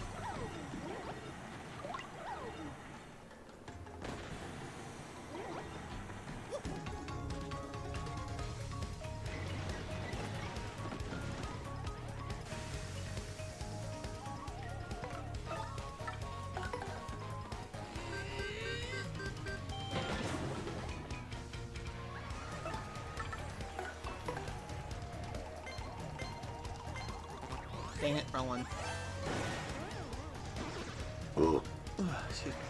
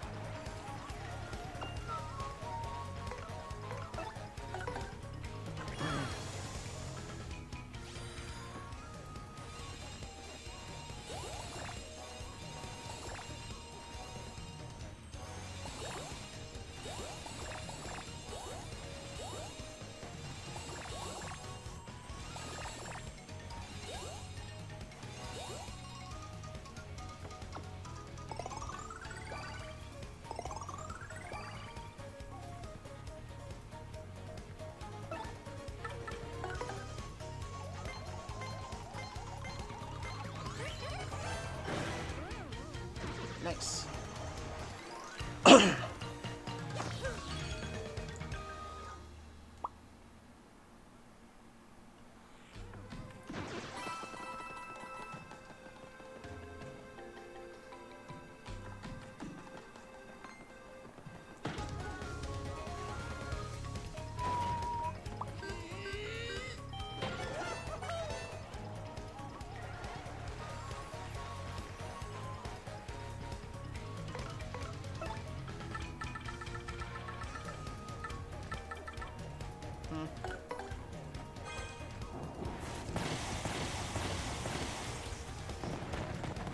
That was bad.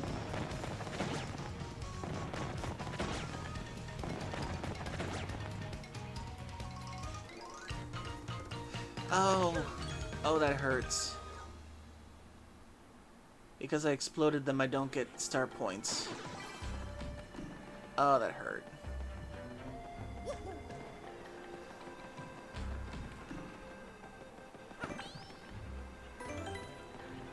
Oh, so many star points I lost out on just now.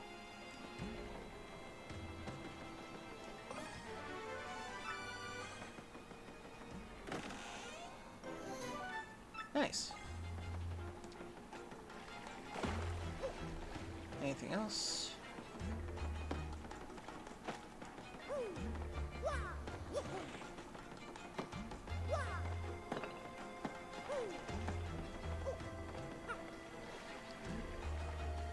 Okay. York! Oh, sweet, sweet salvation. I thought no one would ever come I had given up. What's that? Spare you the prologue and just curse you already? Now, how did you know I was gonna do that? No, seriously, hang on a sec. Can't you just listen to my spiel for a little bit? I've been locked in here forever, bored stiff, doing nothing but practice the speech. Huh? I'm already the 4th cursing chest you've met? You're serious? So, you're saying you know exactly how this is all gonna turn out. I'm talking about raw deal. You're a twisted little guy, you know that? Okay, fine. I get the picture, okay? Sheesh, all I wanted to do was see the face of some unlucky soul when I popped out. Is that so much to ask? No. Anyway, what are you waiting for? Just open it already. You know what the key looks like, Mr. Seen It Already? Some ghost here has it. So just beat him, get it, and we'll get this farce over with. Come on now, I'm waiting.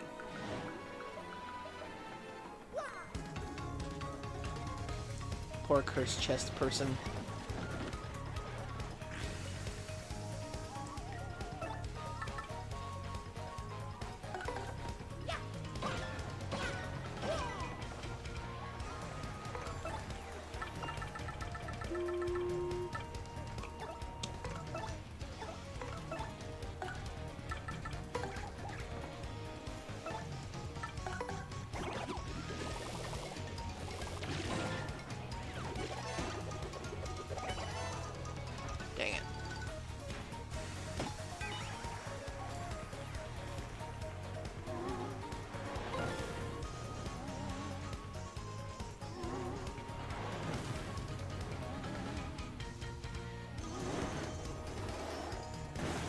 Dang it.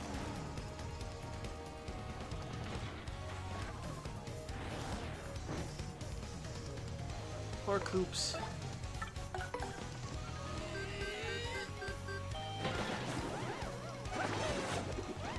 Nice.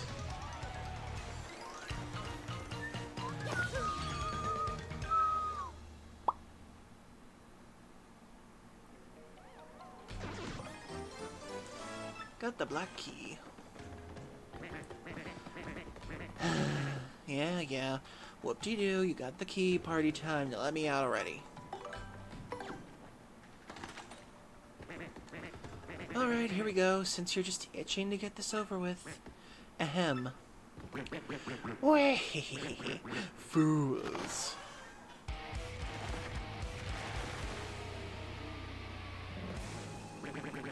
You dopes fell right into my absolutely brilliant trap, and now you will suffer. Oh yeah, I am so evil. Bathe in the foul, awful... Wait, what was next? Oh yeah, you fools will be cursed forever for your appalling stupidity. You will rue the day you open this chest of doom. Now, you wretched guy. Be cursed!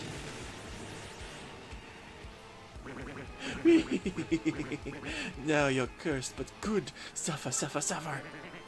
Wait, that's not maybe too much. Are you alright? That didn't really hurt, did it? Good. Squirm and suffer like socially awkward worms. From now on, in certain places, if you press Y, you'll turn into a paper boat. Isn't that just gruesome? Just try it out. I can see the depth of your humiliation. Feel the terror of your fate. When you stand on one of these boat paddles, the paddle will feel your curse and glow. Yes, stand there, slime. Feel the pain and press Y. Become a paper boat.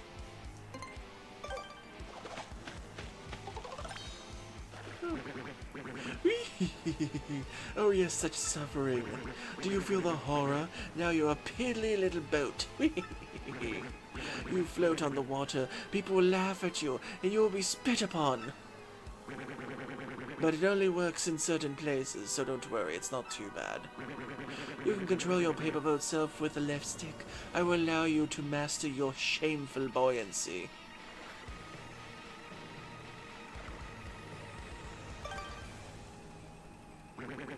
When you want to unboat yourself, approach the paddle and press Y. Try it now.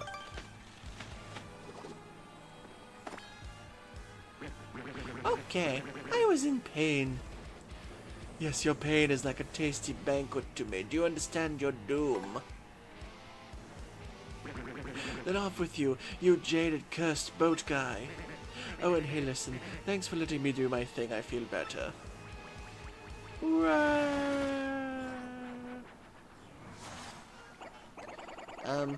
You think that guy in the chest is actually on our side?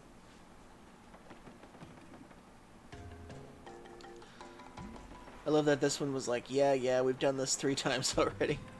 It sounds like he was about to look off the screen and go, line! Okay, now that we've saved, we have another ad break to get through. So, get a drink, get a snack, use the bathroom if you need to, or back out these messages, so stay tuned, and I gotta deflate. There we go. See you in a minute and 30, everybody.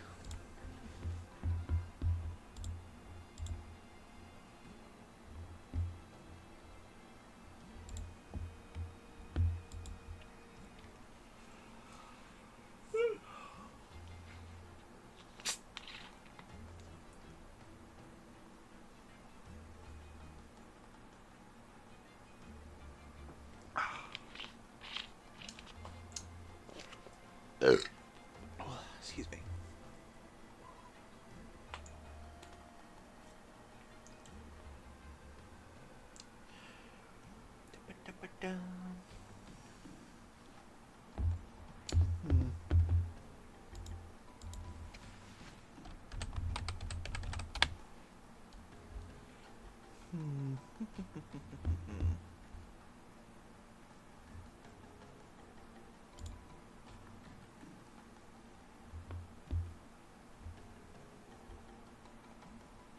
Oh, that was so delicious last time.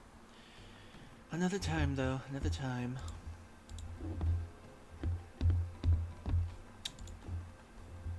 Oh, wrong one. There we go.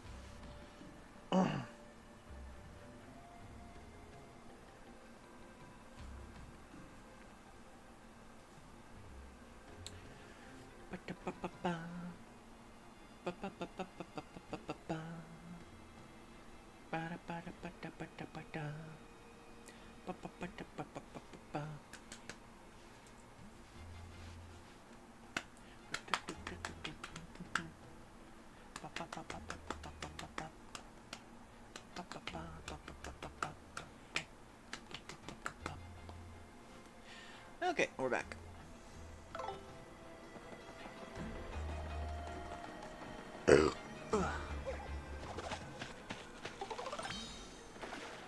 Mario smiles, but being folded like that is like actually painful for him. I may be floating, but I am in so much pain. Well, speaking of transformation, the balloons. Puff Puff mode activated again.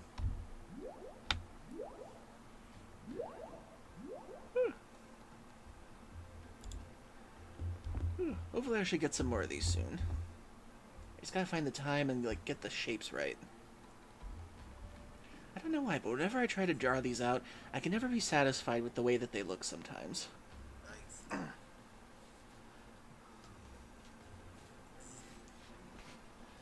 I'm guessing this is why you have Perma Puff Puff mode, Redeem. Oh yeah, that's one of the things, but it's more expensive. That's like for the entire stream. I think only a couple people have actually done that, though.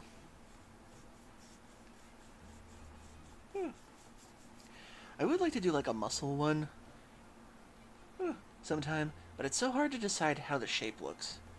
Especially whether or not if I can like show my legs or anything. That's the tough part. But then I kind of had this funny idea where it'd be like another like alternate to the Puff Puff mode, but more muscle. Like Puff Muscle or Puff Puff. Because I have this one clip from Tiny Toon Adventures where it's like a muscle inflation scene. I want to use the sound from that. Oh yeah, I like all sorts of stuff like that. I'm mainly into growth, whether it's inflation, muscle, macro, that kind of thing. A lot of stuff. I should probably post some more stuff in my Discord for that. But yeah, I'm into a lot of stuff. Like, whether it's expansion of muscles, or fat, or inflation, or water, or something like that. Have the one be muscle Mario mushrooms. That would be cute.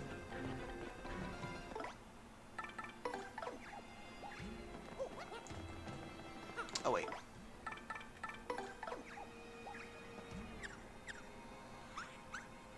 Okay, I figured as much.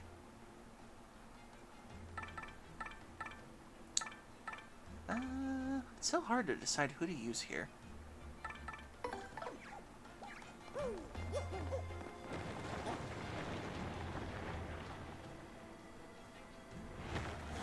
Oh. You came out of nowhere.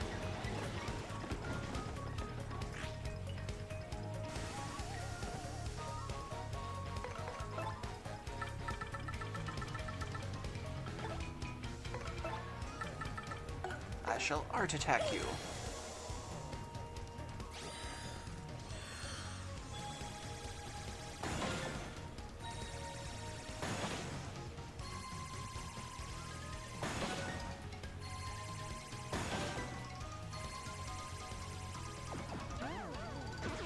There we go.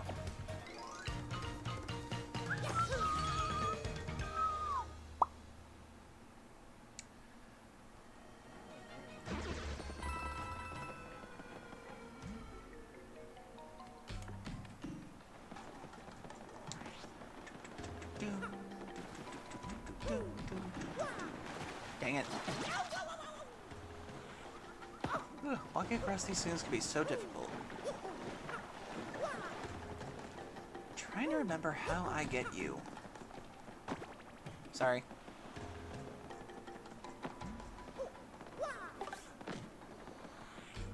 I think I need the special boots to get those.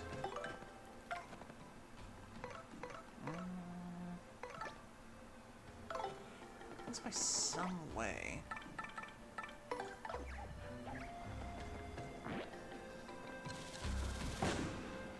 Huh. Dang, I thought I could explode a emitter. Oh well, I will come back for you.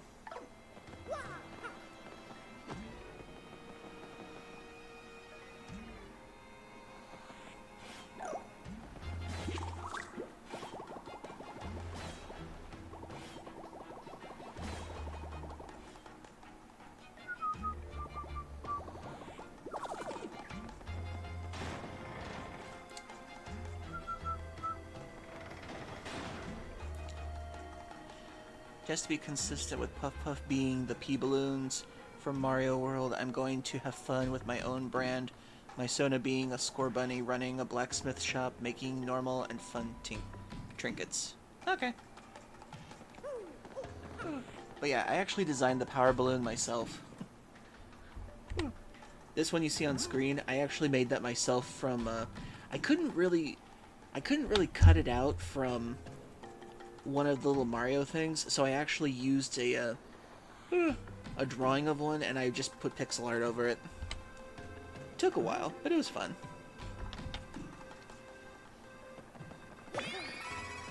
So the power balloon that you see that falls on screen, I made that one myself.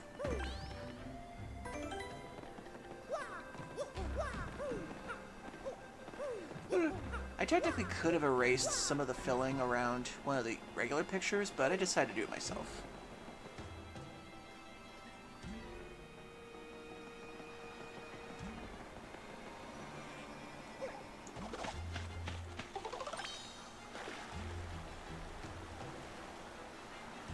Okay, nothing over there. Nothing in there.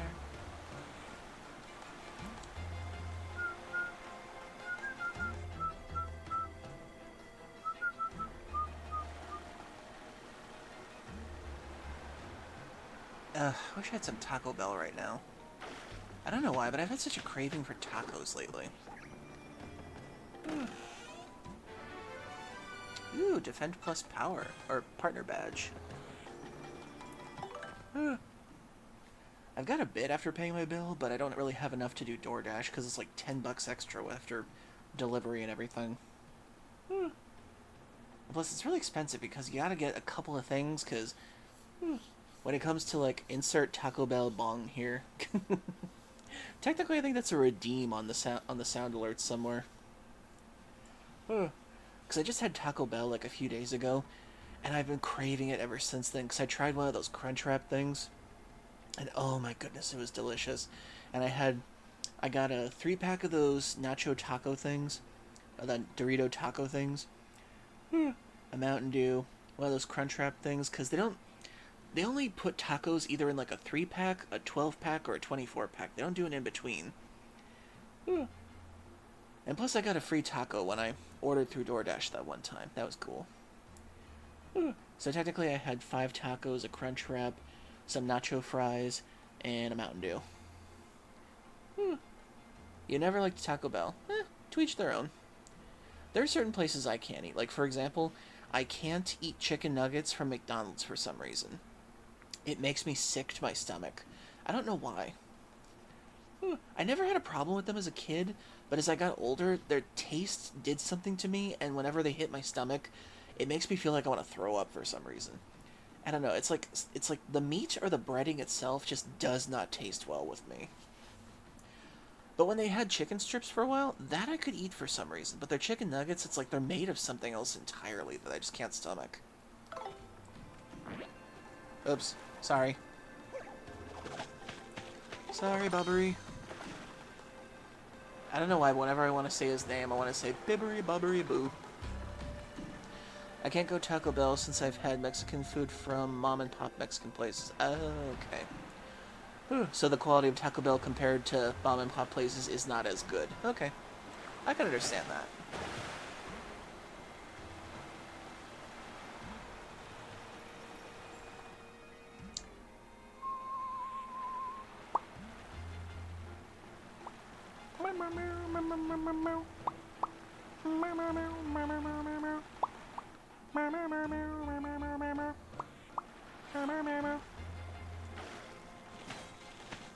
Whew.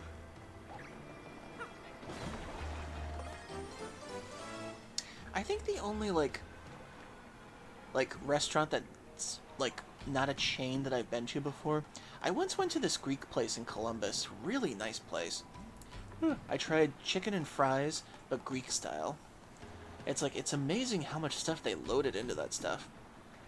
It's like the chicken was like pull apart chicken that you could like eat with like sandwich stuff, and then the fries were like loaded with like herbs and different kind of spices, and it had like feta cheese on them and stuff like that. It was really good.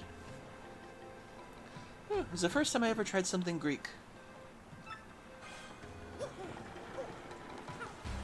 Of course, it was a Greek variation on what I like to eat, but still, I still count it.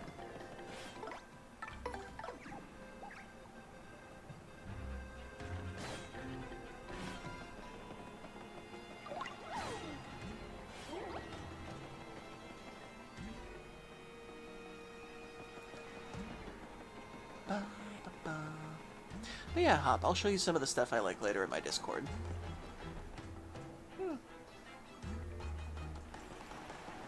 Now that I think about it, you've never seen My Nervous Werewolf, have you?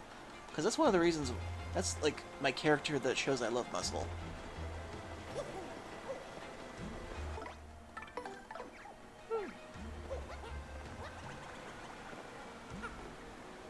I'll show you later then.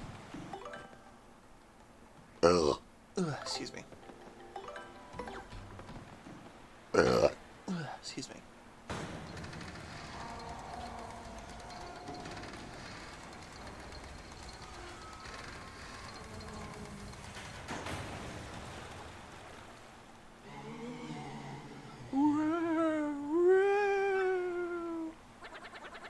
Wow, that freaky voice is making noise again. The ghost must be nearby.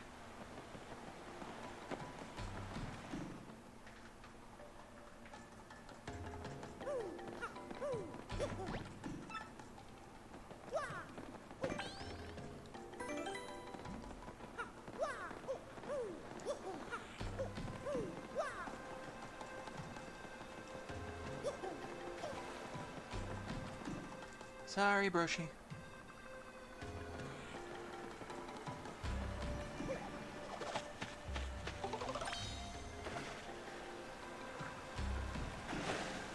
Whee! Oh, cool, coins.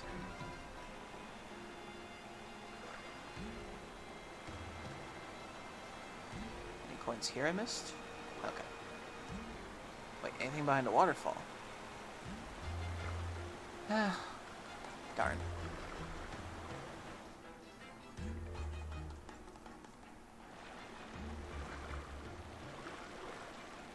Oh wait, anything this way?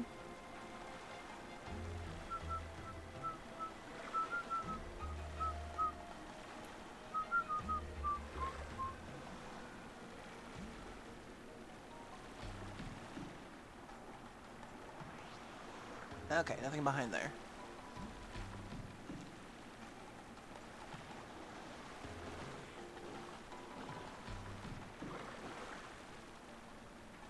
I'm gonna have to come back for that later. Ooh. I forgot about this.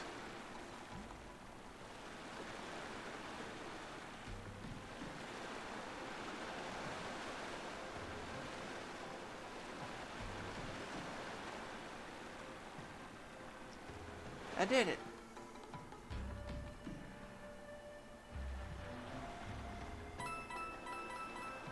Yay, coins. Hey, something's coming. They are floating on the water. Where am I? Let me see. What? I can't breathe, guys.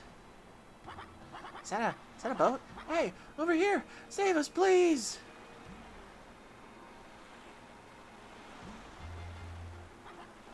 What is that? Well, that was pointless. Oh, are you kidding me? I still can't breathe. Huge disappointment. What is that? It's pointless. It's made out of paper.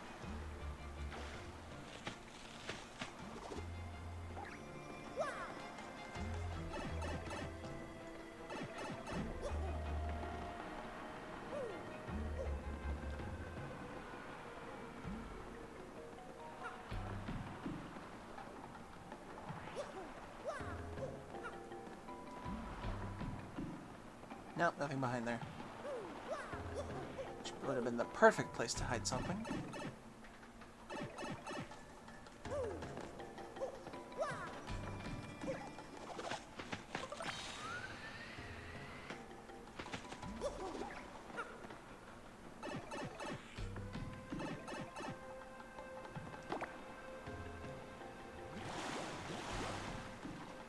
Nice.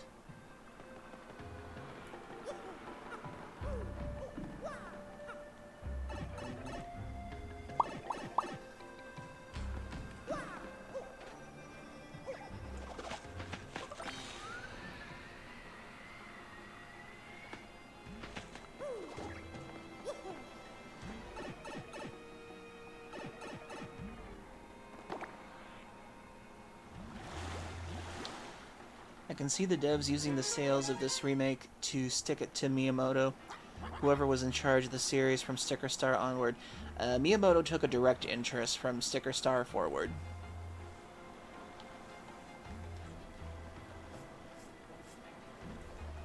That's the reason why no unique characters outside of Mario, Peach, and Bowser were allowed.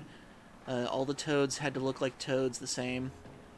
And star points and experience points were completely cut out, and you had to rely on stickers for a lot of the stuff. He was trying to slowly edge out the RPG mechanics because he wanted Paper Mario to be more adventurous. Hey, what are we waiting for? Let's go! Yeah, we're free! Ah, it's those two.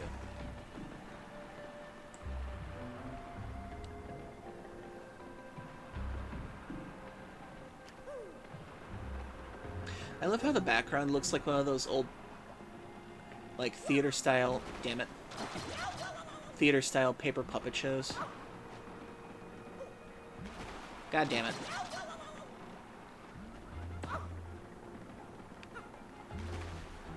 Son of a bitch.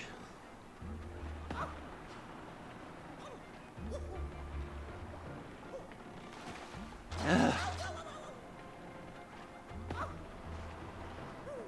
There we go. Honestly, I'm happy Miyamoto has little influence with Nintendo now. Yeah, he's pretty much doing movies now, so they don't really need his approval as much anymore.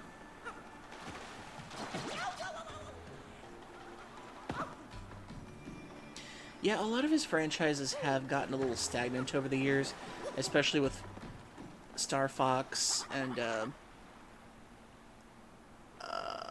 well, some of the Mario games, but still. I don't know how you did it, but thank you. You saved us. We came here looking for that pirate treasure, and then, well, our ship got surrounded by ghosts out on the ocean. We'll end up here. Hey, aren't you Mario? It's me, Don Pianta's daughter, Francesca. And Frankie's here, too. After my dad forgave us, we set out on a trip. The ship we were on got a little too close to the island, and now look at us. Still, I'm amazed the rumors about Cortez were all true, which means he's nearby. Hey, so by the way, why are you here? Don't tell me Daddy had you come here to take us back. I got my own business. What? There's a crystal star in the pirate's treasure? Well, I think the treasure is right there, watched by Cortez's spirit. Yeah, I'm sure you'll be able to take care of him, though. You look tough. Besides, Cortez is one of them trapped on the rafts, so smack him for us.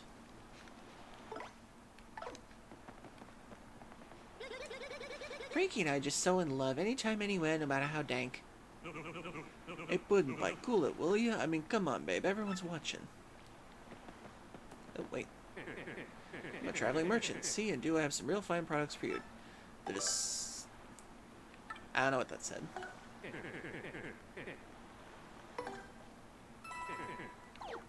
Okay.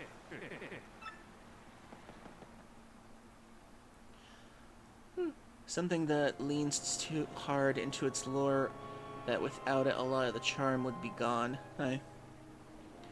Miyamoto would never allowed something like Splatoon.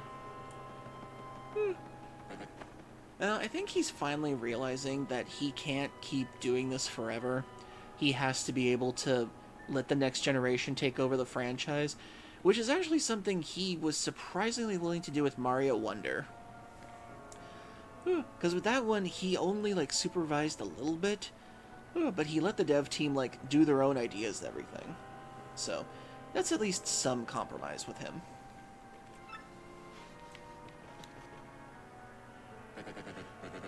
Whoa, did I surprise you? Yeah, sorry about that. See, I actually followed you in here, but I got lost along the way, and, well, anyway, I followed this path, and I finally caught up with you, and then... Listen, just forget it, okay? I'm sure the Crystal Star's inside that pirate ship. And the Pirate King Cortez is in there, too, I'm pretty sure. Yeah, probably. No big deal, right? You can take him, big guy. We're counting on you. Boy, I know I sure am. And so is Grodus. That wasn't a suspicious at all.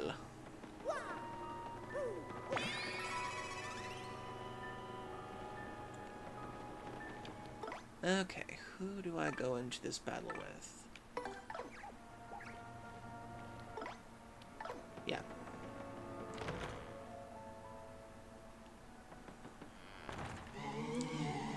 You ignored my warning. Come inside the door and be lost in darkness.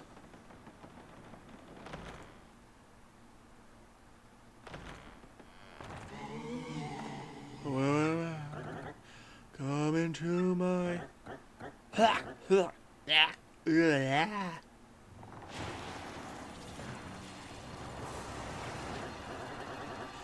Enough! I grow tired of this spooky business.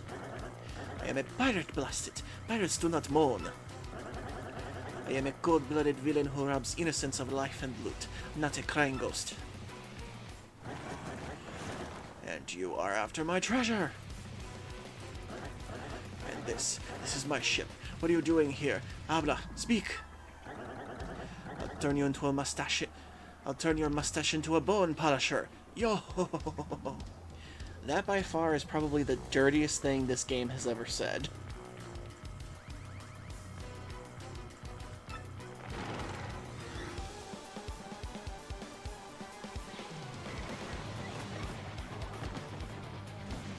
I still wonder how that line got past Miyamoto.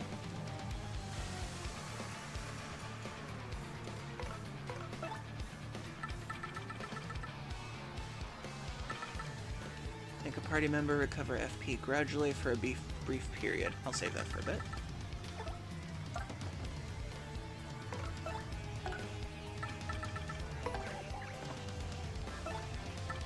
Tadlaram Goombella.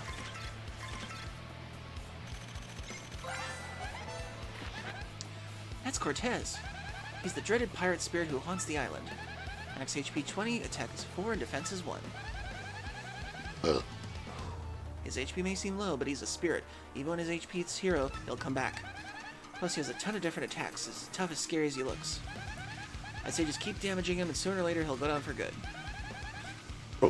Let's give this tormented spirit some eternal rest. Whew.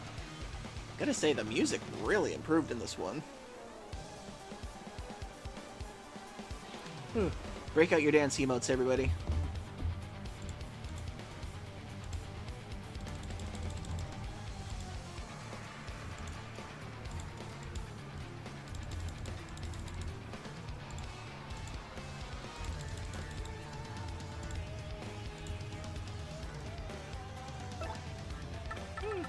Or at least I will.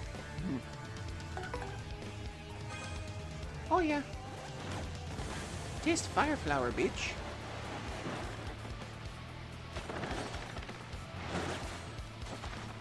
I did not defend in time.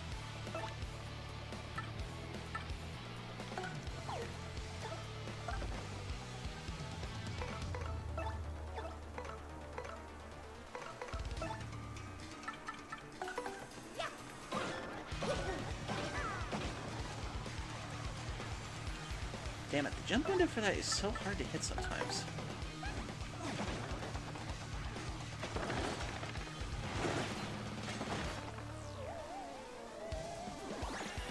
Ah, thank you, Random Boo.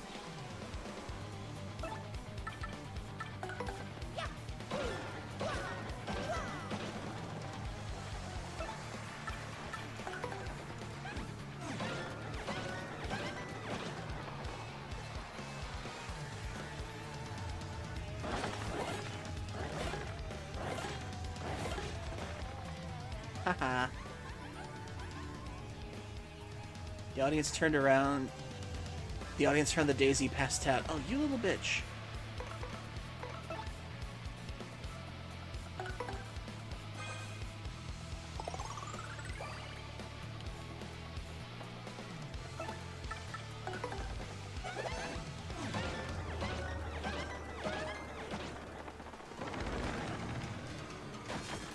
Phase 1. Done.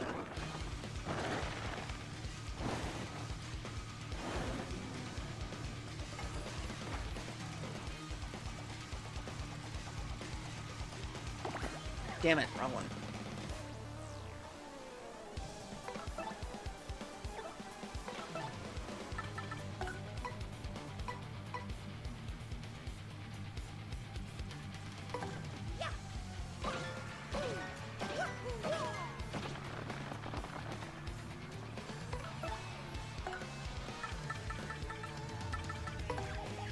Roshi.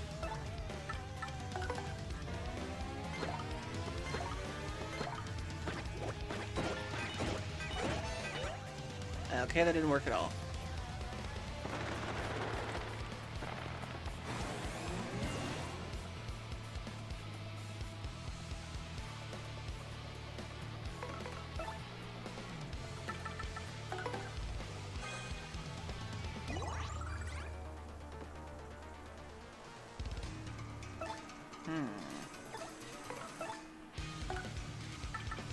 Vibrate your time.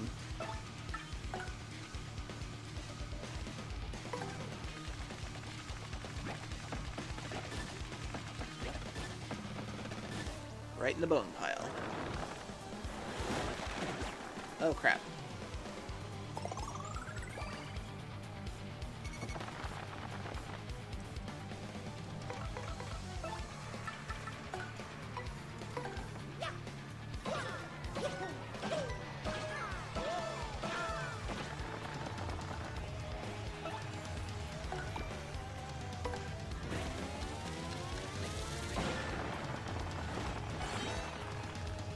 Haha.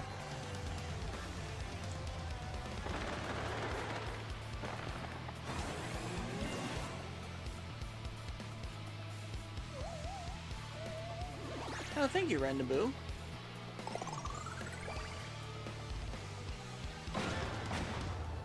Haha. Phase 2, done.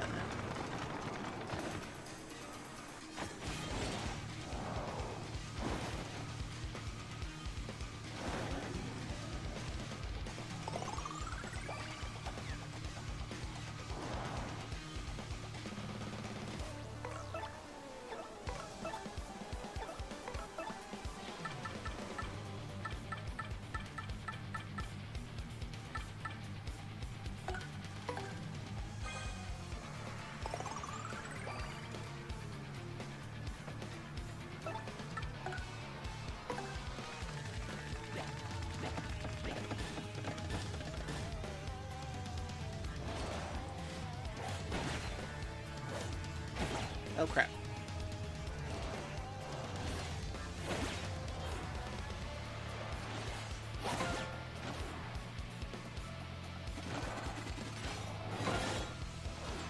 That was close. Crap.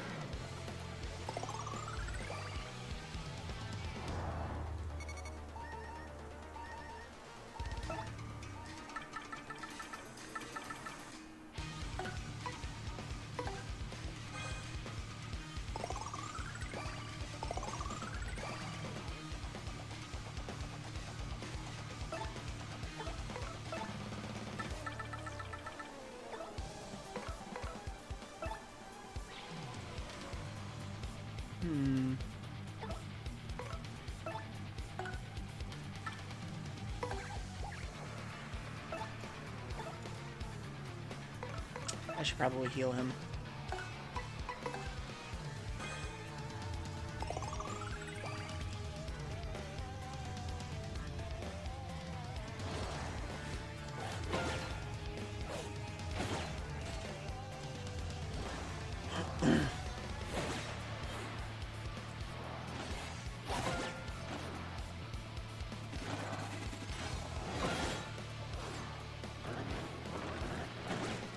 Damn it.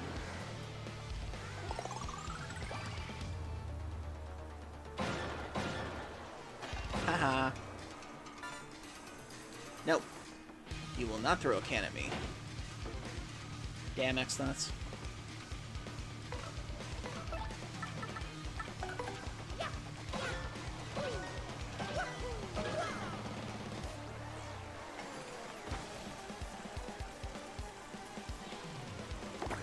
Damn it.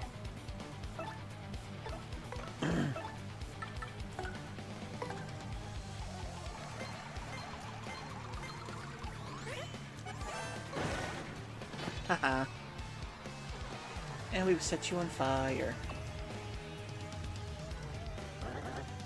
Ah, I can't take much more of this. This calls for something special. Now you will see the true might of my spirit form. Oh god! He's eating my audience!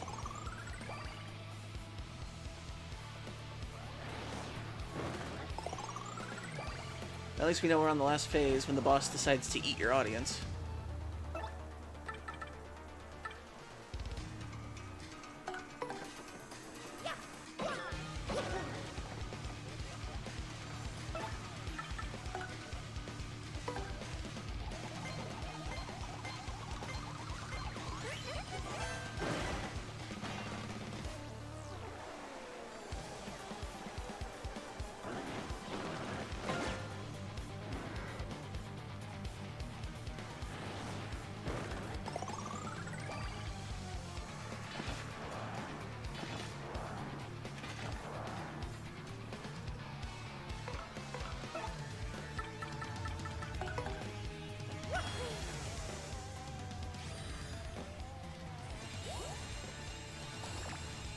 Uh-oh.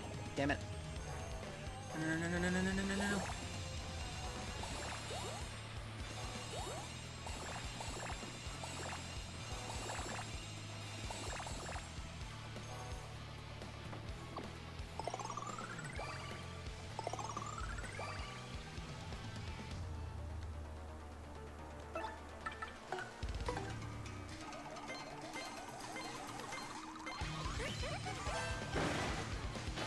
Fire Jinx is broken. Oh yeah. In my favor.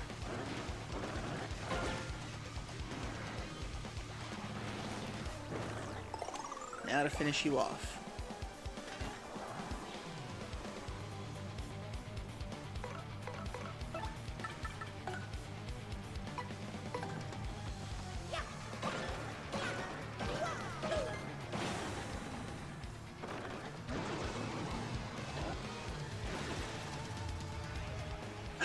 Yes! Double star point.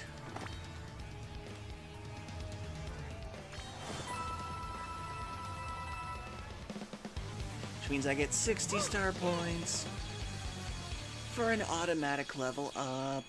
Let's go.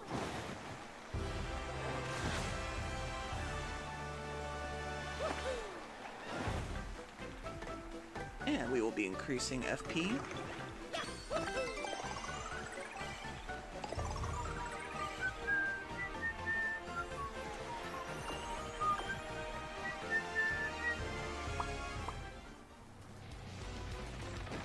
I know, I was surprised how often the Boos wanted to help me in that fight. No! My treasure!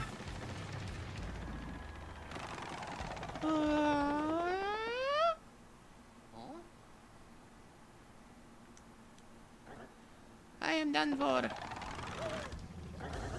Yo, estúpido. You are foolish indeed, for I am not dead. Well, technically I was already dead, but my espiritus endures, tied to my treasure. So you cannot do anything to me. I do not live. Still, guarding this treasure for hundreds of years is almost as boring as death. I mean, what's the point of having loads of treasure if you can't spend it? What? You're not even interested in my treasure? Then why are you here? Huh? ¿En serio? You want these? Oh, yeah. Is little rock over here? Are you serious? Well, it's no big deal. Here, take it. What do I need 1 or 2 extra gems for? I don't really like that one anyway.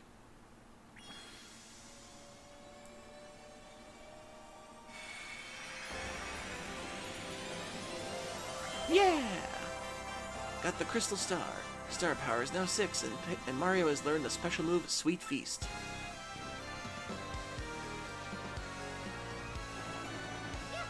Cleared!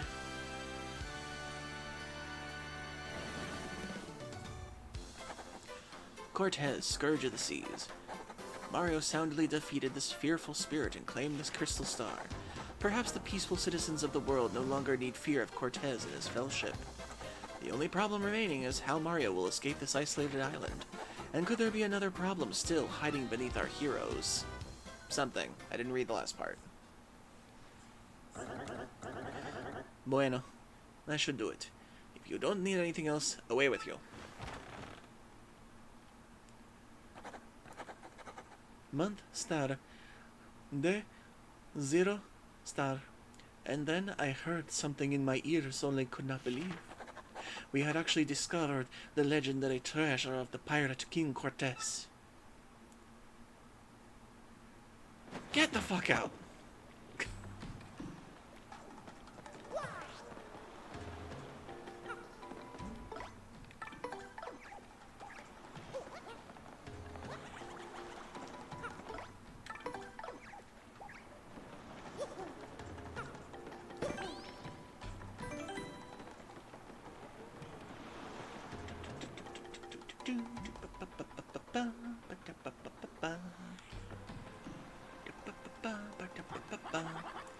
Oh, that was like an earthquake in there. Are you alright? I am thoroughly traumatized. Yahoo! You beat Cortez? Wow, you really are something. Hey, if you got time to be impressed by heroics, you got time to think a way out of here. All that shaking caused this wall here to crack a bit. I feel a breeze. If we could break down this wall, I think we could escape. Guess it's not much help. What? A breeze? How are we gonna bust through a solid rock like that? There is a way, old chum.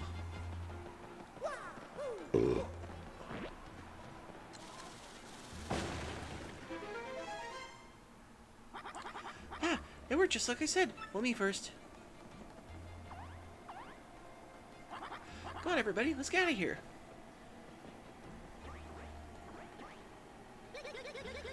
This damn cave air is not just good for my skin. Let's go, Frankie. Yeah, yeah, yeah. We're free. We're free. You saved our lives, man. I'll never forget you, but I need to leave now.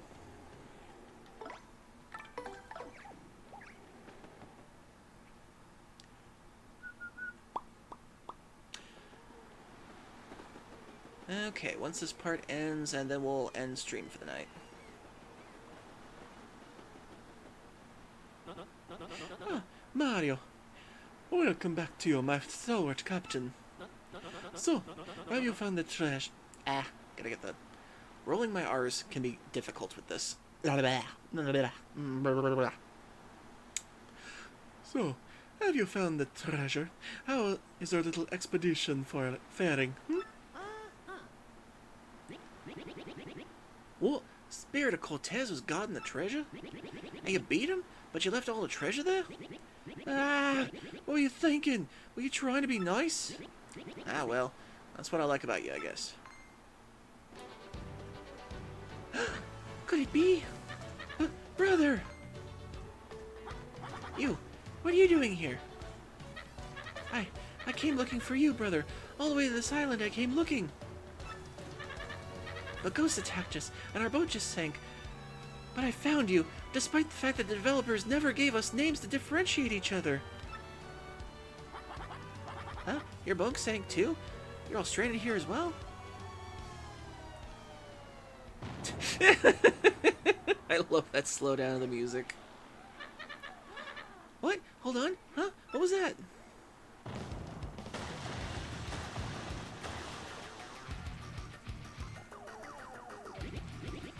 Ah! What is that?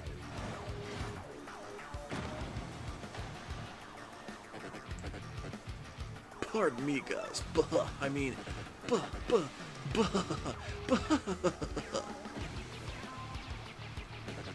So sorry to surprise you. No, wait. No need for that fake politeness anymore. I swear to God, he has the most douchiest laugh I've ever heard in my life. Good job getting the crystal star. Oh yeah, seriously, good job getting it for me. God, whoever's on the metal guitar here, goddamn. This is a straight headbanger. Oi now, ain't that good out Four Eyes? Yeah, that is Four Eyes. What's he doing over there? Hey, Four Eyes, it's dangerous up there. What's this lukewarm reception, huh? Dramatic entrance here. Oh, whatever, I'll spell it out for you idiots. You may have known me as Four Eyes, but I'm actually...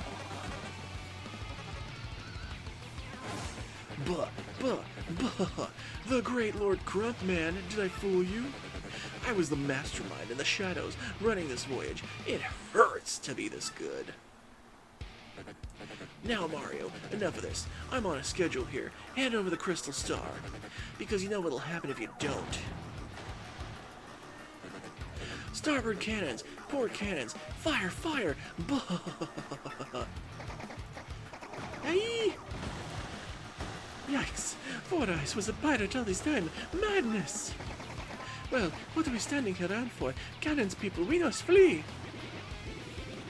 Look, we're sailors. We're not much good for anything without a ship to sail. And plus, this guy's aim is shit for brains. He can't even hit the shore. He's just hitting us randomly in front of us. Wait.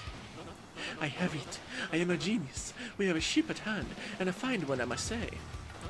Mario, take me to Cortez. Yes, my brain remembered something you said. You said the Cortez had a ship. If the legend is true, then we should be unstoppable and not cursed in the ship. Flavio, what are you talking about? There's no way that'll work. This is Cortez the pirate you're talking about here. Even if Mario did beat him, why would he lend you his ship, huh? He'll cream you. Cream you. Hey, I may be a coward and a cad, but I still lead you. I have a duty to protect you. We will still be cannon fodder if we sit and wag our tongues. We must at least try Cortez. I want to hear no complaints. I am your leader, and I will negotiate with this Cortez. Now, Mario, take me to this pirate scum this instant.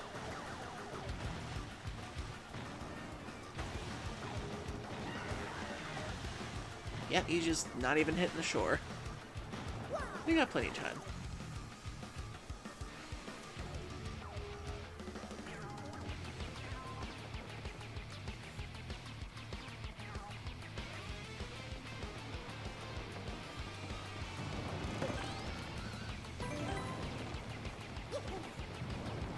God, how awesome would it have been if you were the person who found out you're gonna be hired to be the heavy metal guitar player in a Mario game?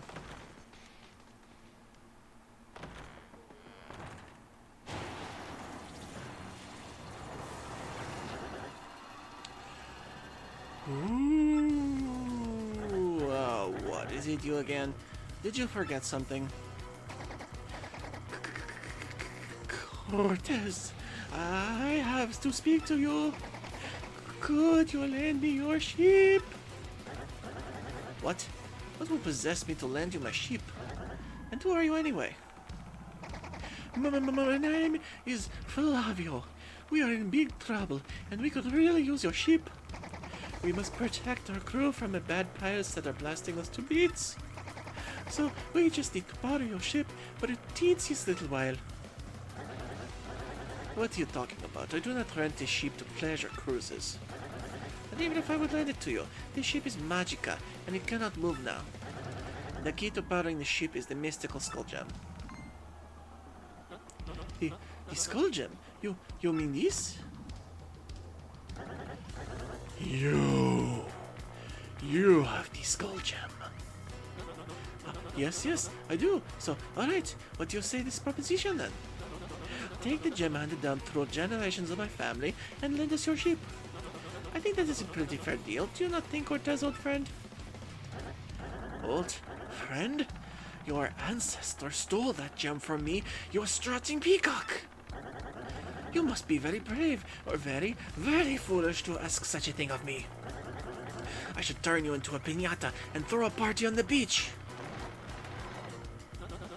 Wait a moment. Do not make me make Mario trounce you again. While he fights you, I will throw the stone into the sea where you will never find it. How would that be? You'll rattle my bones, Senor Peacock. Bueno dia... Wait, alright. Bueno da... Never heard that word before. Igual? Bueno da igual. Fine, take it. I accept your bargain. Now be very careful with that gem. Ah, chicken man. Flavio, I did not make my fortune by failing in negotiation, no. You can take your way through any deal, I say. Now, you take this.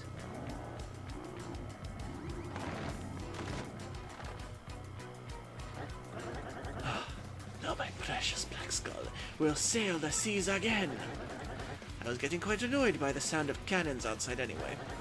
Now I can really stretch my bones and wreak havoc on the seas like the old days. So Mario, feel free to thank me for any time for saving us all, but for now, we sail.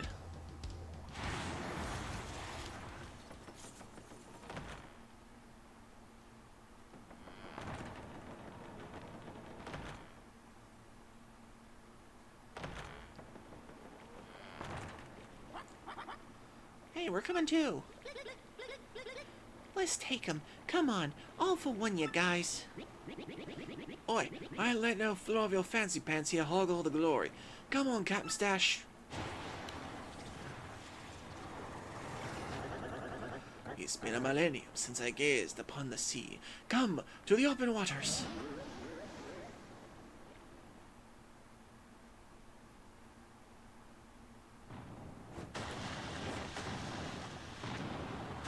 Dude, you are just firing on an empty beach.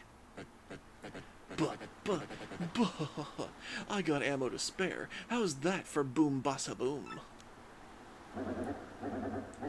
Your fire cannons here without my permission. You have nerve, mortal.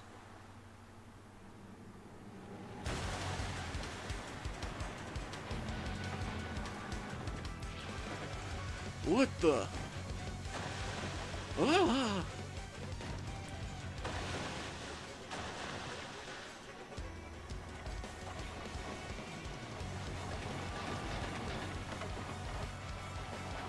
This part's pretty metal.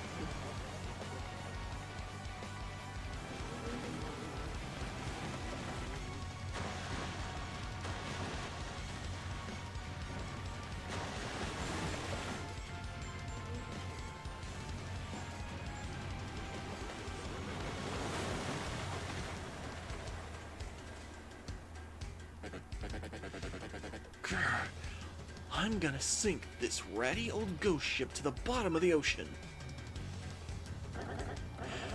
Hear my voice, spirits. Take the ship and show them the meaning of fear.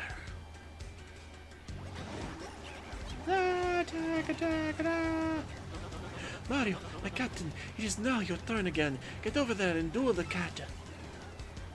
Okay. Yeah!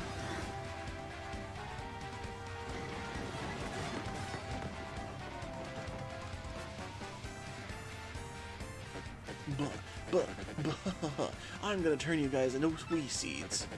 Wait, that's not right. I'll turn you into seaweed. Bah, enjoy. Ugh. Ugh, excuse me.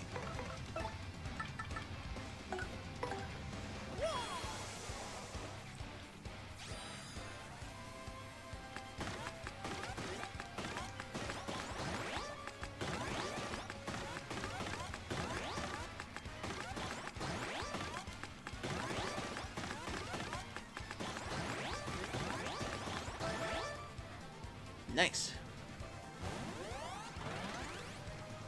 4 defense, 4 attack. We are awesome. And for 3 turns. Okay then, girl. Get to it.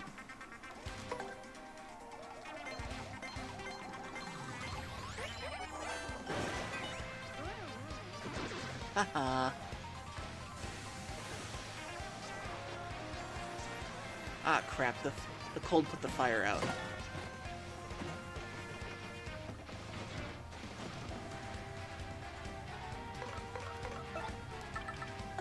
Power bounce time.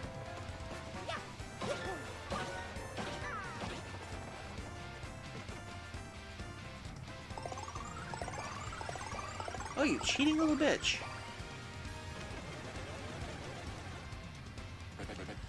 Oh, man, this is no good. I thought I was almost aced for a second there.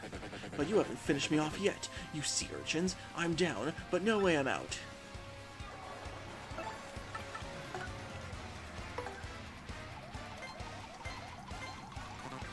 Damn it, wrong button.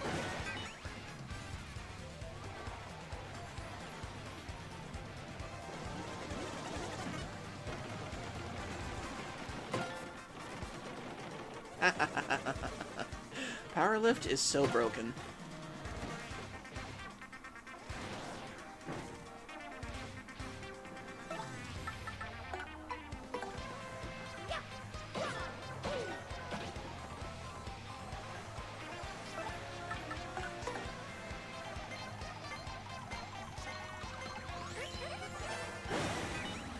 I win.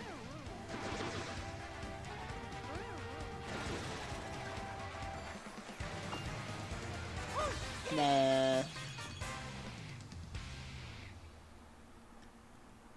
That was easy. Oh yeah, oh yeah, oh yeah.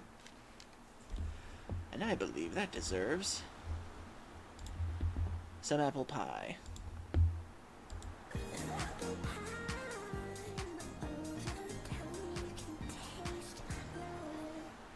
Ah. Man, this is getting old. How could I lose? Again! I hate losing! Now I gotta think of another excuse for Grotus. Grr. And with that, pow! I'm gone.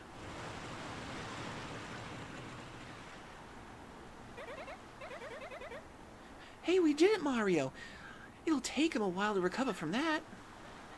Yahoo! Way to go! Yar! Cola's on me! Way to go! Eat seaweed! We did it!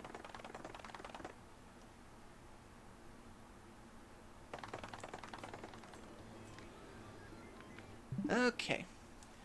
And with that, we shall call it a night. And we will continue with Peach's next story quest. Possibly either tomorrow or the night after. We'll see. For now, let's do our outro.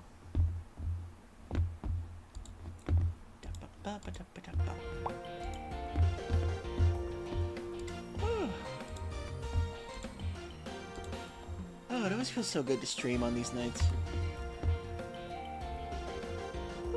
So thank you once again, everybody, for joining me. I greatly appreciate you being here.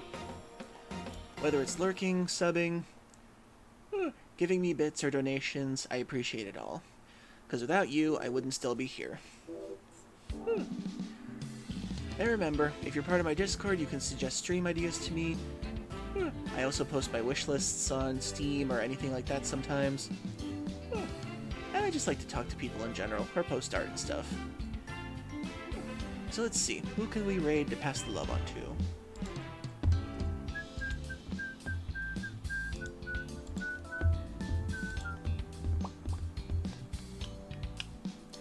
Let's see, we've got Draco of Zeradith,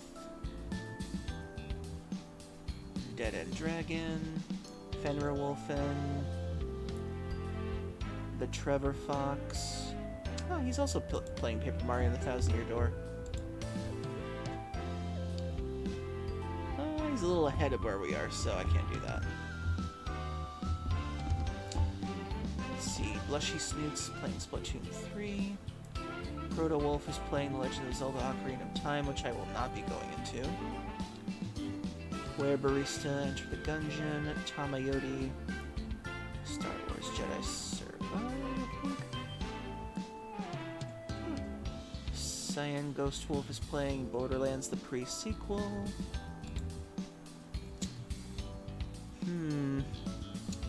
What to play, what to go to.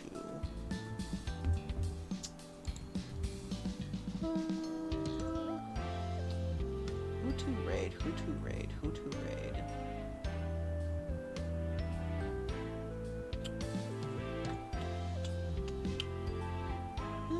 Maybe I'll look for somebody on my recommendations.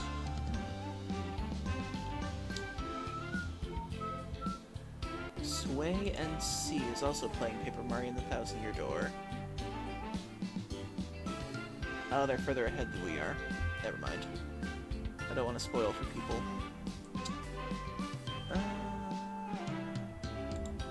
Mr. Mittens Meow.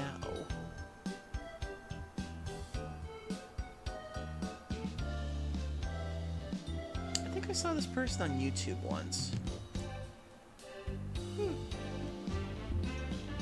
They're currently playing some demos.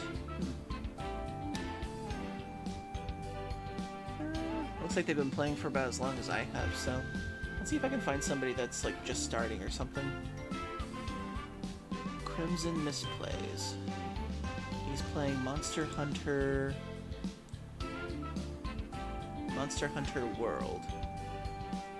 He's been playing for about as long as I have.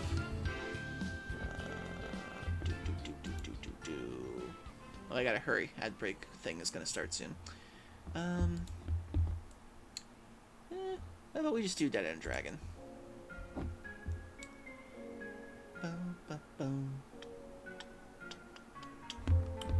We can use some dragon muscles. Okay, we'll raid Dead End Dragon then.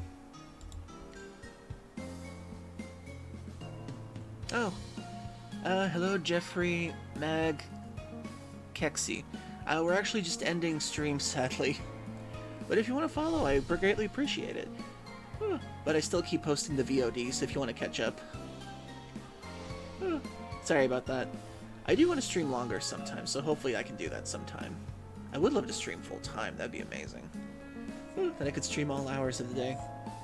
Okay, well thank you for the follow. It just says first time chat, so I just assumed.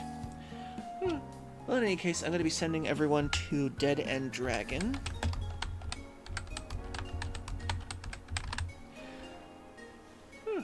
And I hope you all enjoy Dragon Muscles, because he is quite handsome. Okay, then. Hope you all have a wonderful rest of the weekend. I will be back tomorrow, 10 p.m. Eastern Time Central, where I'll be playing Final Fantasy V once again with Captain Fox, and we'll probably do some more Paper Mario afterwards. Oh, you lurk a lot? Okay. Gotcha. I will see you all tomorrow, if you can make it, and I'll also be on Sunday, same time as usual. Thank you all, and I shall see you all later. Have a great weekend. And remember, dream big, be big, think big. Just be big. See you later. Bye-bye.